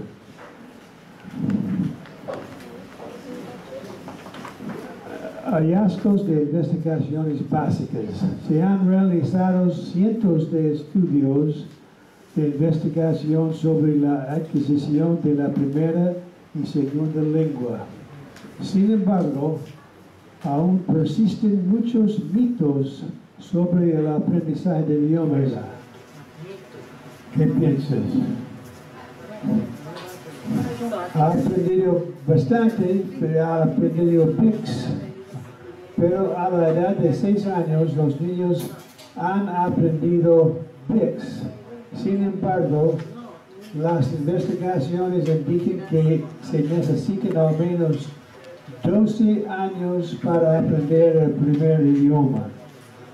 De hecho, los adultos continúan aprendiendo aspectos del lenguaje, por ejemplo, vocabulario, durante toda su vida. Entonces, mito 1 no es correcto, ¿verdad? Mito 1 continúa. Este aprendizaje de idiomas contribuye al desarrollo cognitivo de una persona. Es en áreas como capacidad de planificar, recordar, categorizar, aprender intencionalmente, adoptar varias perspectivas, comprender fenómenos complejos, analizar y resolver problemas. A su vez, el desarrollo cognitivo contribuye al desarrollo del lenguaje que es llamado CAP. Recuerda el primer día cuando hablé de Basic CAP, ¿verdad?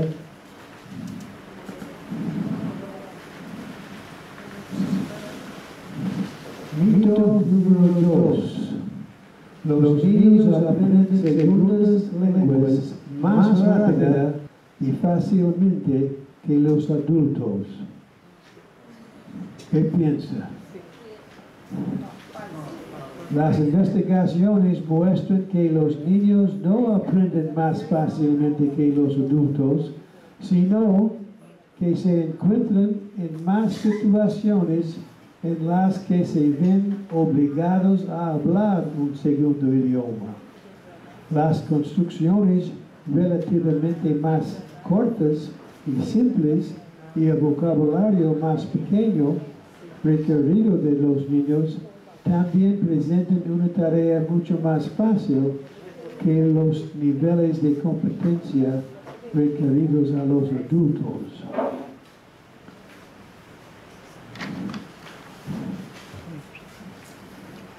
Continúa. Además, las investigaciones indican que si los adultos quieren apoyo en el aprendizaje del idioma, pueden aprender fácilmente e incluso tener una ventaja sobre los niños porque tienen un conocimiento más amplio y experiencia de vida y la mayoría ya saben leer y escribir. Otra vez, la excepción es la pronunciación, donde los niños tienen una ventaja. Por razones que no se comprenden bien, los niños adquieren acentos nativos más fácilmente que los adultos. Ya ustedes entienden esto, ¿verdad?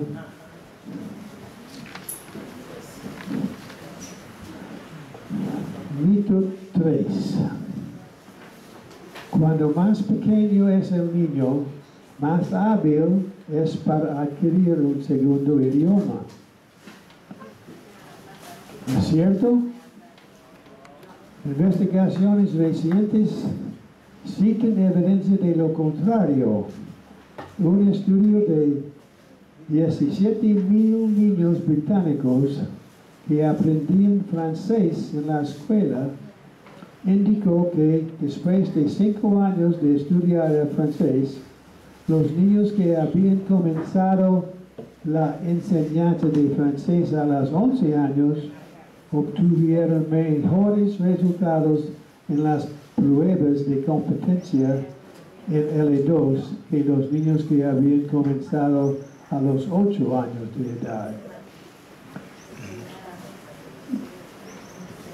También, como se mencionó en el mito 2, la excepción está en el área de pronunciación. Cuanto más joven comienza a aprender el segundo idioma, más parecido al acento nativo.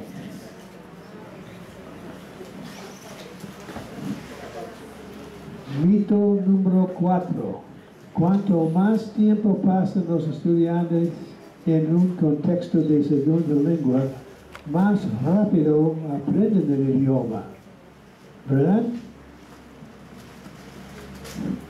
La investigación muestra que la velocidad de aprendizaje de una L2 no está necesariamente relacionada con la duración de la exposición a la segunda lengua, especialmente si esta exposición a la L2 se produce a expresas del desarrollo de la primera lengua.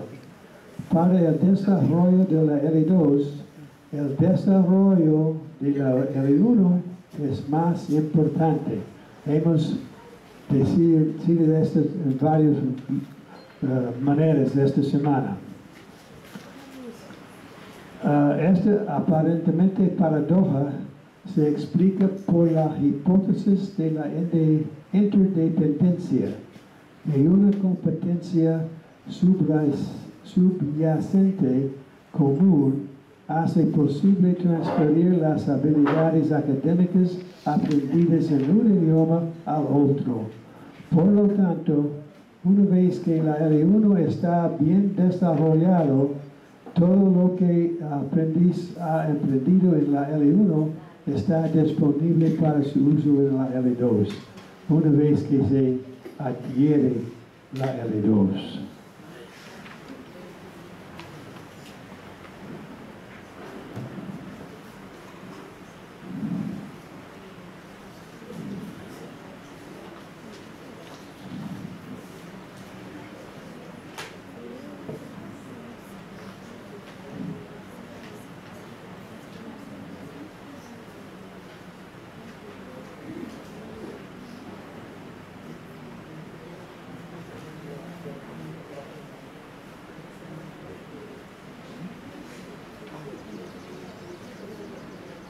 Mito 5.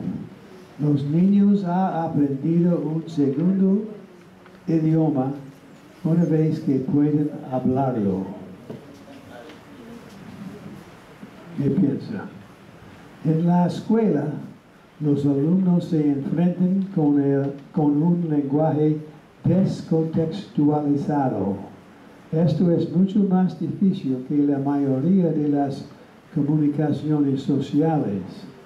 Los investigadores ahora consideran que el aprendizaje de un segundo idioma requiere dos habilidades: habilidades de comunicación social, como ya he mencionado, BICS, y también habilidades lingüísticas, académicas, CALP. Para aprender el primero se requiere solo 1 o 2 años. Para dominar el segundo, el CALP, en el nivel que se aproxima a las normas de grado, se requieren de 5 a 7 años. Puede decir casi toda su primaria.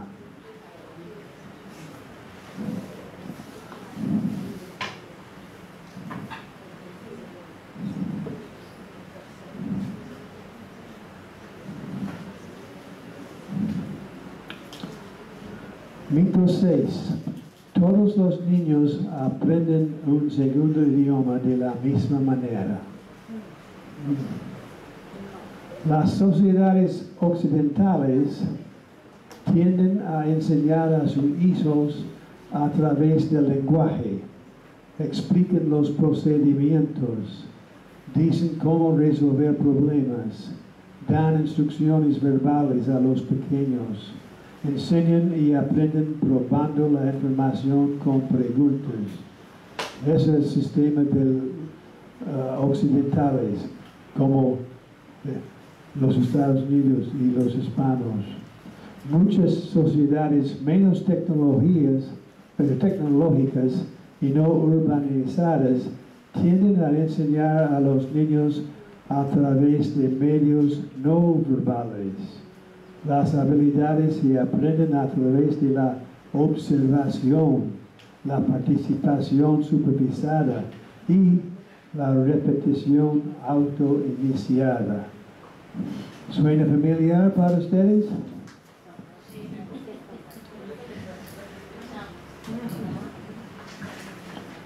Continúa. Ejemplos de diferencias individuales. Algunos niños son extrovertidos y sociables y aprenden la L2 rápidamente si sus compañeros la hablan. Otros niños son tímidos y callados, aprenden escuchando a los demás. Conoce personas en 2 categorías, ¿verdad? Los extrovertidos y los más tímidos. Aprenden diferente. Los educadores deben entender lo que implica para los niños que se enfrentan a una educación de estilo occidental. Necesitan entender dónde difieren los valores y las normas y cómo superarlos. Una forma de hacerlo es comenzar la instrucción preescolar y primaria en la lengua materna del niño.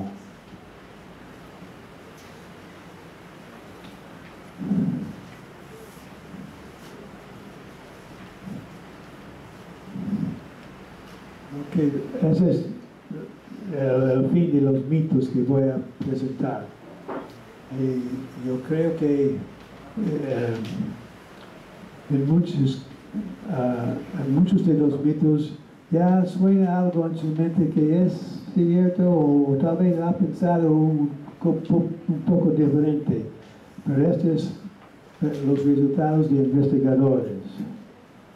Ahora, otra. Cuando la educación primaria ofrecida en el primer idioma puede ser apropiada, según Dutcher. 1. Si el lenguaje del niño todavía no se haya desarrollado al nivel en que tenga las habilidades conceptuales y lingüísticas para poder adquirir las destrezas de la lectura en un segundo idioma. Entonces, es decir, que todavía no tiene suficiente PIX. Esto se basa en la hipótesis de que las habilidades cognitivas académicas y lingüísticas de cada idioma, el primero y segundo idioma, están interrelacionadas y que antes de que las destrezas de la lectura puedan desarrollarse en un segundo idioma, cierto nivel de desarrollo tiene que haberse realizado en el primer idioma. Entonces, en este caso, es la idea de ofrecer educación en primer idioma primero. Continúa.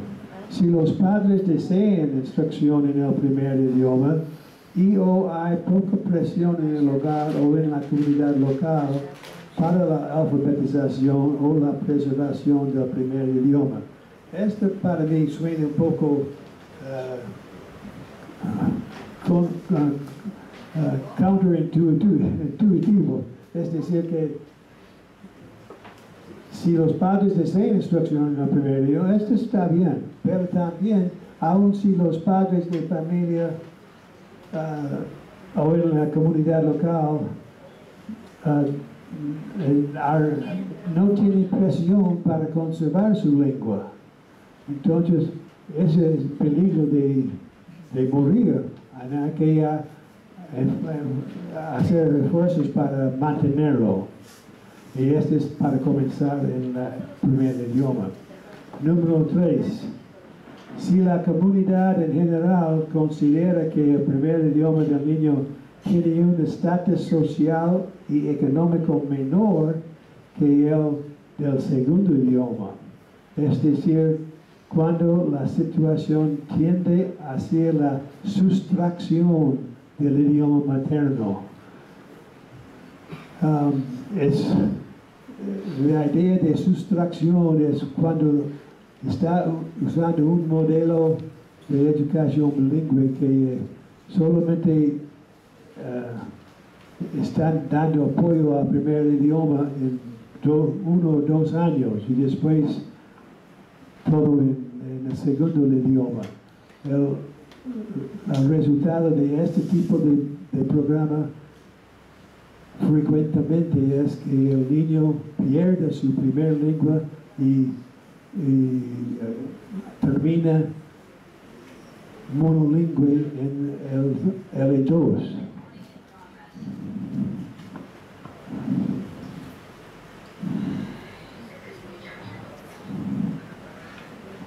La educación primaria ofrecida en el segundo idioma puede ser apropiado, 1, si el lenguaje del niño, L1, se haya desarrollado al nivel en que tenga las habilidades conceptuales y lingüísticas necesarias para poder adquirirlas en la L2. Entonces ya está bien con su desarrollo de su primer idioma. Número 2. Si los padres, por su propia voluntad, escogen la instrucción en un segundo idioma y están seguros de que el niño continuará hablando y leyendo en su idioma materno y tienen toda confianza que tendrá éxito al estudiar en el segundo idioma. Normalmente este es apropiado cuando los dos lenguas son o tienen alto estatus, son muy conocidos, digamos francés y inglés, o alemán y francés, o español y inglés. Los lenguas internacionales. Número 3. Si la comunidad en general considera que el primer idioma del niño tiene el mismo estatus social y económico que el del segundo idioma, es decir, si el niño es miembro de la mayoría lingüística del país y la situación tiende hacia la adición de un segundo idioma, no a la sustracción del primero. Entonces aquí está la diferencia entre sustracción y adición. Cuando los dos idiomas tienen buen estatus y los niños van a agregar otro idioma a su ser.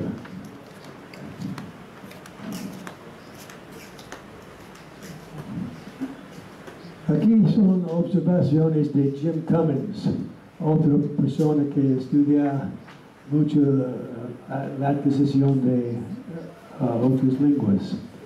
Aprendices muy tiernos que son inmigrantes o indígenas, habitantes originales de algún país, es decir, de estatus bajo, son mucho más propensos a perder su primer idioma en el proceso de adquirir el segundo. Como resultado, terminan perdiendo su L1 y se vuelven monolingües en el segundo idioma, en lugar de ser bilingües en L1 y L2. Entonces, ese es un problema en los Estados Unidos. Los lenguas indígenas originales están perdiendo muchos de estos idiomas y ahora los descendientes de estos indígenas están clamando para revitalizar su idioma, pero es muy difícil.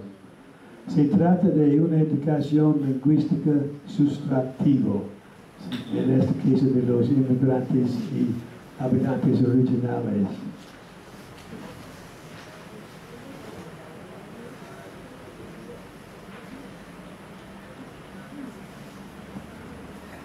Es Ofelia García citados acerca de la enseñanza de la L2. En todo el mundo, no existen ejemplos de que la enseñanza en un idioma de comunicación mundial, como inglés, español, ni cualquier otro, sea exitoso para educar a los niños de grupos marginados. No existen ejemplos.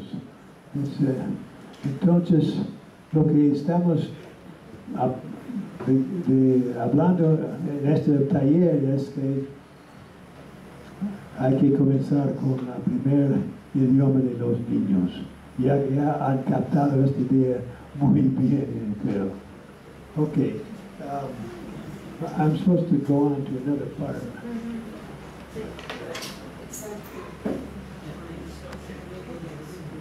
Después del descanso, ¿ya? ¿Es tiempo para el descanso? Ok, descanso.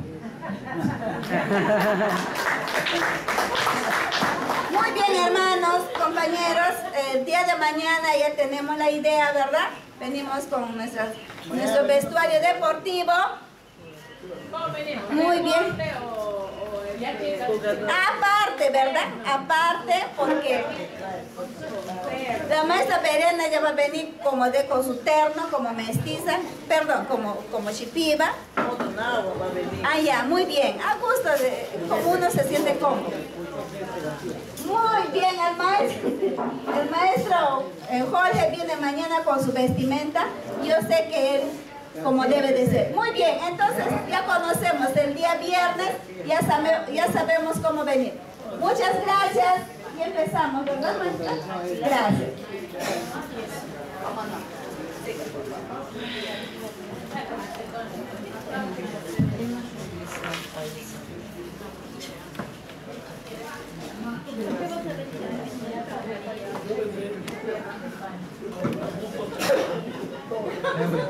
Súbele el micrófono. Colegas, les quisiera hablar un ratito porque no sé si comprendieron el impacto de la última hora que escuchamos. parecen datos secos, pero aplica mucho a lo que hacemos en las escuelas. La doctora Cristina nos habló del modelo de Krashen.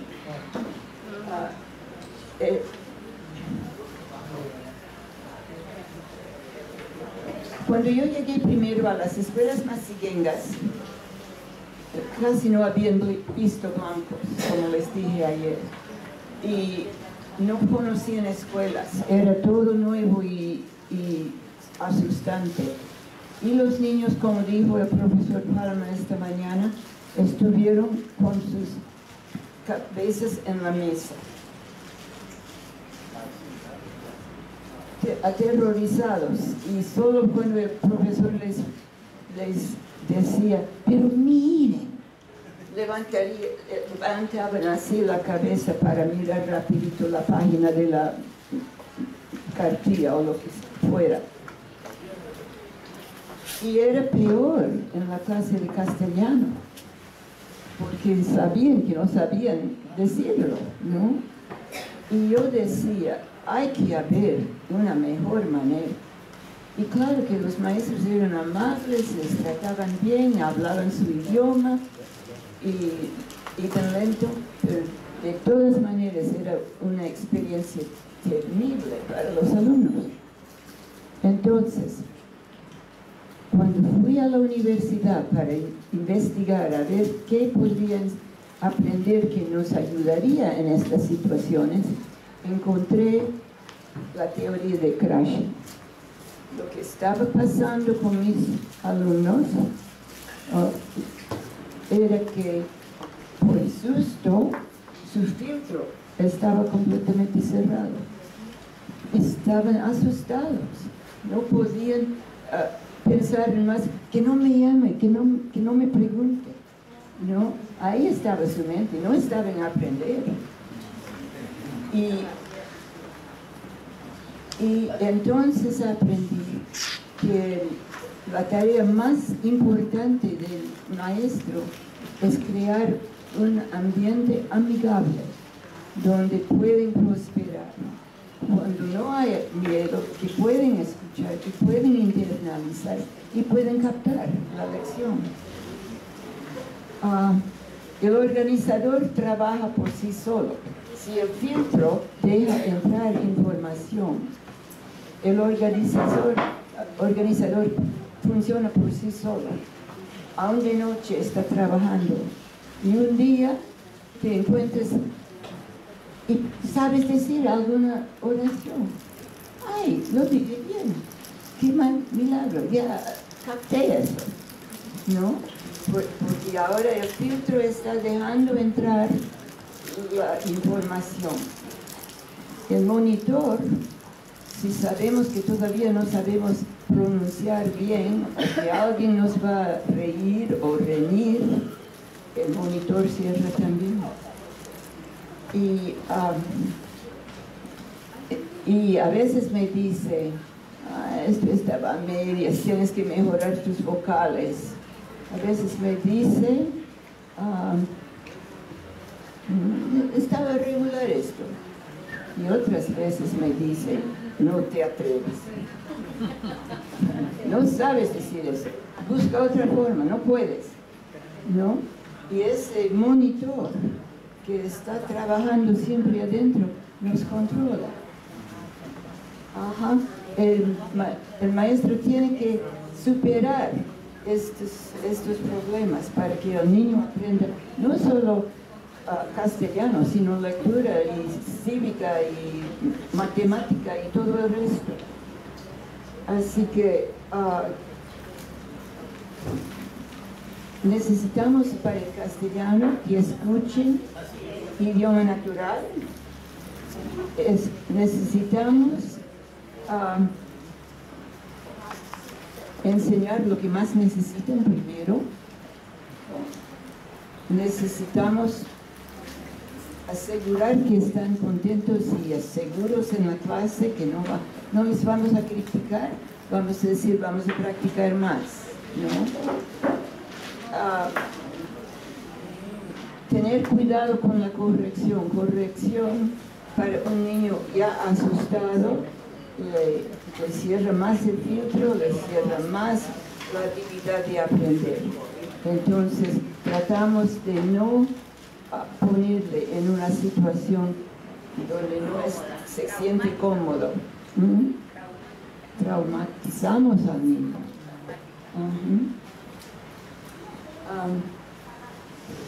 Y tratamos con la graduación, progresión de secuencia gradual de los libros, darles algo que pueden hacer.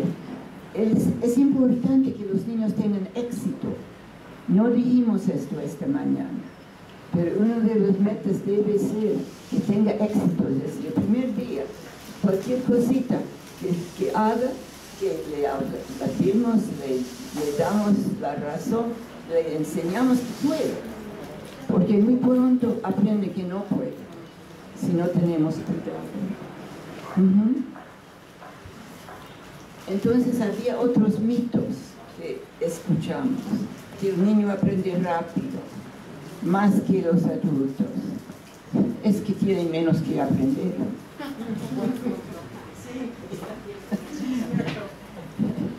Que no es difícil para los niños. Yo me fui a Cuba a los 12 años y me acuerdo desesperándome. Yo jamás voy a captar ese idioma, ¿no? Y yo tenía 12 a 15 años, que era una edad regular para aprender. Pero con el tiempo uno puede. Y esto es otra cosa. Decimos no puede, este no tiene don. No todos tenemos don de lingüista para aprender idiomas, pero ¿no hemos todos aprendido un idioma?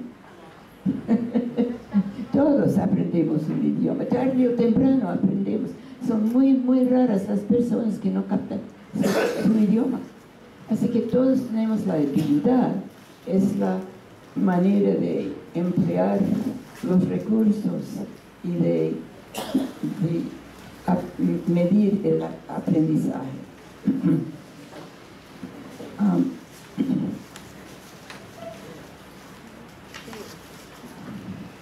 ¿Cuándo es apropiado enseñar en la lengua materna y cuándo en la segunda lengua? Es apropiado y necesario enseñar en la primera lengua cuando es despreciado, cuando no hay apoyo, cuando la tendencia es aprender la segunda lengua lo más rápido posible para deshacerse de su herencia, ¿no? Distracción. Esto es cuando es más importante enseñar la lengua materna. Y cuando ya es un idioma fuerte, como en mi tierra, el Canadá, el francés y el inglés tienen igual estatus. Y los padres anglohablantes mandan a sus hijos a escuelas de francés para que tengan el prestigio de hablar otro idioma, pero nunca van a dejar de hablar su propio idioma. Y hay igualdad de tratamiento, tratan de imponer esto, de manera que en mi parte, que es la parte anglohablante, se requiere por ley que las latas en las tiendas tienen su etiqueta de francés al frente, que fastidia mucho a mi primo, que va cambiándolos, porque él dice, estamos en región inglesa, ¿por qué estamos viendo etiquetas franceses? Tiene a veces efectos lúdicos, pero ahí cada cual aprende por el prestigio, no por perder su idioma. Es una diferencia muy grande, ¿ya? Entonces, seguimos ahora con un estudio muy importante por un sociólogo importantísimo, Oswald Fishman, que nos indica los pasos para el deterioro de un idioma hasta extinción y después cómo podemos revitalizar. Estoy escuchando la palabra revitalización. Es un reto muy grande, pero es posible y aquí tenemos la receta. Así que don Juan, él es nuestro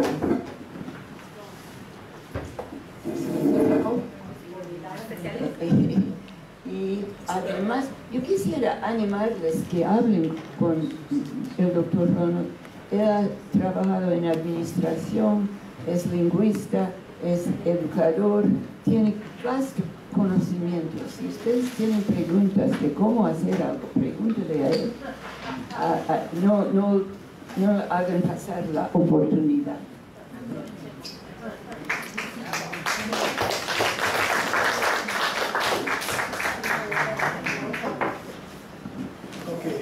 Vamos a continuar con esta idea de la escala graduada de deterioro intergeneracional de Fishman.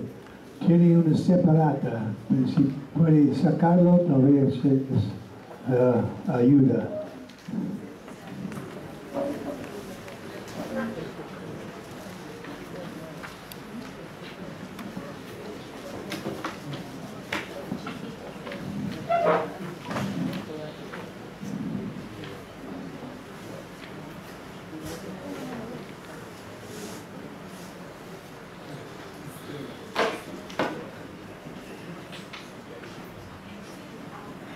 Vamos a comenzar con número 8.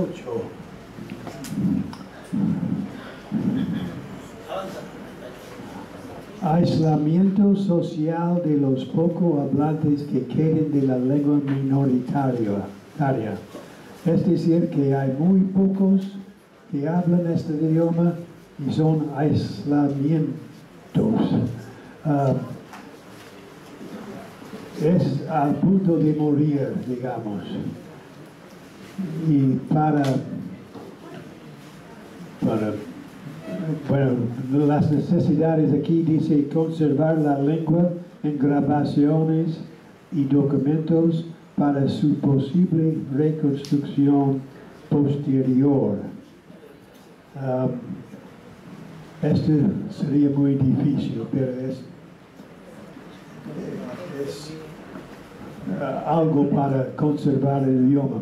Estas 8 fases de Fishman es un lingüista que ha estudiado cómo aprender y revitalizar un idioma, y él dice que si se desea restaurar el uso del idioma, pero que antes de aplicar medidas es importante identificar en qué nivel de la escala se encuentra el idioma.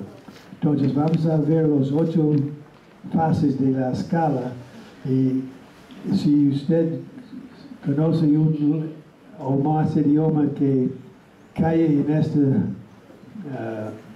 fase, este es donde deben comenzar para revitalizar este idioma. Por número 8, punto a extinción, casi muerto. Entonces hacer las grabaciones y documentos y piden a los ancianos que enseñen a los más jóvenes, tal vez pueden brotar interés en los jóvenes para aprender, ofreciendo clases, pero como he notado, ya es muy difícil, número 8, a salvar este idioma. Número 7. Lengua minoritaria usada por los mayores y no por los jóvenes.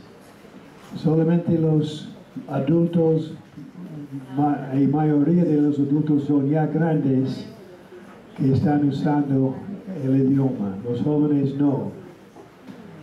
Necesidad promover y multiplicar el uso de la lengua entre la juventud.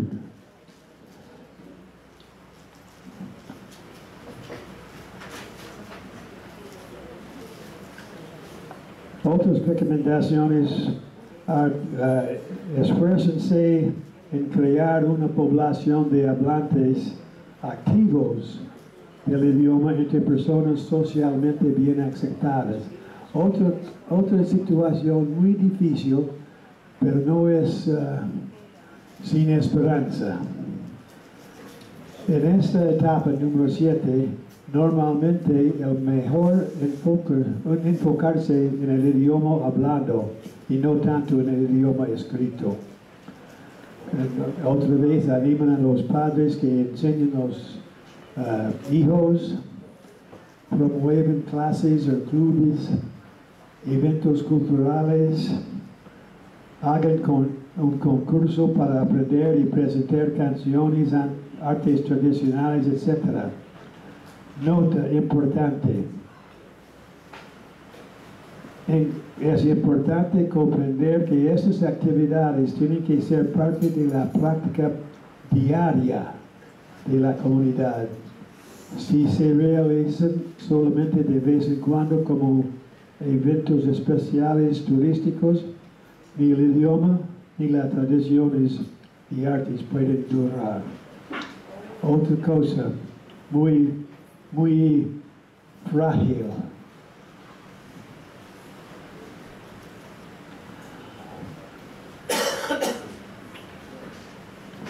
Fase 6. Lengua minoritaria transmitida de generación en generación y usada en la comunidad. A este nivel hay mucha esperanza. Está pasando de generación a generación. La necesidad es animar a la familia, los padres, para que enseñen su lengua a los hijos y apoyarles en hacerlo. Por ejemplo, ofrecer servicio de guardería en la lengua minoritaria. Otras recomendaciones en su ¿cómo es?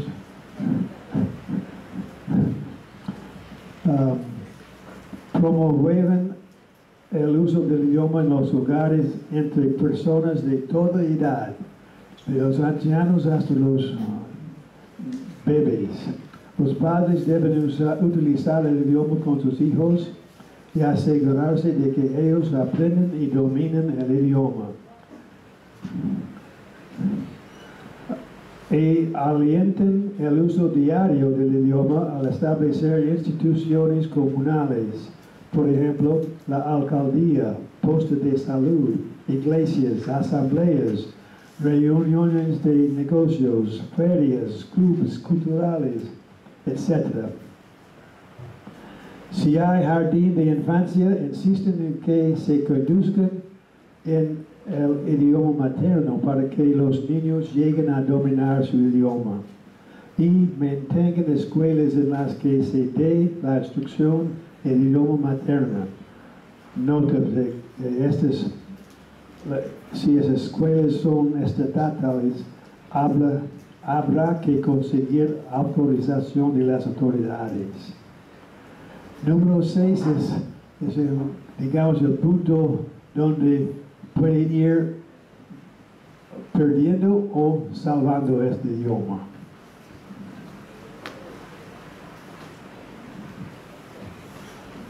Fase 5. En esta fase, alfabetismo en la lengua minoritaria, es decir, que hay mucho alfabetismo en el idioma.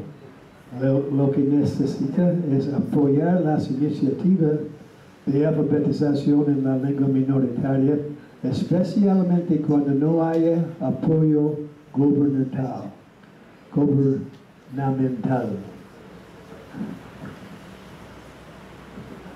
Y otra vez, mantengan el uso en el hogar, multipliquen usos para el idioma materno en la comunidad, en los juegos, eventos culturales y religiosos, asambleas, etc. Mantener clases de lectura en el idioma materno en la primaria y secundaria. Y busquen ocasiones para promover que los jóvenes lean y escriban en el idioma materno. En la escuela o fuera de ella, capaciten a autores de la comunidad para que escriban su historia, canciones y leyendas, escriben dramas, preparan letreros para eventos comunales, la alcaldía, la posta de salud, etc. También pueden memorizar y presentar cuentos, experiencias, canciones, textos bíblicos, dramas, etc. Para conservar el idioma hay que usarlo en todas las áreas.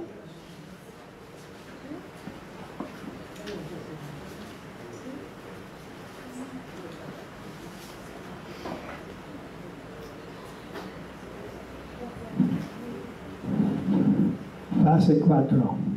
Enseñanza formal y obligatoria en lengua minoritaria. A veces la comunidad de lengua minoritaria necesitará apoyo económico para poder iniciar escuelas o programas bilingües. En esta fase, la población en general habla el idioma materno y es reforzada por el sistema de educación formal, ahí donde se obliga que la instrucción se lleve a cabo en lengua originaria. Otras recomendaciones, que en lugares donde las personas de toda edad hablan el idioma, pero existen adultos analfabetos, auspician clases de alfabetización en el idioma materno. Esta iniciativa debe pertenecer a la comunidad y no depender totalmente de las finanzas y aprobación del sistema educativo estatal. Es responsabilidad de la comunidad entonces. Para continuar usando el idioma materno en los hogares, instalaciones, bibliotecas, lugares públicos, clubes culturales, etc. Mantengan y prolonguen la instrucción en el idioma materno, por lo menos 1 hora por día en los años superiores de primaria y en la secundaria.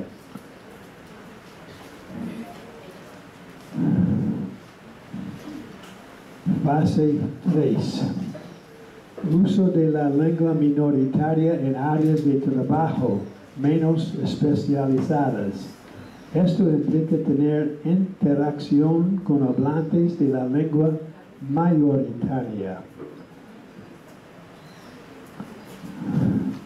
Aquí la idea es que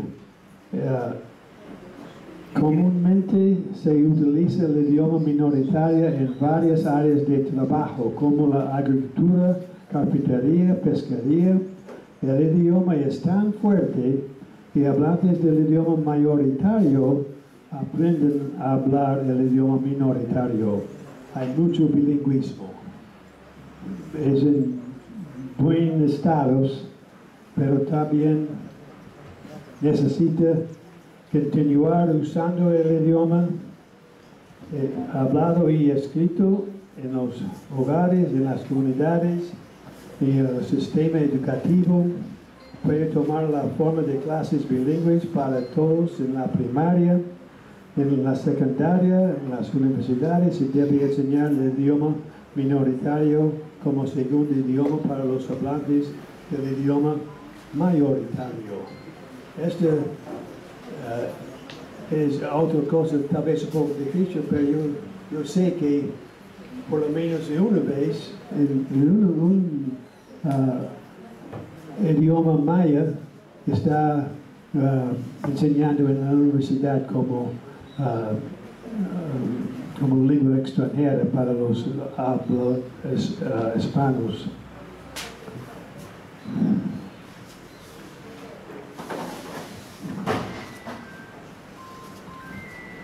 Fase 2.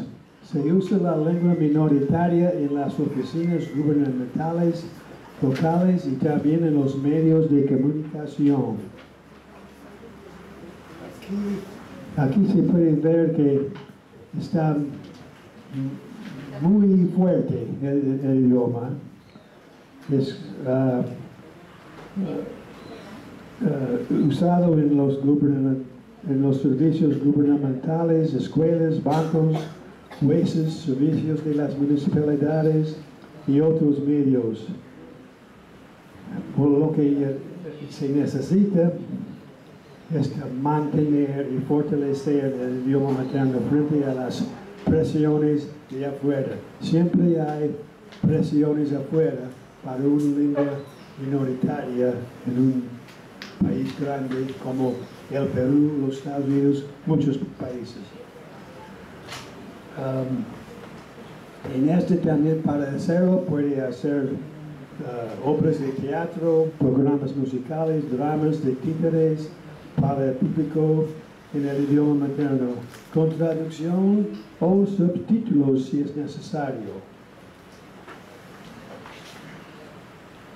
Fase 1. Algún uso de la lengua minoritaria en la enseñanza superior, el gobierno central y los medios de comunicación nacionales. Este es lo ideal, digamos. La lengua es muy bien fuerte. El uso del idioma minoritario es muy difundido en el sistema educativo desde las escuelas primarias hasta las universidades, en el gobierno central y en los medios de comunicación nacionales como radio, televisor y periódicos. Hay buenas actitudes hacia el idioma minoritario y apoyo desde los lugares y las comunidades hasta las oficinas capitales o estatales de la capital. Ok, la tarea para ustedes que trabajan en lenguas minoritarias es estudiar, investigar quién está usando el idioma, en qué fase cae este idioma en su conocimiento, y cuando sabe, digamos, es fase 5, fase 6, fase 2, esto es donde tiene que comenzar para mantener el uso o vitalizar el uso del idioma. No, si está en fase 6, no puede comenzar en fase 3 para revitalizarlo. Hay que comenzar en el lugar donde queda. Y no queremos perder o ver un idioma morir, pero está pasando. Y es triste para el mundo, triste para los lingüistas y triste para los descendientes de esta etnia. Bueno, ¿tiene algo a agregar?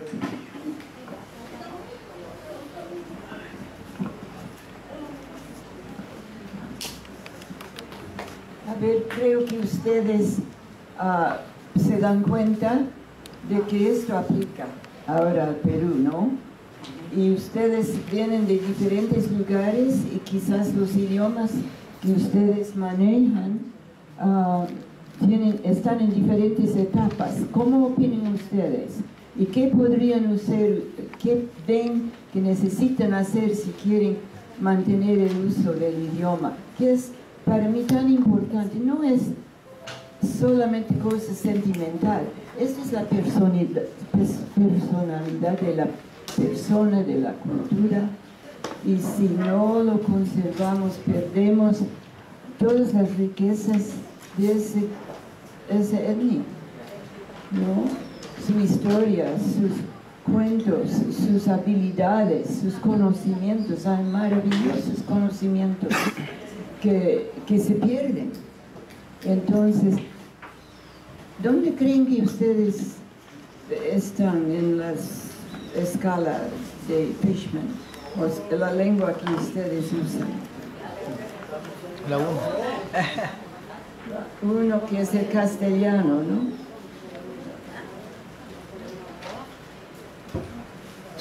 ¿Están en uno? ¿Qué sigue? No tengo. No han pasado. Idioma débil. Medio fuerte. Los dos A ver.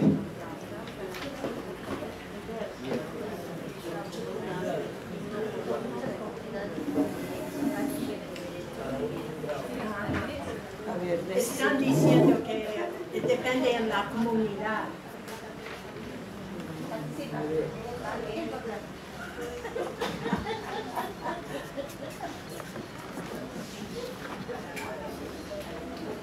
Buenas tardes, Patricia.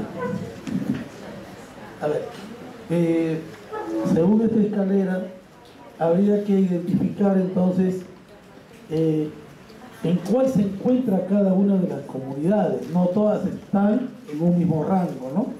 Algunas están en la fase 5, otras en fase 6, fase 7. Entonces hay que identificar bien cada una de ellas.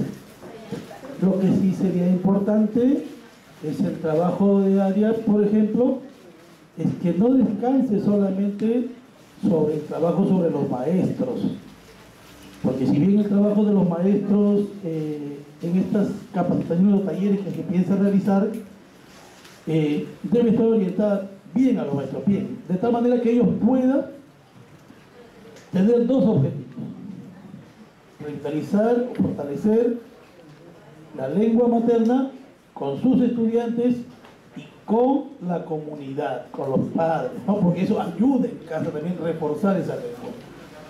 Pero para ello habría, así como ha tenido esa reunión con nosotros, tener esa reunión para sensibilizar con los APUS de cada una de las comunidades de lo que está, el trabajo que está haciendo y el objetivo que se quiere lograr. Porque si los APUS no apoyan en esta parte o no se concientizan, entonces no vamos a tener el trabajo de la comunidad completamente. Gracias.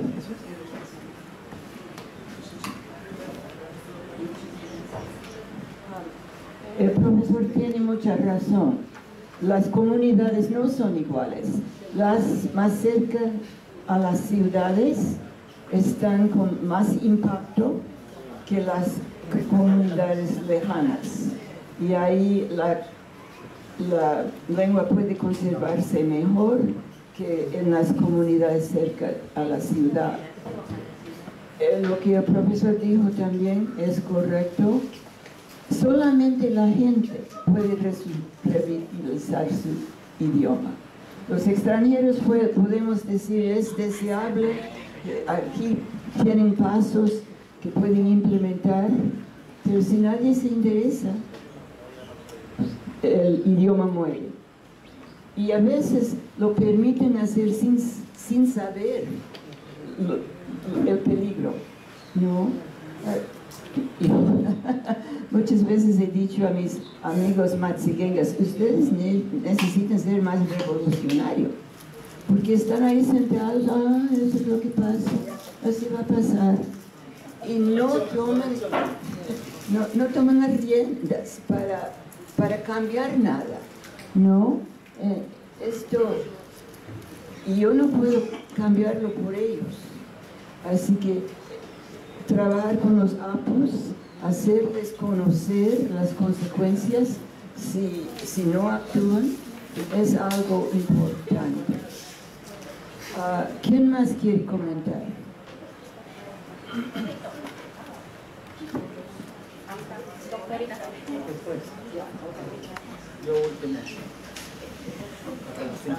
Bien, buenas tardes con todos. Estuve dando unos apuntes por acá.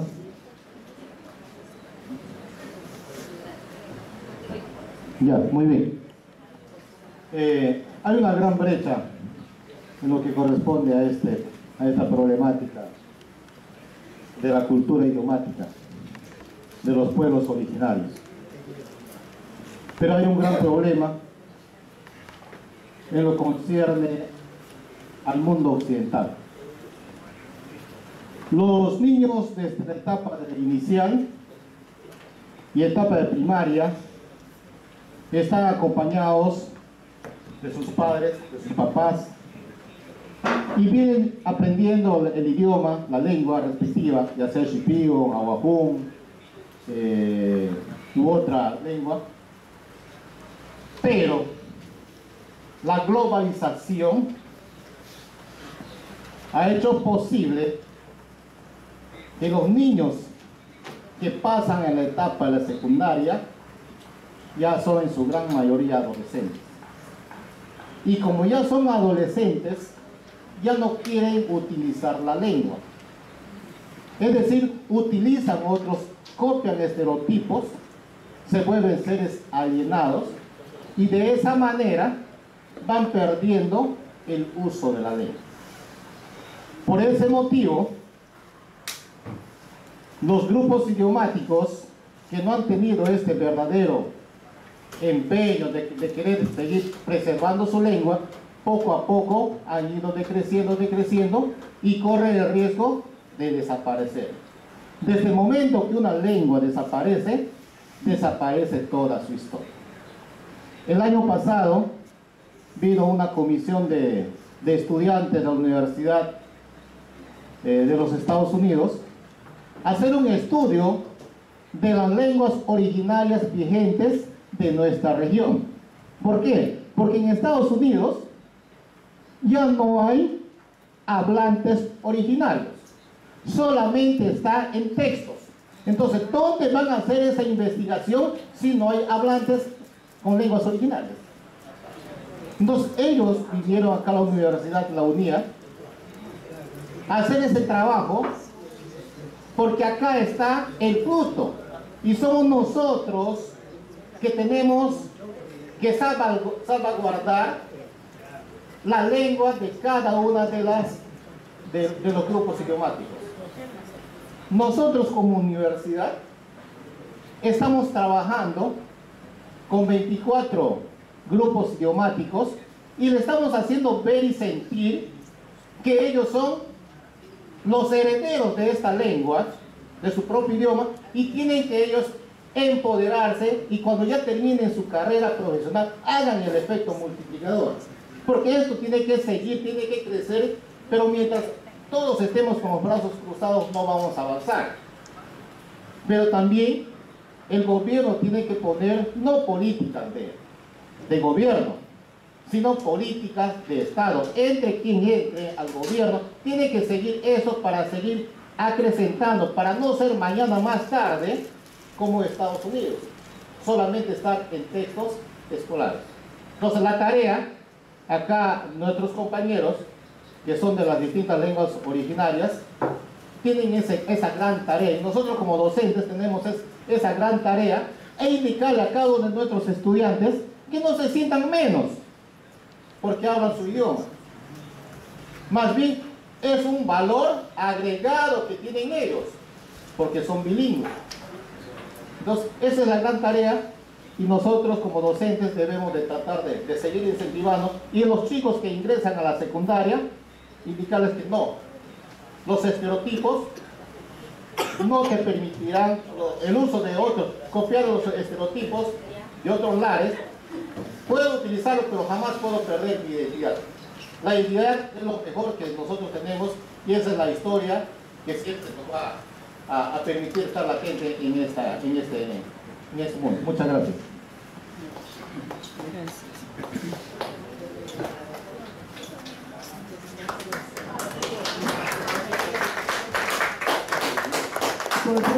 Correcto, y con las técnicas de hoy, ¿no sería posible difundir programas de radio para que el idioma sea vivo y sea escuchado? Están haciendo esto entre los shipibos, pero necesitamos en otros idiomas, me parece. Profesora. Bien, nuevamente, buenas tardes. De acuerdo a esta escala graduada de deterioro intergeneracional, de acuerdo a lo que plantea Fishman,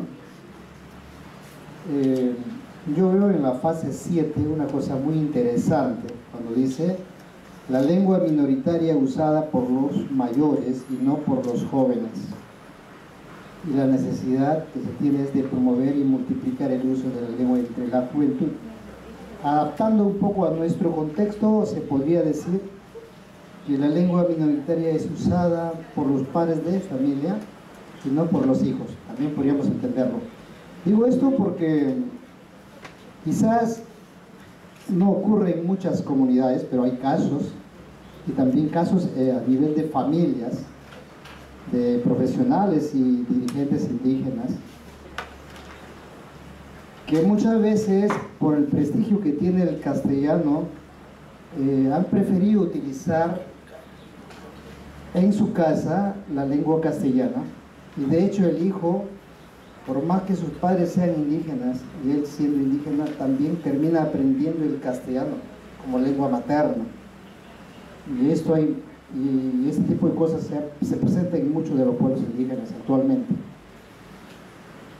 También, justamente porque la lengua indígena no goza, diríamos, de ese prestigio social, no tiene un poder económico, es que muchos padres piensan que al utilizar en su casa esta lengua va a permitir que sus hijos desde pequeñitos van a aprender a usar adecuadamente el castellano, y al hablar muy bien el castellano y en castellano, no va a tener muchas dificultades en su estudio, en sus relaciones interpersonales, tampoco no va a ser objeto de burla. Entonces, por estas razones encontramos ese tipo de situaciones. Pero otra razón también que se agrega a esta situación, en esta fase 7, yo diría, también los matrimonios mixtos. Es decir, hoy en día no se puede frenar. Como seres humanos nos conocemos con personas de otras culturas, con extranjeros, y dentro de nuestro país con otros pueblos indígenas, con hispanohablantes, y en esta familia que se conforma, de hecho la lengua que cumple esta función intercultural, diríamos, es el castellano, como una lengua franca. Entonces, un ejemplo, por ejemplo, si un shipibo se casa con una mujer mestiza, si habla en shipibo, la mujer no lo va a entender. Pero si la mujer hispanohablante le habla en castellano, este indígena va a aprender, porque el indígena aprendió el castellano como su segunda lengua. Entonces, la única forma de comunicación es a través del castellano. Y en ese contexto, los hijos, de hecho, aprenden el castellano como su lengua materna. Y también entre indígenas, por ejemplo, un navajún con una xánica, con un shipibo, un cacatego, ocurre lo mismo. Si cada una de las personas empiezan a hablar en su lengua, no va a haber comunicación. Por lo tanto, hablan en castellano. Y los hijos hablan en castellano. Ahora, ¿qué podríamos hacer? Yo pregunto esto. ¿Cuáles serían las posibles alternativas o cómo haríamos para revitalizar la lengua? Para algunos estudiosos, en estos casos dice es de la generación perdida, porque llegó hasta allí la lengua y posiblemente la cultura, pero de ahí para adelante, en el nivel de los hijos, se pierde la cultura, se pierde la lengua, porque ya no se pone en práctica. ¿Qué se podría hacer? Y lo otro, también veo en el caso peruano y en la parte amazónica la fase 4, enseñanza formal y obligatoria en lengua minoritaria. Es casi obligatoria porque desde que ya tenemos escuelas A y B, de todas maneras se tiene que trabajar la parte de la lengua. Y de acuerdo a los escenarios lingüísticos, también la enseñanza se va a dar en la lengua y progresivamente en el castellano. Entonces, esta fase 4 también es casi parecido a la experiencia nuestra, pero sí necesita, pues, aquí dice, necesitará mayor apoyo económico para poder iniciar escuelas o programas bilingües. O sea, existen programas de educación intercultural bilingüe, pero carece mucho la parte de la implementación, porque como ya decíamos, faltan diversos materiales, profesores muy bien preparados, entre otras cosas. Bueno, entonces eso sería mi participación. Muchísimas gracias.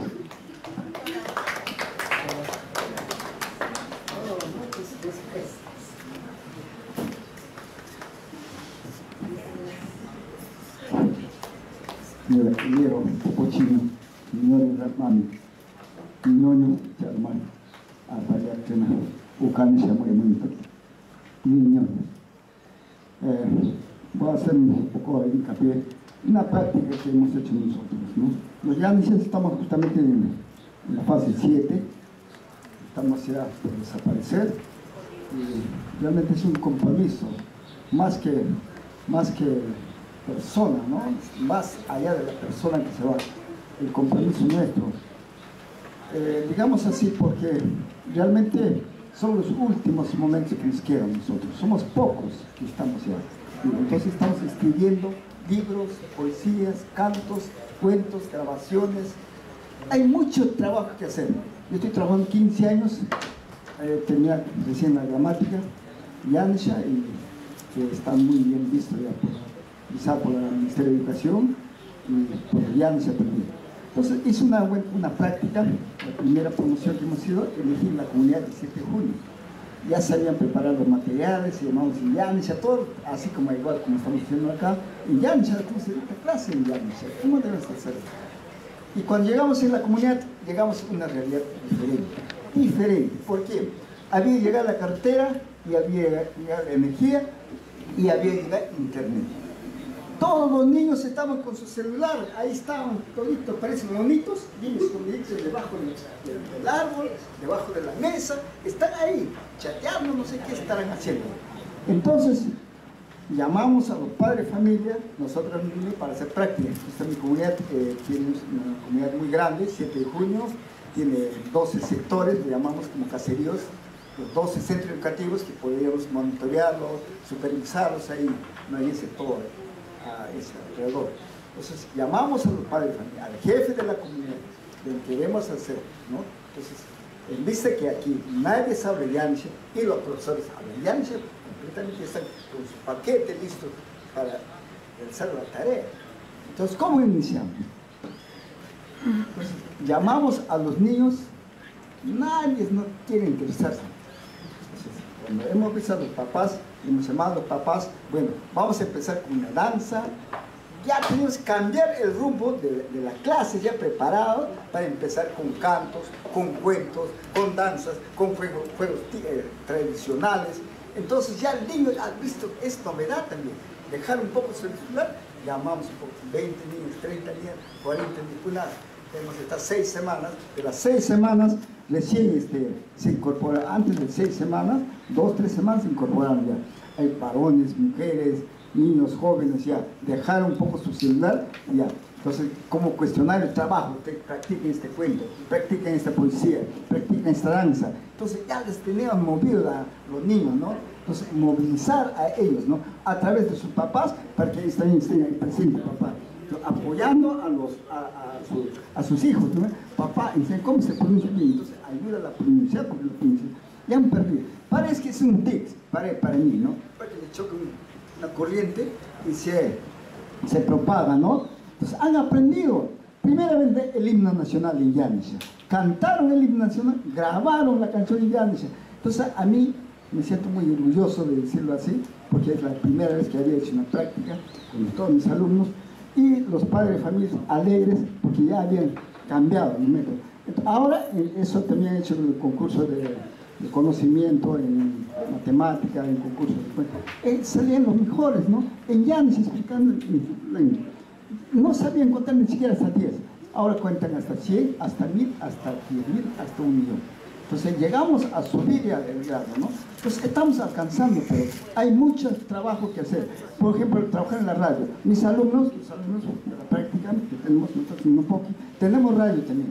Entonces todos los alumnos, tenemos un programa radial, y todos los Yanisha, Shanika, todas las lenguas que tenemos ahí, practican hablar por la radio. Entonces están con todo el equipo para que que trabajen, pero falta más. ¿Quiénes se animan? Por ejemplo, hay cantidad de becas ahora, por todas las universidades, pero ¿quién está asegurando esa beca que yo voy a ir? Yo estoy comprometido. Hay veces que quedan en medio camino, como dijo el maestro, ¿no? Se enamoran, se quedan en medio camino, se frustran y no llegan, no culminan. ¿Quiénes garantizan que van a culminar sus estudios?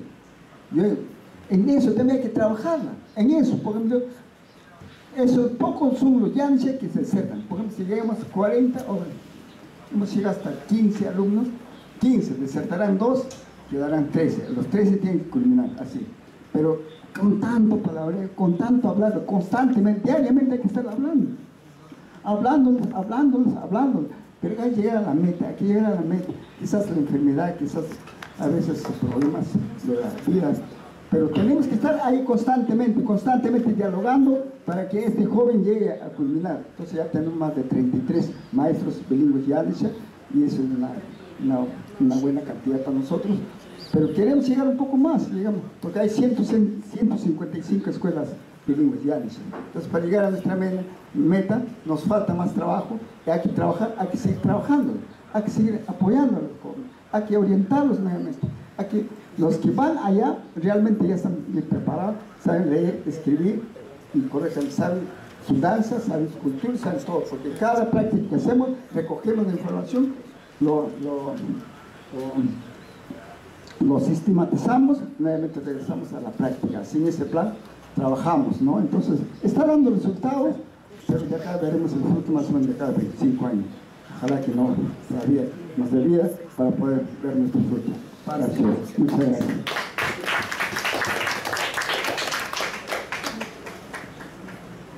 Esto es lo que necesitamos, ideas prácticas. Mira qué hicieron. Profesor, un momentito. Uno de los problemas que mencionó el profesor Alejandro es que no se ha dado prestigio al idioma. ¿Cuándo lo hemos premiado? A los sabios, no por sus conocimientos o por sus elocuciones y lindas historias. ¿Cuándo hemos reconocido a alumnos ilustres indígenas? ¿No? Y cuando nunca damos prestigio a las personas ni al idioma, claro que muere. La otra cosa es que para querer conservar el idioma y estar en la comunidad se necesita poder generar recursos. O sea, uno de mis alumnos en África dijo, nuestra comunidad tiene cantidad de mangos, yo quiero traer una fábrica para que enlaten los mangos, ¿no? Y ustedes podrían hacer igual. Así que hay cosas que con ingenio uno puede hacer para generar fondos también. A ver, una señorita, una profesora y otra. Bien, doctora, me quedo con la idea. El castellano es apropiado y necesario, ¿no? Si bien es cierto, nosotros como indígenas hemos pasado procesos, no son 500 años de resistencia, en los cuales se ha marcado mucho, y entre ellos hasta ahora la discriminación en todos los aspectos.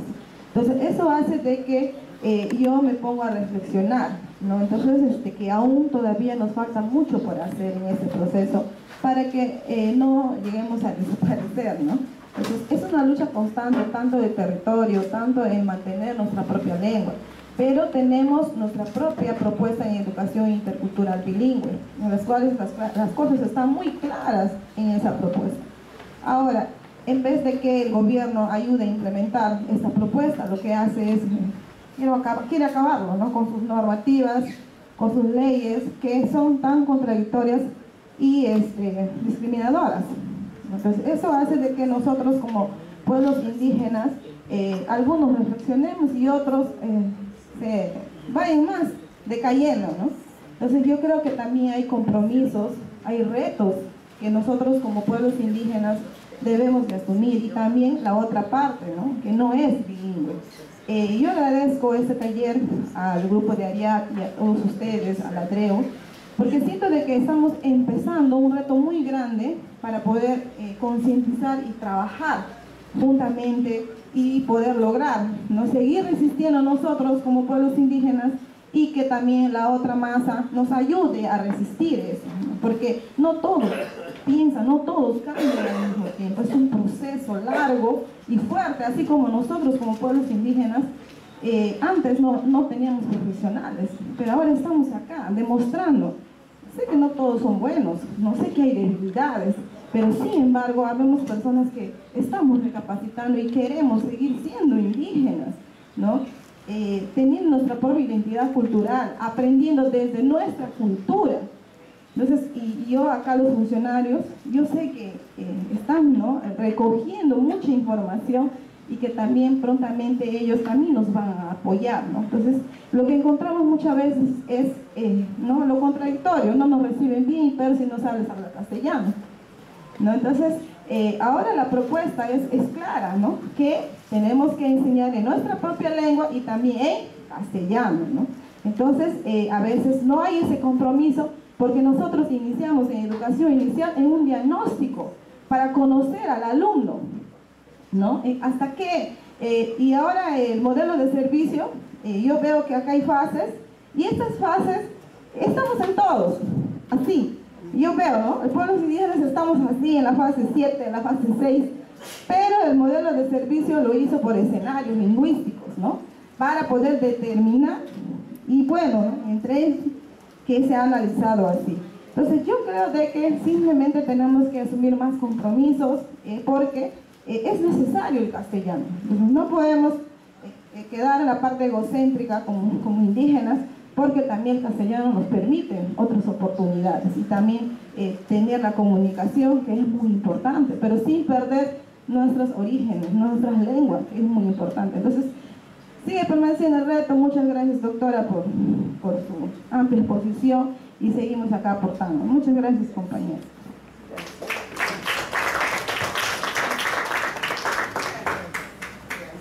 Gracias a usted. Sí, como dijo una abajo, somos inteligentes, podemos aprender dos idiomas. Y aquí es la forma, digo, el foro donde se puede buscar soluciones a cómo hacer eso, ¿no?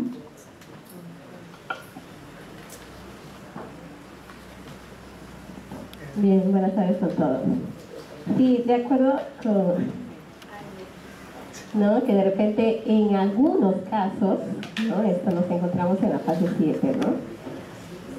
Yo quiero hablar un poco de repente sobre el tratamiento de lenguas que se da en el modelo de servicio, al margen de que en algunos aspectos del modelo de servicio no estamos de acuerdo y todo eso. Yo quiero hablar de la parte pedagógica, ¿no? El modelo de servicio tiene 3 componentes, que son el componente pedagógico, el componente de gestión y el componente de soporte. En la parte pedagógica tenemos de repente herramientas, instrumentos que nos ayudarían si realmente lo aplicáramos como debería ser en el tratamiento de lenguas, en el tratamiento, en la conservación de nuestras lenguas originarias. ¿Cómo? Porque primero lo que tenemos que hacer es la caracterización, pues, de nuestros estudiantes, la caracterización sociocultural, la caracterización sociolingüística y la caracterización psicolingüística de nuestros estudiantes, de cada uno de ellos. Esta caracterización no se hace en grupo, ¿no? Yo llamo a mis alumnos y los 20 de uno les empiezo a preguntar, no, tiene que ser uno por uno, pero esta caracterización lo pueden hacer en una semana, en un mes, así, y también la caracterización de toda la comunidad. ¿En qué nos va a ayudar esto? En que con esta caracterización ya siendo el consolidado, vamos a ver cuántos de nuestros padres o de la comunidad o los ancianos o de repente todos hablan en la lengua originaria y cuántos de ellos hablan o dominan el castellano. Y lo mismo va a suceder en nuestras aulas. ¿Cuántos de nuestros niños dominan, están en fortalecimiento? Porque el modelo de servicio tiene 2 formas de atención ahora, que es de fortalecimiento y de revitalización, ¿no?, que se ha hecho el cambio el año pasado, ¿no?, la modificatoria. Entonces, pero también ahí nos nos indica que tenemos unos horarios para enseñar en castellano, ¿no? Empezando desde inicial. En inicial media hora, 40 minutos, son 4 veces a la semana, lo mismo en primaria. En primaria aumentan las horas de que uno tiene que ir enseñando en castellano, ¿no? Entonces, hasta ahora, cuando he ido a las instituciones o de repente los demás especialistas que han ido a las instituciones, cuando se les dice a los maestros, se les pide si están realizando la caracterización, están usando la ficha, se sabe cuántos de sus alumnos hablan el idioma o cuántos manejan bien el castellano, no tienen esa ficha de caracterización, no hay. Sí, lo hice, no lo entiendo, pero hasta ahora tampoco ningún profesor ha dicho, ¿sabes qué? Especialista, ¿no? Profesor Jorge, esta ficha de caracterización no entiendo, hay que contextualizarlo, o tiene este problema, no sé cómo lo podemos hacer. Tampoco creo que hay esos informes, ¿no? Creo que nadie se ha quejado de estas fichas de caracterización. Pero en esta ficha de caracterización también es por competencia, y también nos dice ahí que hay que contextualizar ese texto que está ahí. Tampoco nadie lo ha contextualizado, no he visto eso. Entonces sí tenemos herramientas que de repente nos pueden ayudar a hacer ese tratamiento de lenguas, ¿no? Pero que no lo están haciendo. No lo están haciendo nuestros docentes. El modelo de servicio recién salió en el 2018, el 2019 recién lo estamos conociendo, 2020, bueno, y sí, en ese proceso de conocimiento ahora como región Ucayali, a través de la mesa técnica, estamos haciendo una revisión de ese modelo de servicio porque queremos ver cómo podemos nosotros implementar un modelo de servicio, pero que pueda ser, donde se pueda ver la realidad de la región, como por ejemplo, ¿no? Es fácil de repente hablar del tratamiento de lenguas en una comunidad donde solamente está el pueblo Shipibo o el pueblo Abajún, pero ¿cómo haces el tratamiento de lenguas en una institución, en un aula donde hay estudiantes de diferentes pueblos, ¿no? Donde está el pueblo Cachinao, el pueblo Maricá, el pueblo Charanao, en un mismo salón? ¿En qué idioma enseñas? ¿Cómo haces ese tratamiento de lenguas? ¿No? ¿Qué haces? ¿En qué horario? ¿En qué idioma vas a hacer ese tratamiento de lenguas? Entonces ahí también hay una gran dificultad. Entonces sí se tiene que buscar estrategias, y de repente el modelo de servicio nos dice algo, pero de repente si a mí, si yo estoy en mi aula y tengo esta dificultad, tendría que buscar una estrategia que a mí me funcione para poder preservar las lenguas, ¿no? Porque de repente tampoco no hay estrategias de parte del ministerio cómo trabajar en estas aulas multilingües, ¿no? Entonces, sí tenemos las herramientas, hay que revisar esas fichas de caracterización porque se usaban, ¿no? También hay que cortarlo de inicial, hay que cortarlo de primaria, hay que cortarlo de secundaria, y de repente de esa manera facilitar a los docentes que apliquen estas fichas de caracterización. Y si vamos a monitorear, a veces cuando vamos a monitorear, le pregunto al docente, ¿en qué forma de atención está tu institución? Ese rato recién se pone a buscar en qué forma de atención está. O sea, ni siquiera sabe si está en fortalecimiento, si está en revitalización, ¿no? Cuántos escenarios tiene de repente su institución, en qué escenarios están sus niños, ¿no? En la lengua originaria o en el castellano. Ahora, si yo soy un docente monolingüe y no domino el idioma, ¿cómo le voy a hacer esa caracterización? Hay esta ficha de la del castellano como segunda lengua. De repente no puedo aplicar la ficha de la lengua materna, pero puedo aplicar la ficha de la segunda lengua, el castellano como segunda lengua, para ver en qué nivel de repente de castellano están mis estudiantes, y ver de qué manera puedo trabajar con los padres. Para hacer la revitalización se tiene que trabajar con la comunidad, con las autoridades, con los padres de familia. No solamente el profesor va a estar batallando en la escuela, porque ¿dónde va su mayor intervención del niño? En la casa, en el hogar, y hemos visto que el niño habla la lengua que hablan en la casa, que hablan los padres. Entonces, si vamos a ir a instituciones, o estamos visitando instituciones que están en revitalización, mínimamente que tengan pues de repente su caracterización, sus fichas de caracterización, su consolidado, para ver dónde está tu tratamiento de lenguas. Sí, pues para el tratamiento de lenguas también hay que hacer una planificación, tiene que tener una planificación. Entonces hacemos varias planificaciones durante el día y ya, obviamente el docente ya está cansado. E inician a la planificación de juego libre en sectores, a la planificación de la clase. De ahí vuelve a hacer planificación de repente de taller o de repente del castellano como segunda lengua. O sea, ¿cuántas planificaciones hace durante el día el docente? Entonces de repente por eso ya no quiere hacer tratamiento de lengua. Y en algunos casos ahí está su planificación, pero no lo hace. No hace otra cosa, después de recreo ya se pone a jugar o no sé, un montón de cosas. Entonces, creo que si se está perdiendo la lengua, el castellano es muy importante. Yo sé que si realmente trabajaríamos como debe ser, haríamos el tratamiento de lenguas, yo creo que sí nuestros niños en primaria podrían dominar tanto el idioma como el castellano, ¿no? Y llegar a la secundaria, si no había esas quejas de que no, el niño no entiende, no me comprende, ¿no? Yo creo que sí puede. Somos muy inteligentes porque hablamos de dos lenguas, ¿no? Y sí podemos, ¿no? Sí podemos, y siempre va a haber la discriminación. Eso siempre va a haber, ¿no? Yo cuando aprobé mi examen por primera vez de nombramiento, que dijeron, no, ella ha dado un examen para indígenas, por eso aprobado. He aprobado mi examen de ascenso, no, ella ha dado un examen para indígenas. He aprobado mi examen de acceso para venir designada a la DRE, no, ella ha dado su examen para indígenas.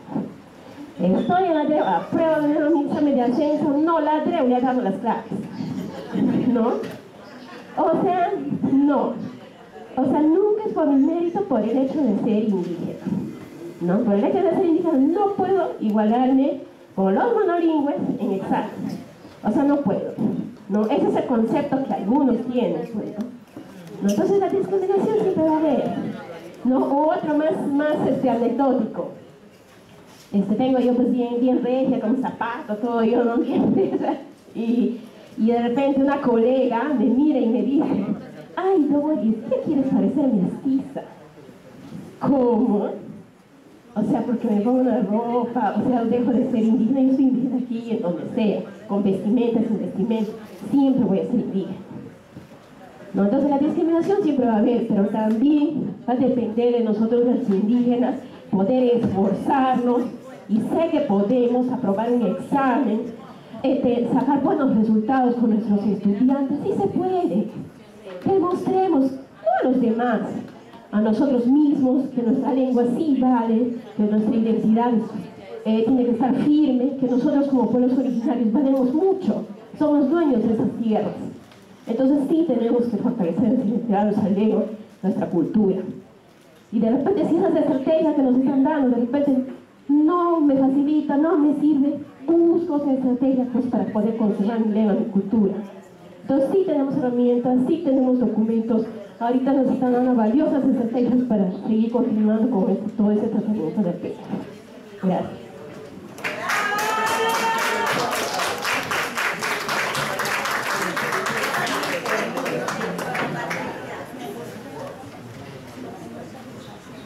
Ya está pasando la hora. Teníamos otra clase que presentar. ¿Podría hacerlo chiquitito, por favor?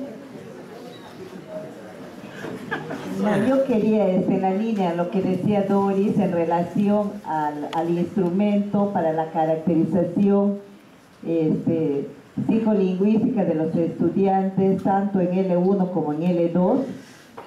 Yo realmente quisiera que se tenga una tarea. No sé si todos los especialistas que están acá y los docentes que son indígenas, si han revisado, y bueno, los profesores que enseñan L1 o L2, tanto en el pedagógico como en la UNIA, han revisado el instrumento. Si en algún momento se han puesto a revisar cómo es el instrumento, si es manejable o no. Yo creo que una tarea importante es que se pueda hacer un círculo de estudio de ese instrumento y de reformular, porque para mí, que he tenido la oportunidad de revisar y trabajar en algunas capacitaciones con los docentes, es un instrumento muy complejo para un maestro que no domina el enfoque por competencias. Si ustedes se dan cuenta, ese instrumento recoge todos los desempeños y estándares que debe tener un estudiante de las 3 competencias de oralidad, de lectura y de escritura.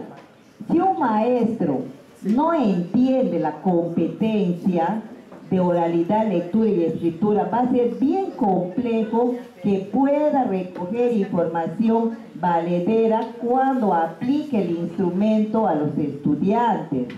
Entonces, si es un documento que es complejo, ¿nos va a ayudar a caracterizar a nuestros estudiantes o solamente le estamos haciendo por cumplimiento? Más cumplo que miento, o miento más que cumplo.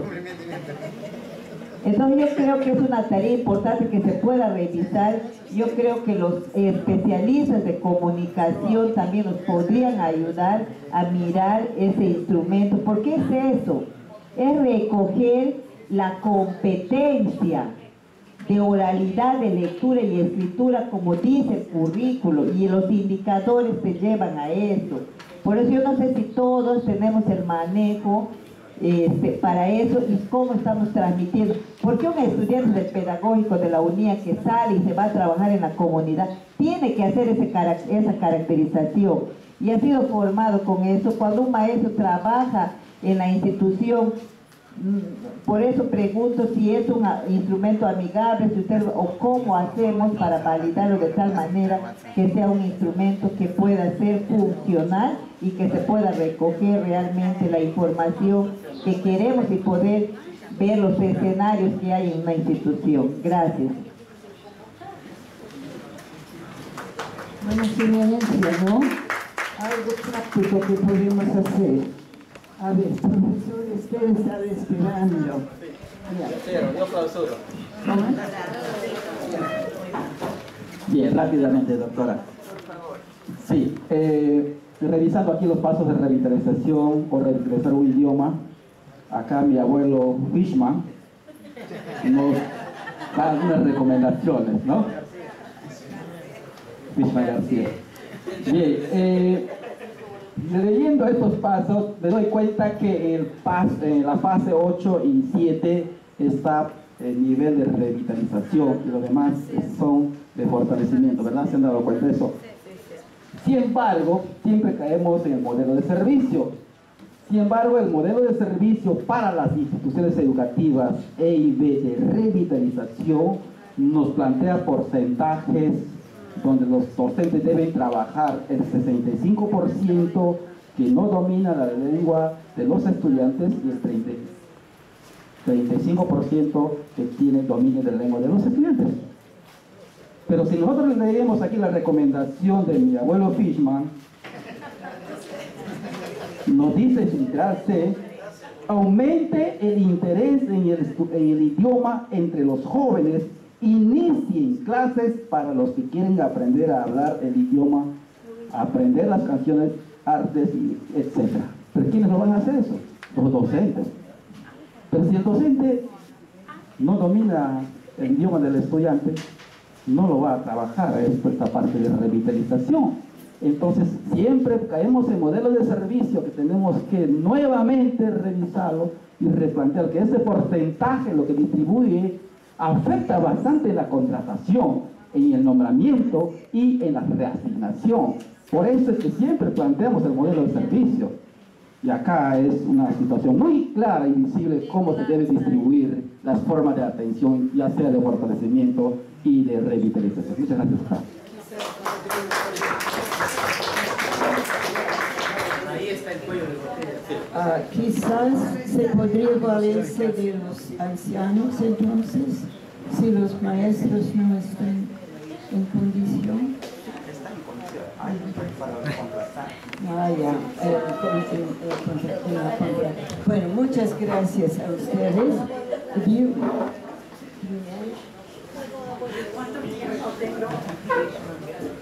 Media hora. 20 minutos, 15.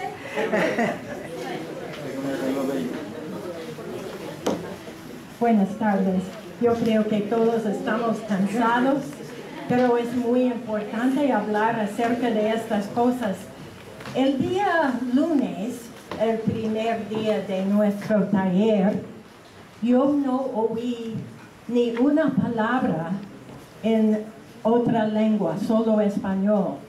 Y me pregunté, ¿ellos no hablan otro idioma? ¿No son bilingües? ¿Por qué no oigo nada? Nada más. El martes, sí, empezaron a usar sus lenguas con orgullo. Eso me gusta, me daba mucha alegría oír eso. Mucha alegría. Cuando nosotros fuimos una vez a Canadá en vacaciones, por primera vez vimos rótulos y señas en las carreteras en lenguas de los, ¿cómo se llama?, nativos americanos. Me daba mucha alegría verlo. Y aquí yo quiero verlos otra vez, yo quiero verlos aquí en Pucallpa. Algo en Shipibo, algo en sus idiomas afuera, en placas. Yo creo que sería muy bueno para los niños ver esto en la comunidad. Pero ese no es mi presentación ahora, solo comentarios. Hablamos de la enseñanza de la L2 y antes de ver las diapositivas, quiero decir que espero que todos podemos decir lo importante es que definitivamente hay algunos métodos que podemos usar y actividades que podemos enfatizar para ayudar a los estudiantes a aprender español mientras enriquecen su L1, enriquecen su L1. No queremos olvidar su L1, pero sí es importante las dos. Tengo que cambiar esto.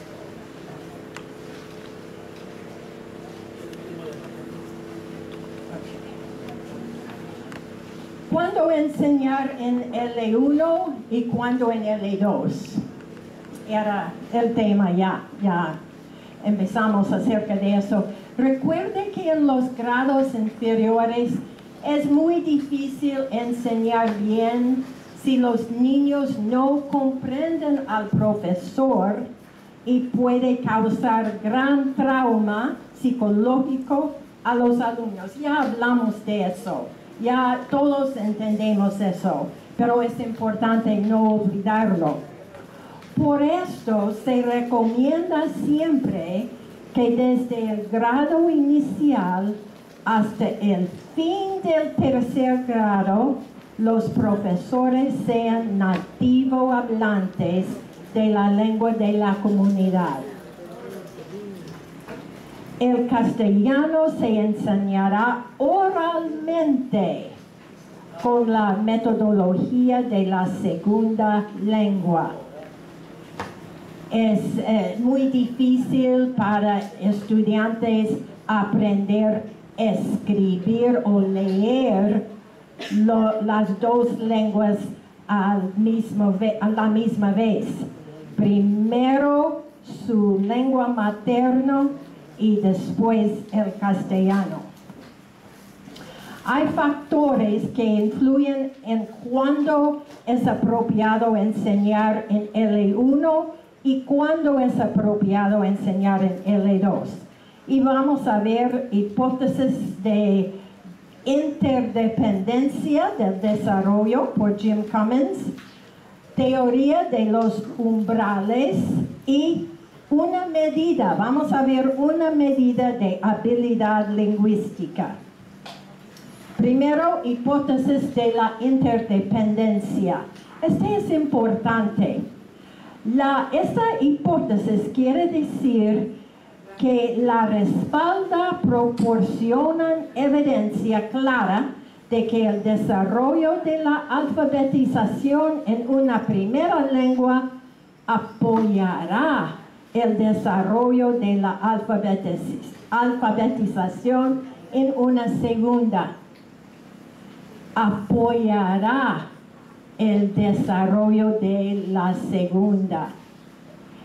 No es un estorbo, se ayuda al niño, porque solo necesita aprender a leer una vez. Aprender a leer en el idioma materno y después puede entender cómo leer en otro idioma. Vamos a verlo en la teoría de los umbrales.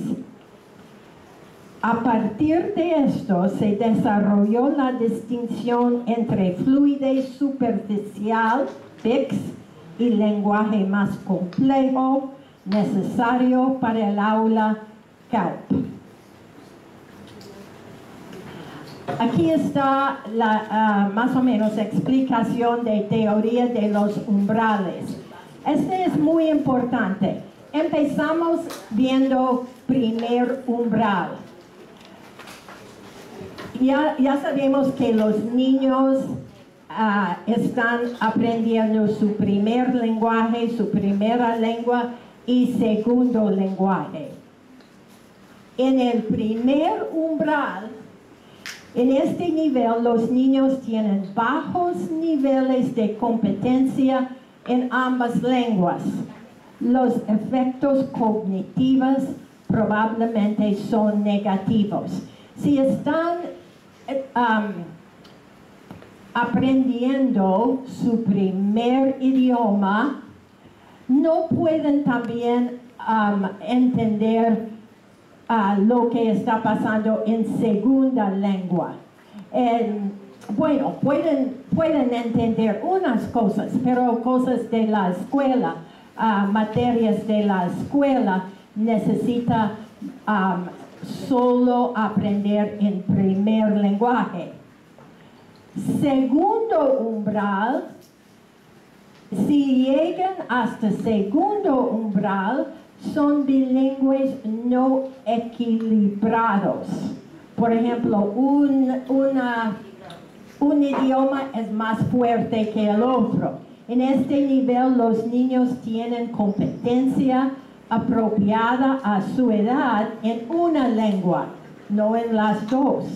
Las consecuencias cognitivas son dudosas porque están aprendiendo en su primer idioma y pueden empezar a hablar en castellano, pero no pueden aprender cosas académicas todavía en el segundo idioma.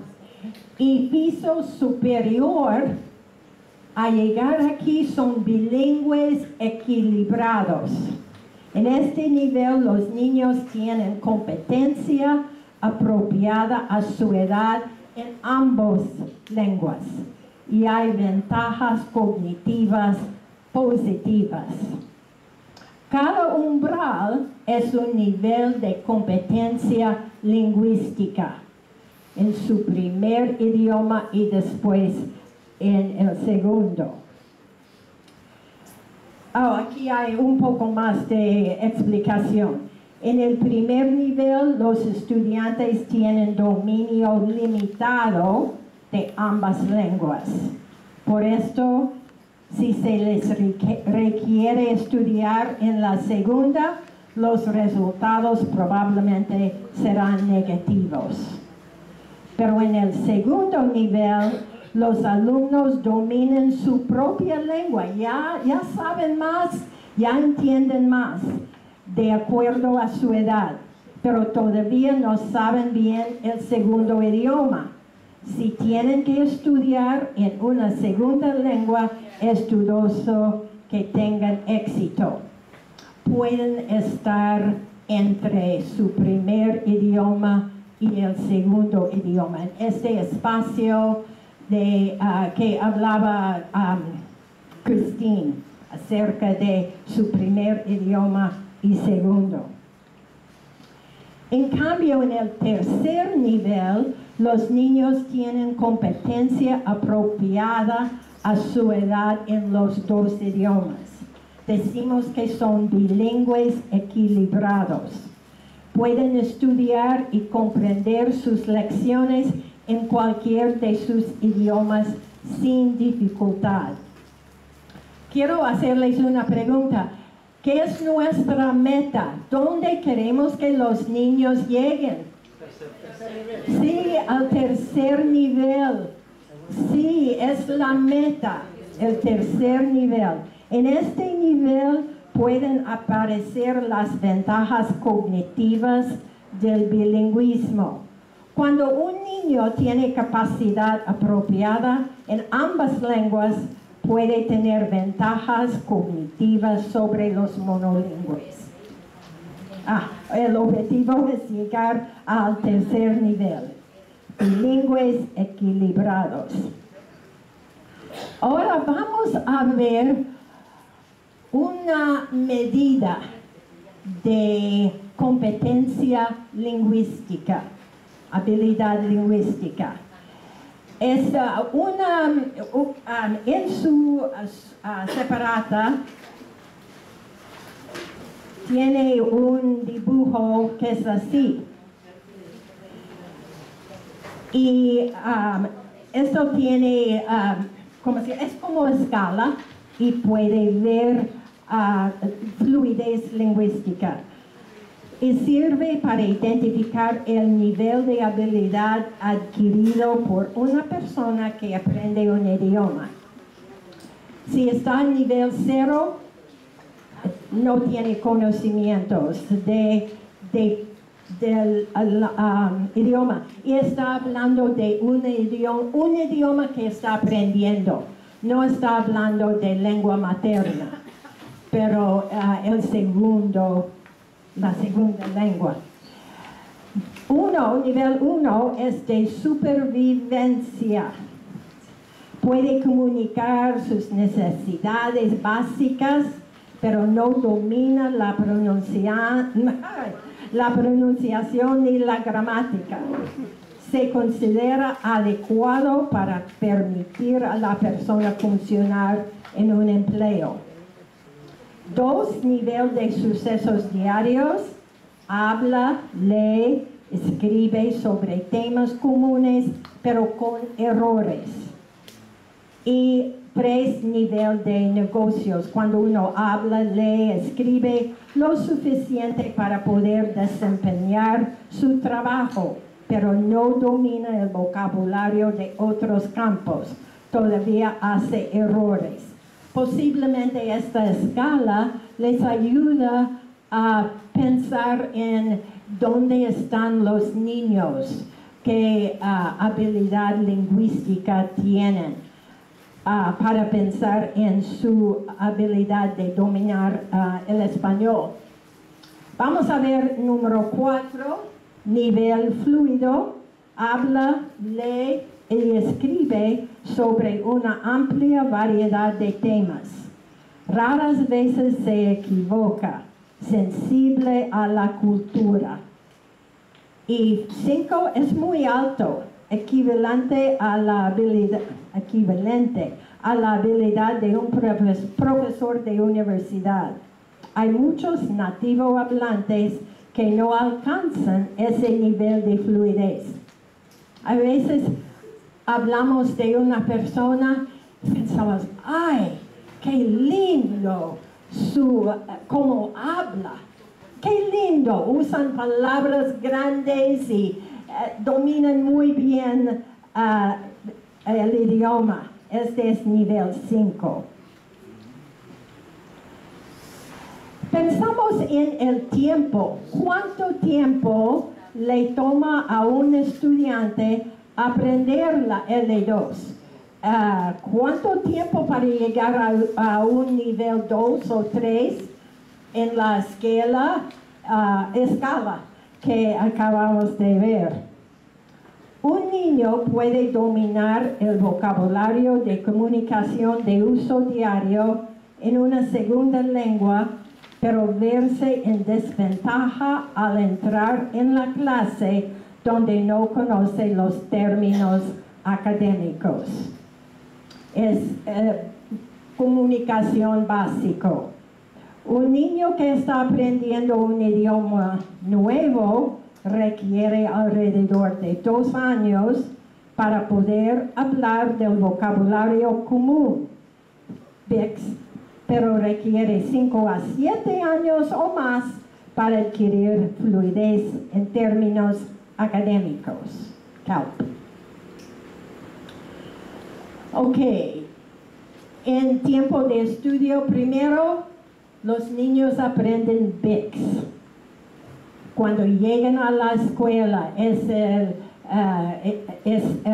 el vocabulario que tiene, es como hablan en BICS.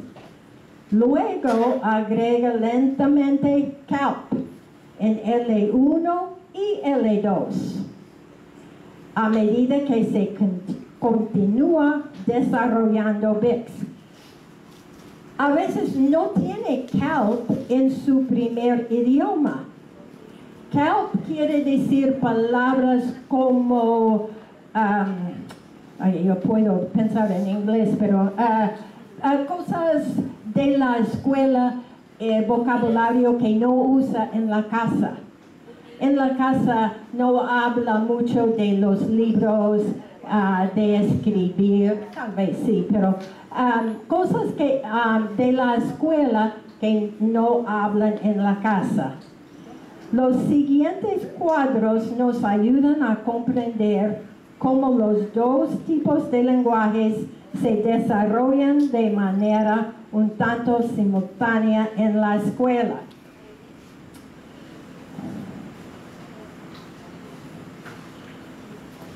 Ok, este es un poquito complicado, pero en este cuadro vemos BICS y aquí CALP.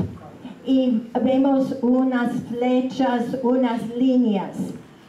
Y la línea abajo quiere decir tiempo en años para aprender todos los BICS, digamos. Y el niño monolingüe que ya sabe bien el idioma de la escuela puede avanzar más rápido, no sé.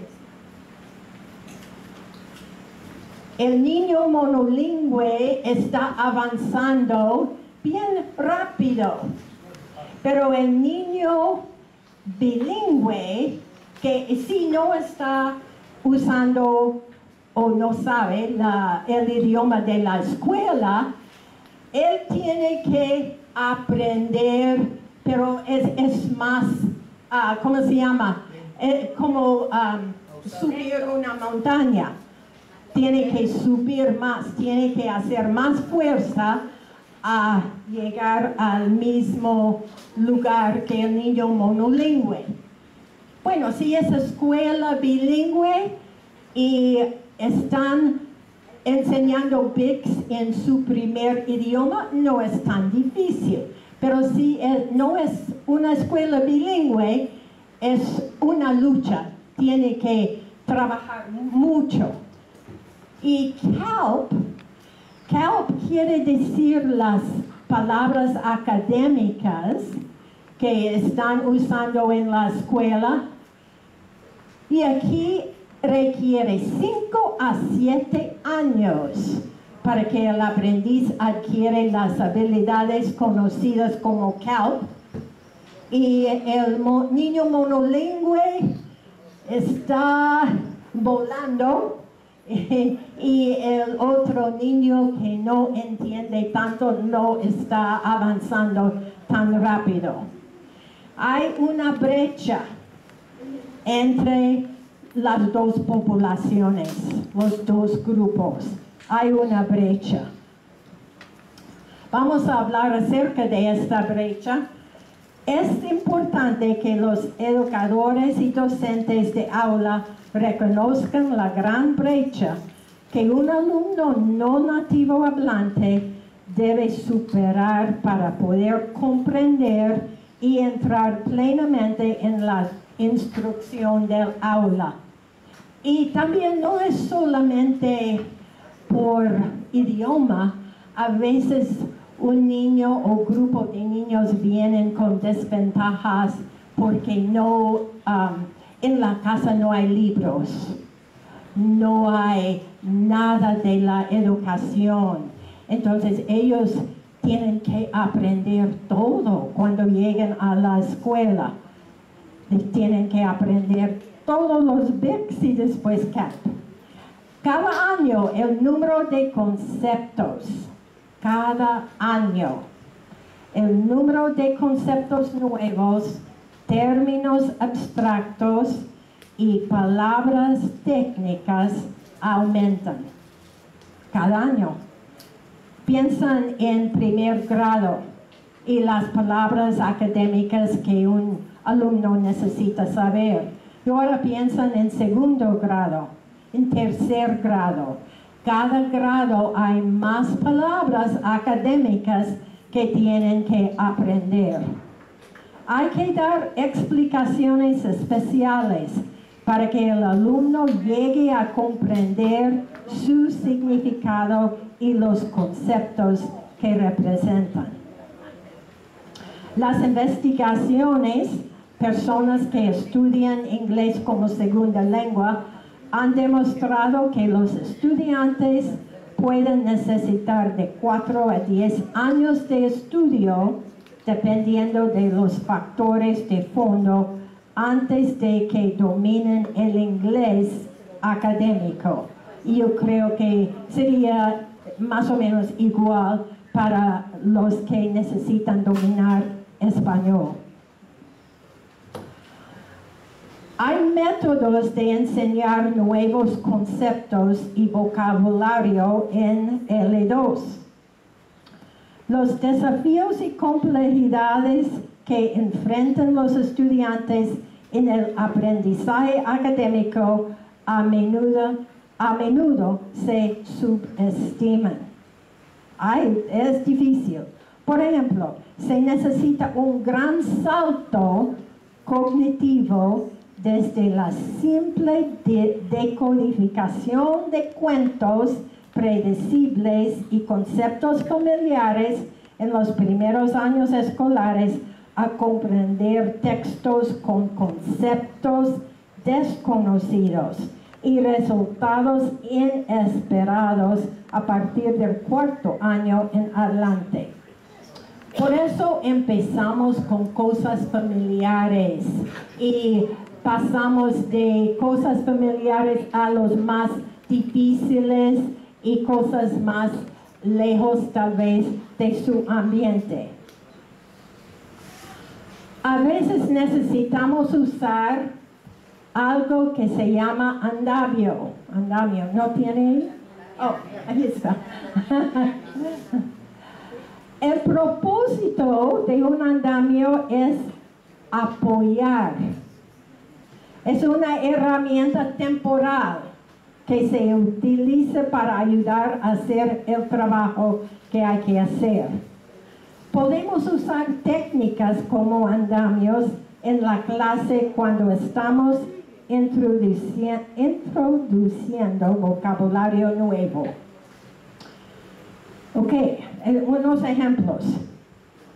En quinto grado, los alumnos estudiarán gobierno regional, digamos.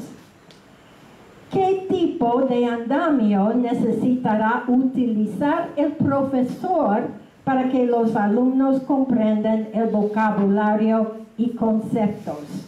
Y no vamos a hacer ese ejercicio por el tiempo, pero necesitan pensar en algo familiar que ya saben los niños.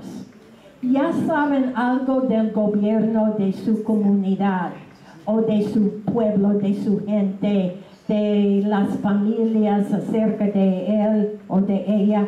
Entonces usamos algo que ya saben para enseñar el nuevo concepto. Vamos a pasar a ver el otro. Vamos rápido. Esto me ayudó mucho cuando yo estaba dando clases como maestra, porque me ayudó en pensar de las actividades o las tareas que necesitaban hacer los niños.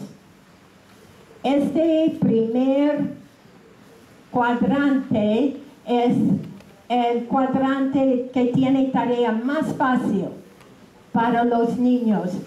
Es comunicación, contexto obvio. Y tarea ahí es muy más fácil para ellos que tal vez están aprendiendo un concepto nuevo. Pero este lado es comunicación, contexto reducido. Y allá ponen tareas más complicadas. Vamos a pasar al otro. Por ejemplo, contexto obvio, hablar acerca del tiempo. Es algo muy fácil hablar acerca del sol, nubes, lluvia, cosas así, viento, aire, saludar, relatar sus propias historias y experiencias. Fácil, es contexto obvio. Pero pasamos a este lado, tareas con contexto reducido. Recitar una canción infantil, un poco más difícil. Escuchar un cuento o un poema grabado, describir algo visto o escuchado en el televisor, más difícil. Entonces, este lado es más BICS y aquí es más CALP. Cuando quitan el contexto, es más difícil para ellos. Pero vamos a seguir por el tiempo. Pueden ver, la dificultad va de 1 a 4. Cara a cara, fácil. Pueden ver la cara, pueden ver sus expresiones. Entonces es más fácil entender L2 si está hablando cara a cara. Un poco más difícil hacer una demostración. Y más difícil todavía, explicación oral. Y lo más difícil, hoja de trabajo, porque no tiene contexto y es más difícil para ellos. Materias escolares. Aprendiendo vocabulario académico. Se refiere a términos claves enfocados y determinados a través del material de la lección. Hay una gran cantidad de palabras y conceptos técnicos en cada área de contenido que se necesita comprender en L1 primero antes de poder comprenderlos en L2.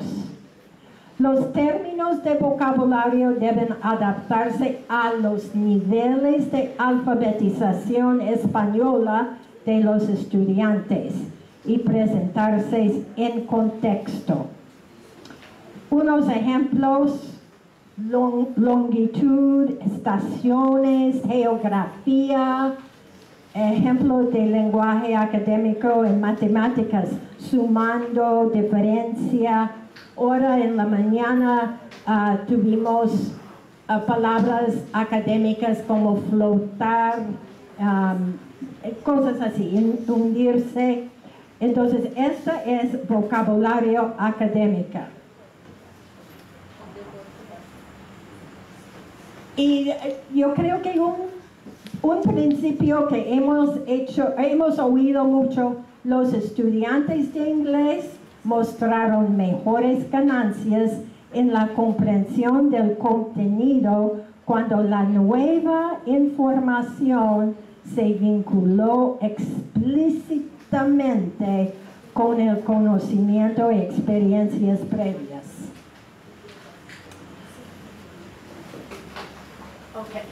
Impartir la L2 después del tercer grado. ¿Sigo? Stop. Ok. Yo creo que es suficiente. Yo creo que no me pueden escuchar más.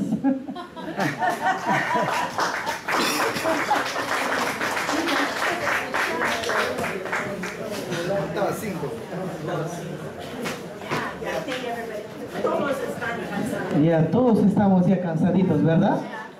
Muy bien, entonces el sol tampoco no es muy buena ayuda para esa hora. Ya muy pronto Ariad va a tener su auditorio cerradito con aire acondicionado. Muchísimas gracias, maestros, con todos. Y se ha visto bastante interesante tanto la ponencia de la autora y tanto la ponencia de la doctora Diana Moren y del doctor Ronald. En verdad ha sido un día bastante provechoso ver cómo este es el panorama, ¿no? De cómo estamos utilizando nuestro lenguaje, nuestro idioma, y muchas veces nosotros miramos de arriba hacia abajo, y ahora hay que ver cómo esa escala de, ¿cómo se llama tu abuelo, profe Jorge? Fishman, ¿no? El profesor Jorge García Fishman, dices ahora. Es interesante cómo lo estamos tratando, pero también había unos comentarios que sí estábamos pensando y analizando. Hay unas cosas que quizás dentro del sistema educativo podemos ir viendo. ¿Cómo será esto? Pues no tengo de la menor idea. Quizás ustedes especialistas o siempre dicen que las contrataciones no están en manos del ADREO, no están en manos de la UGEL, vienen de frente de la Minedo. ¿Cómo será? Nosotros en este proceso ya estamos acompañando 2 años precisamente. Y cada año, por ejemplo, hay nuevos profesores en nuestras instituciones educativas focalizadas. Y hay que empezar nuevamente. El profesor deja una base y el que viene no sabe nada. Y otra vez, entonces, en ese ping-pong de ida y venida, en ese círculo, yo le había planteado a la profesora Nora Delgado, ¿cómo sería? Pues, ¿no?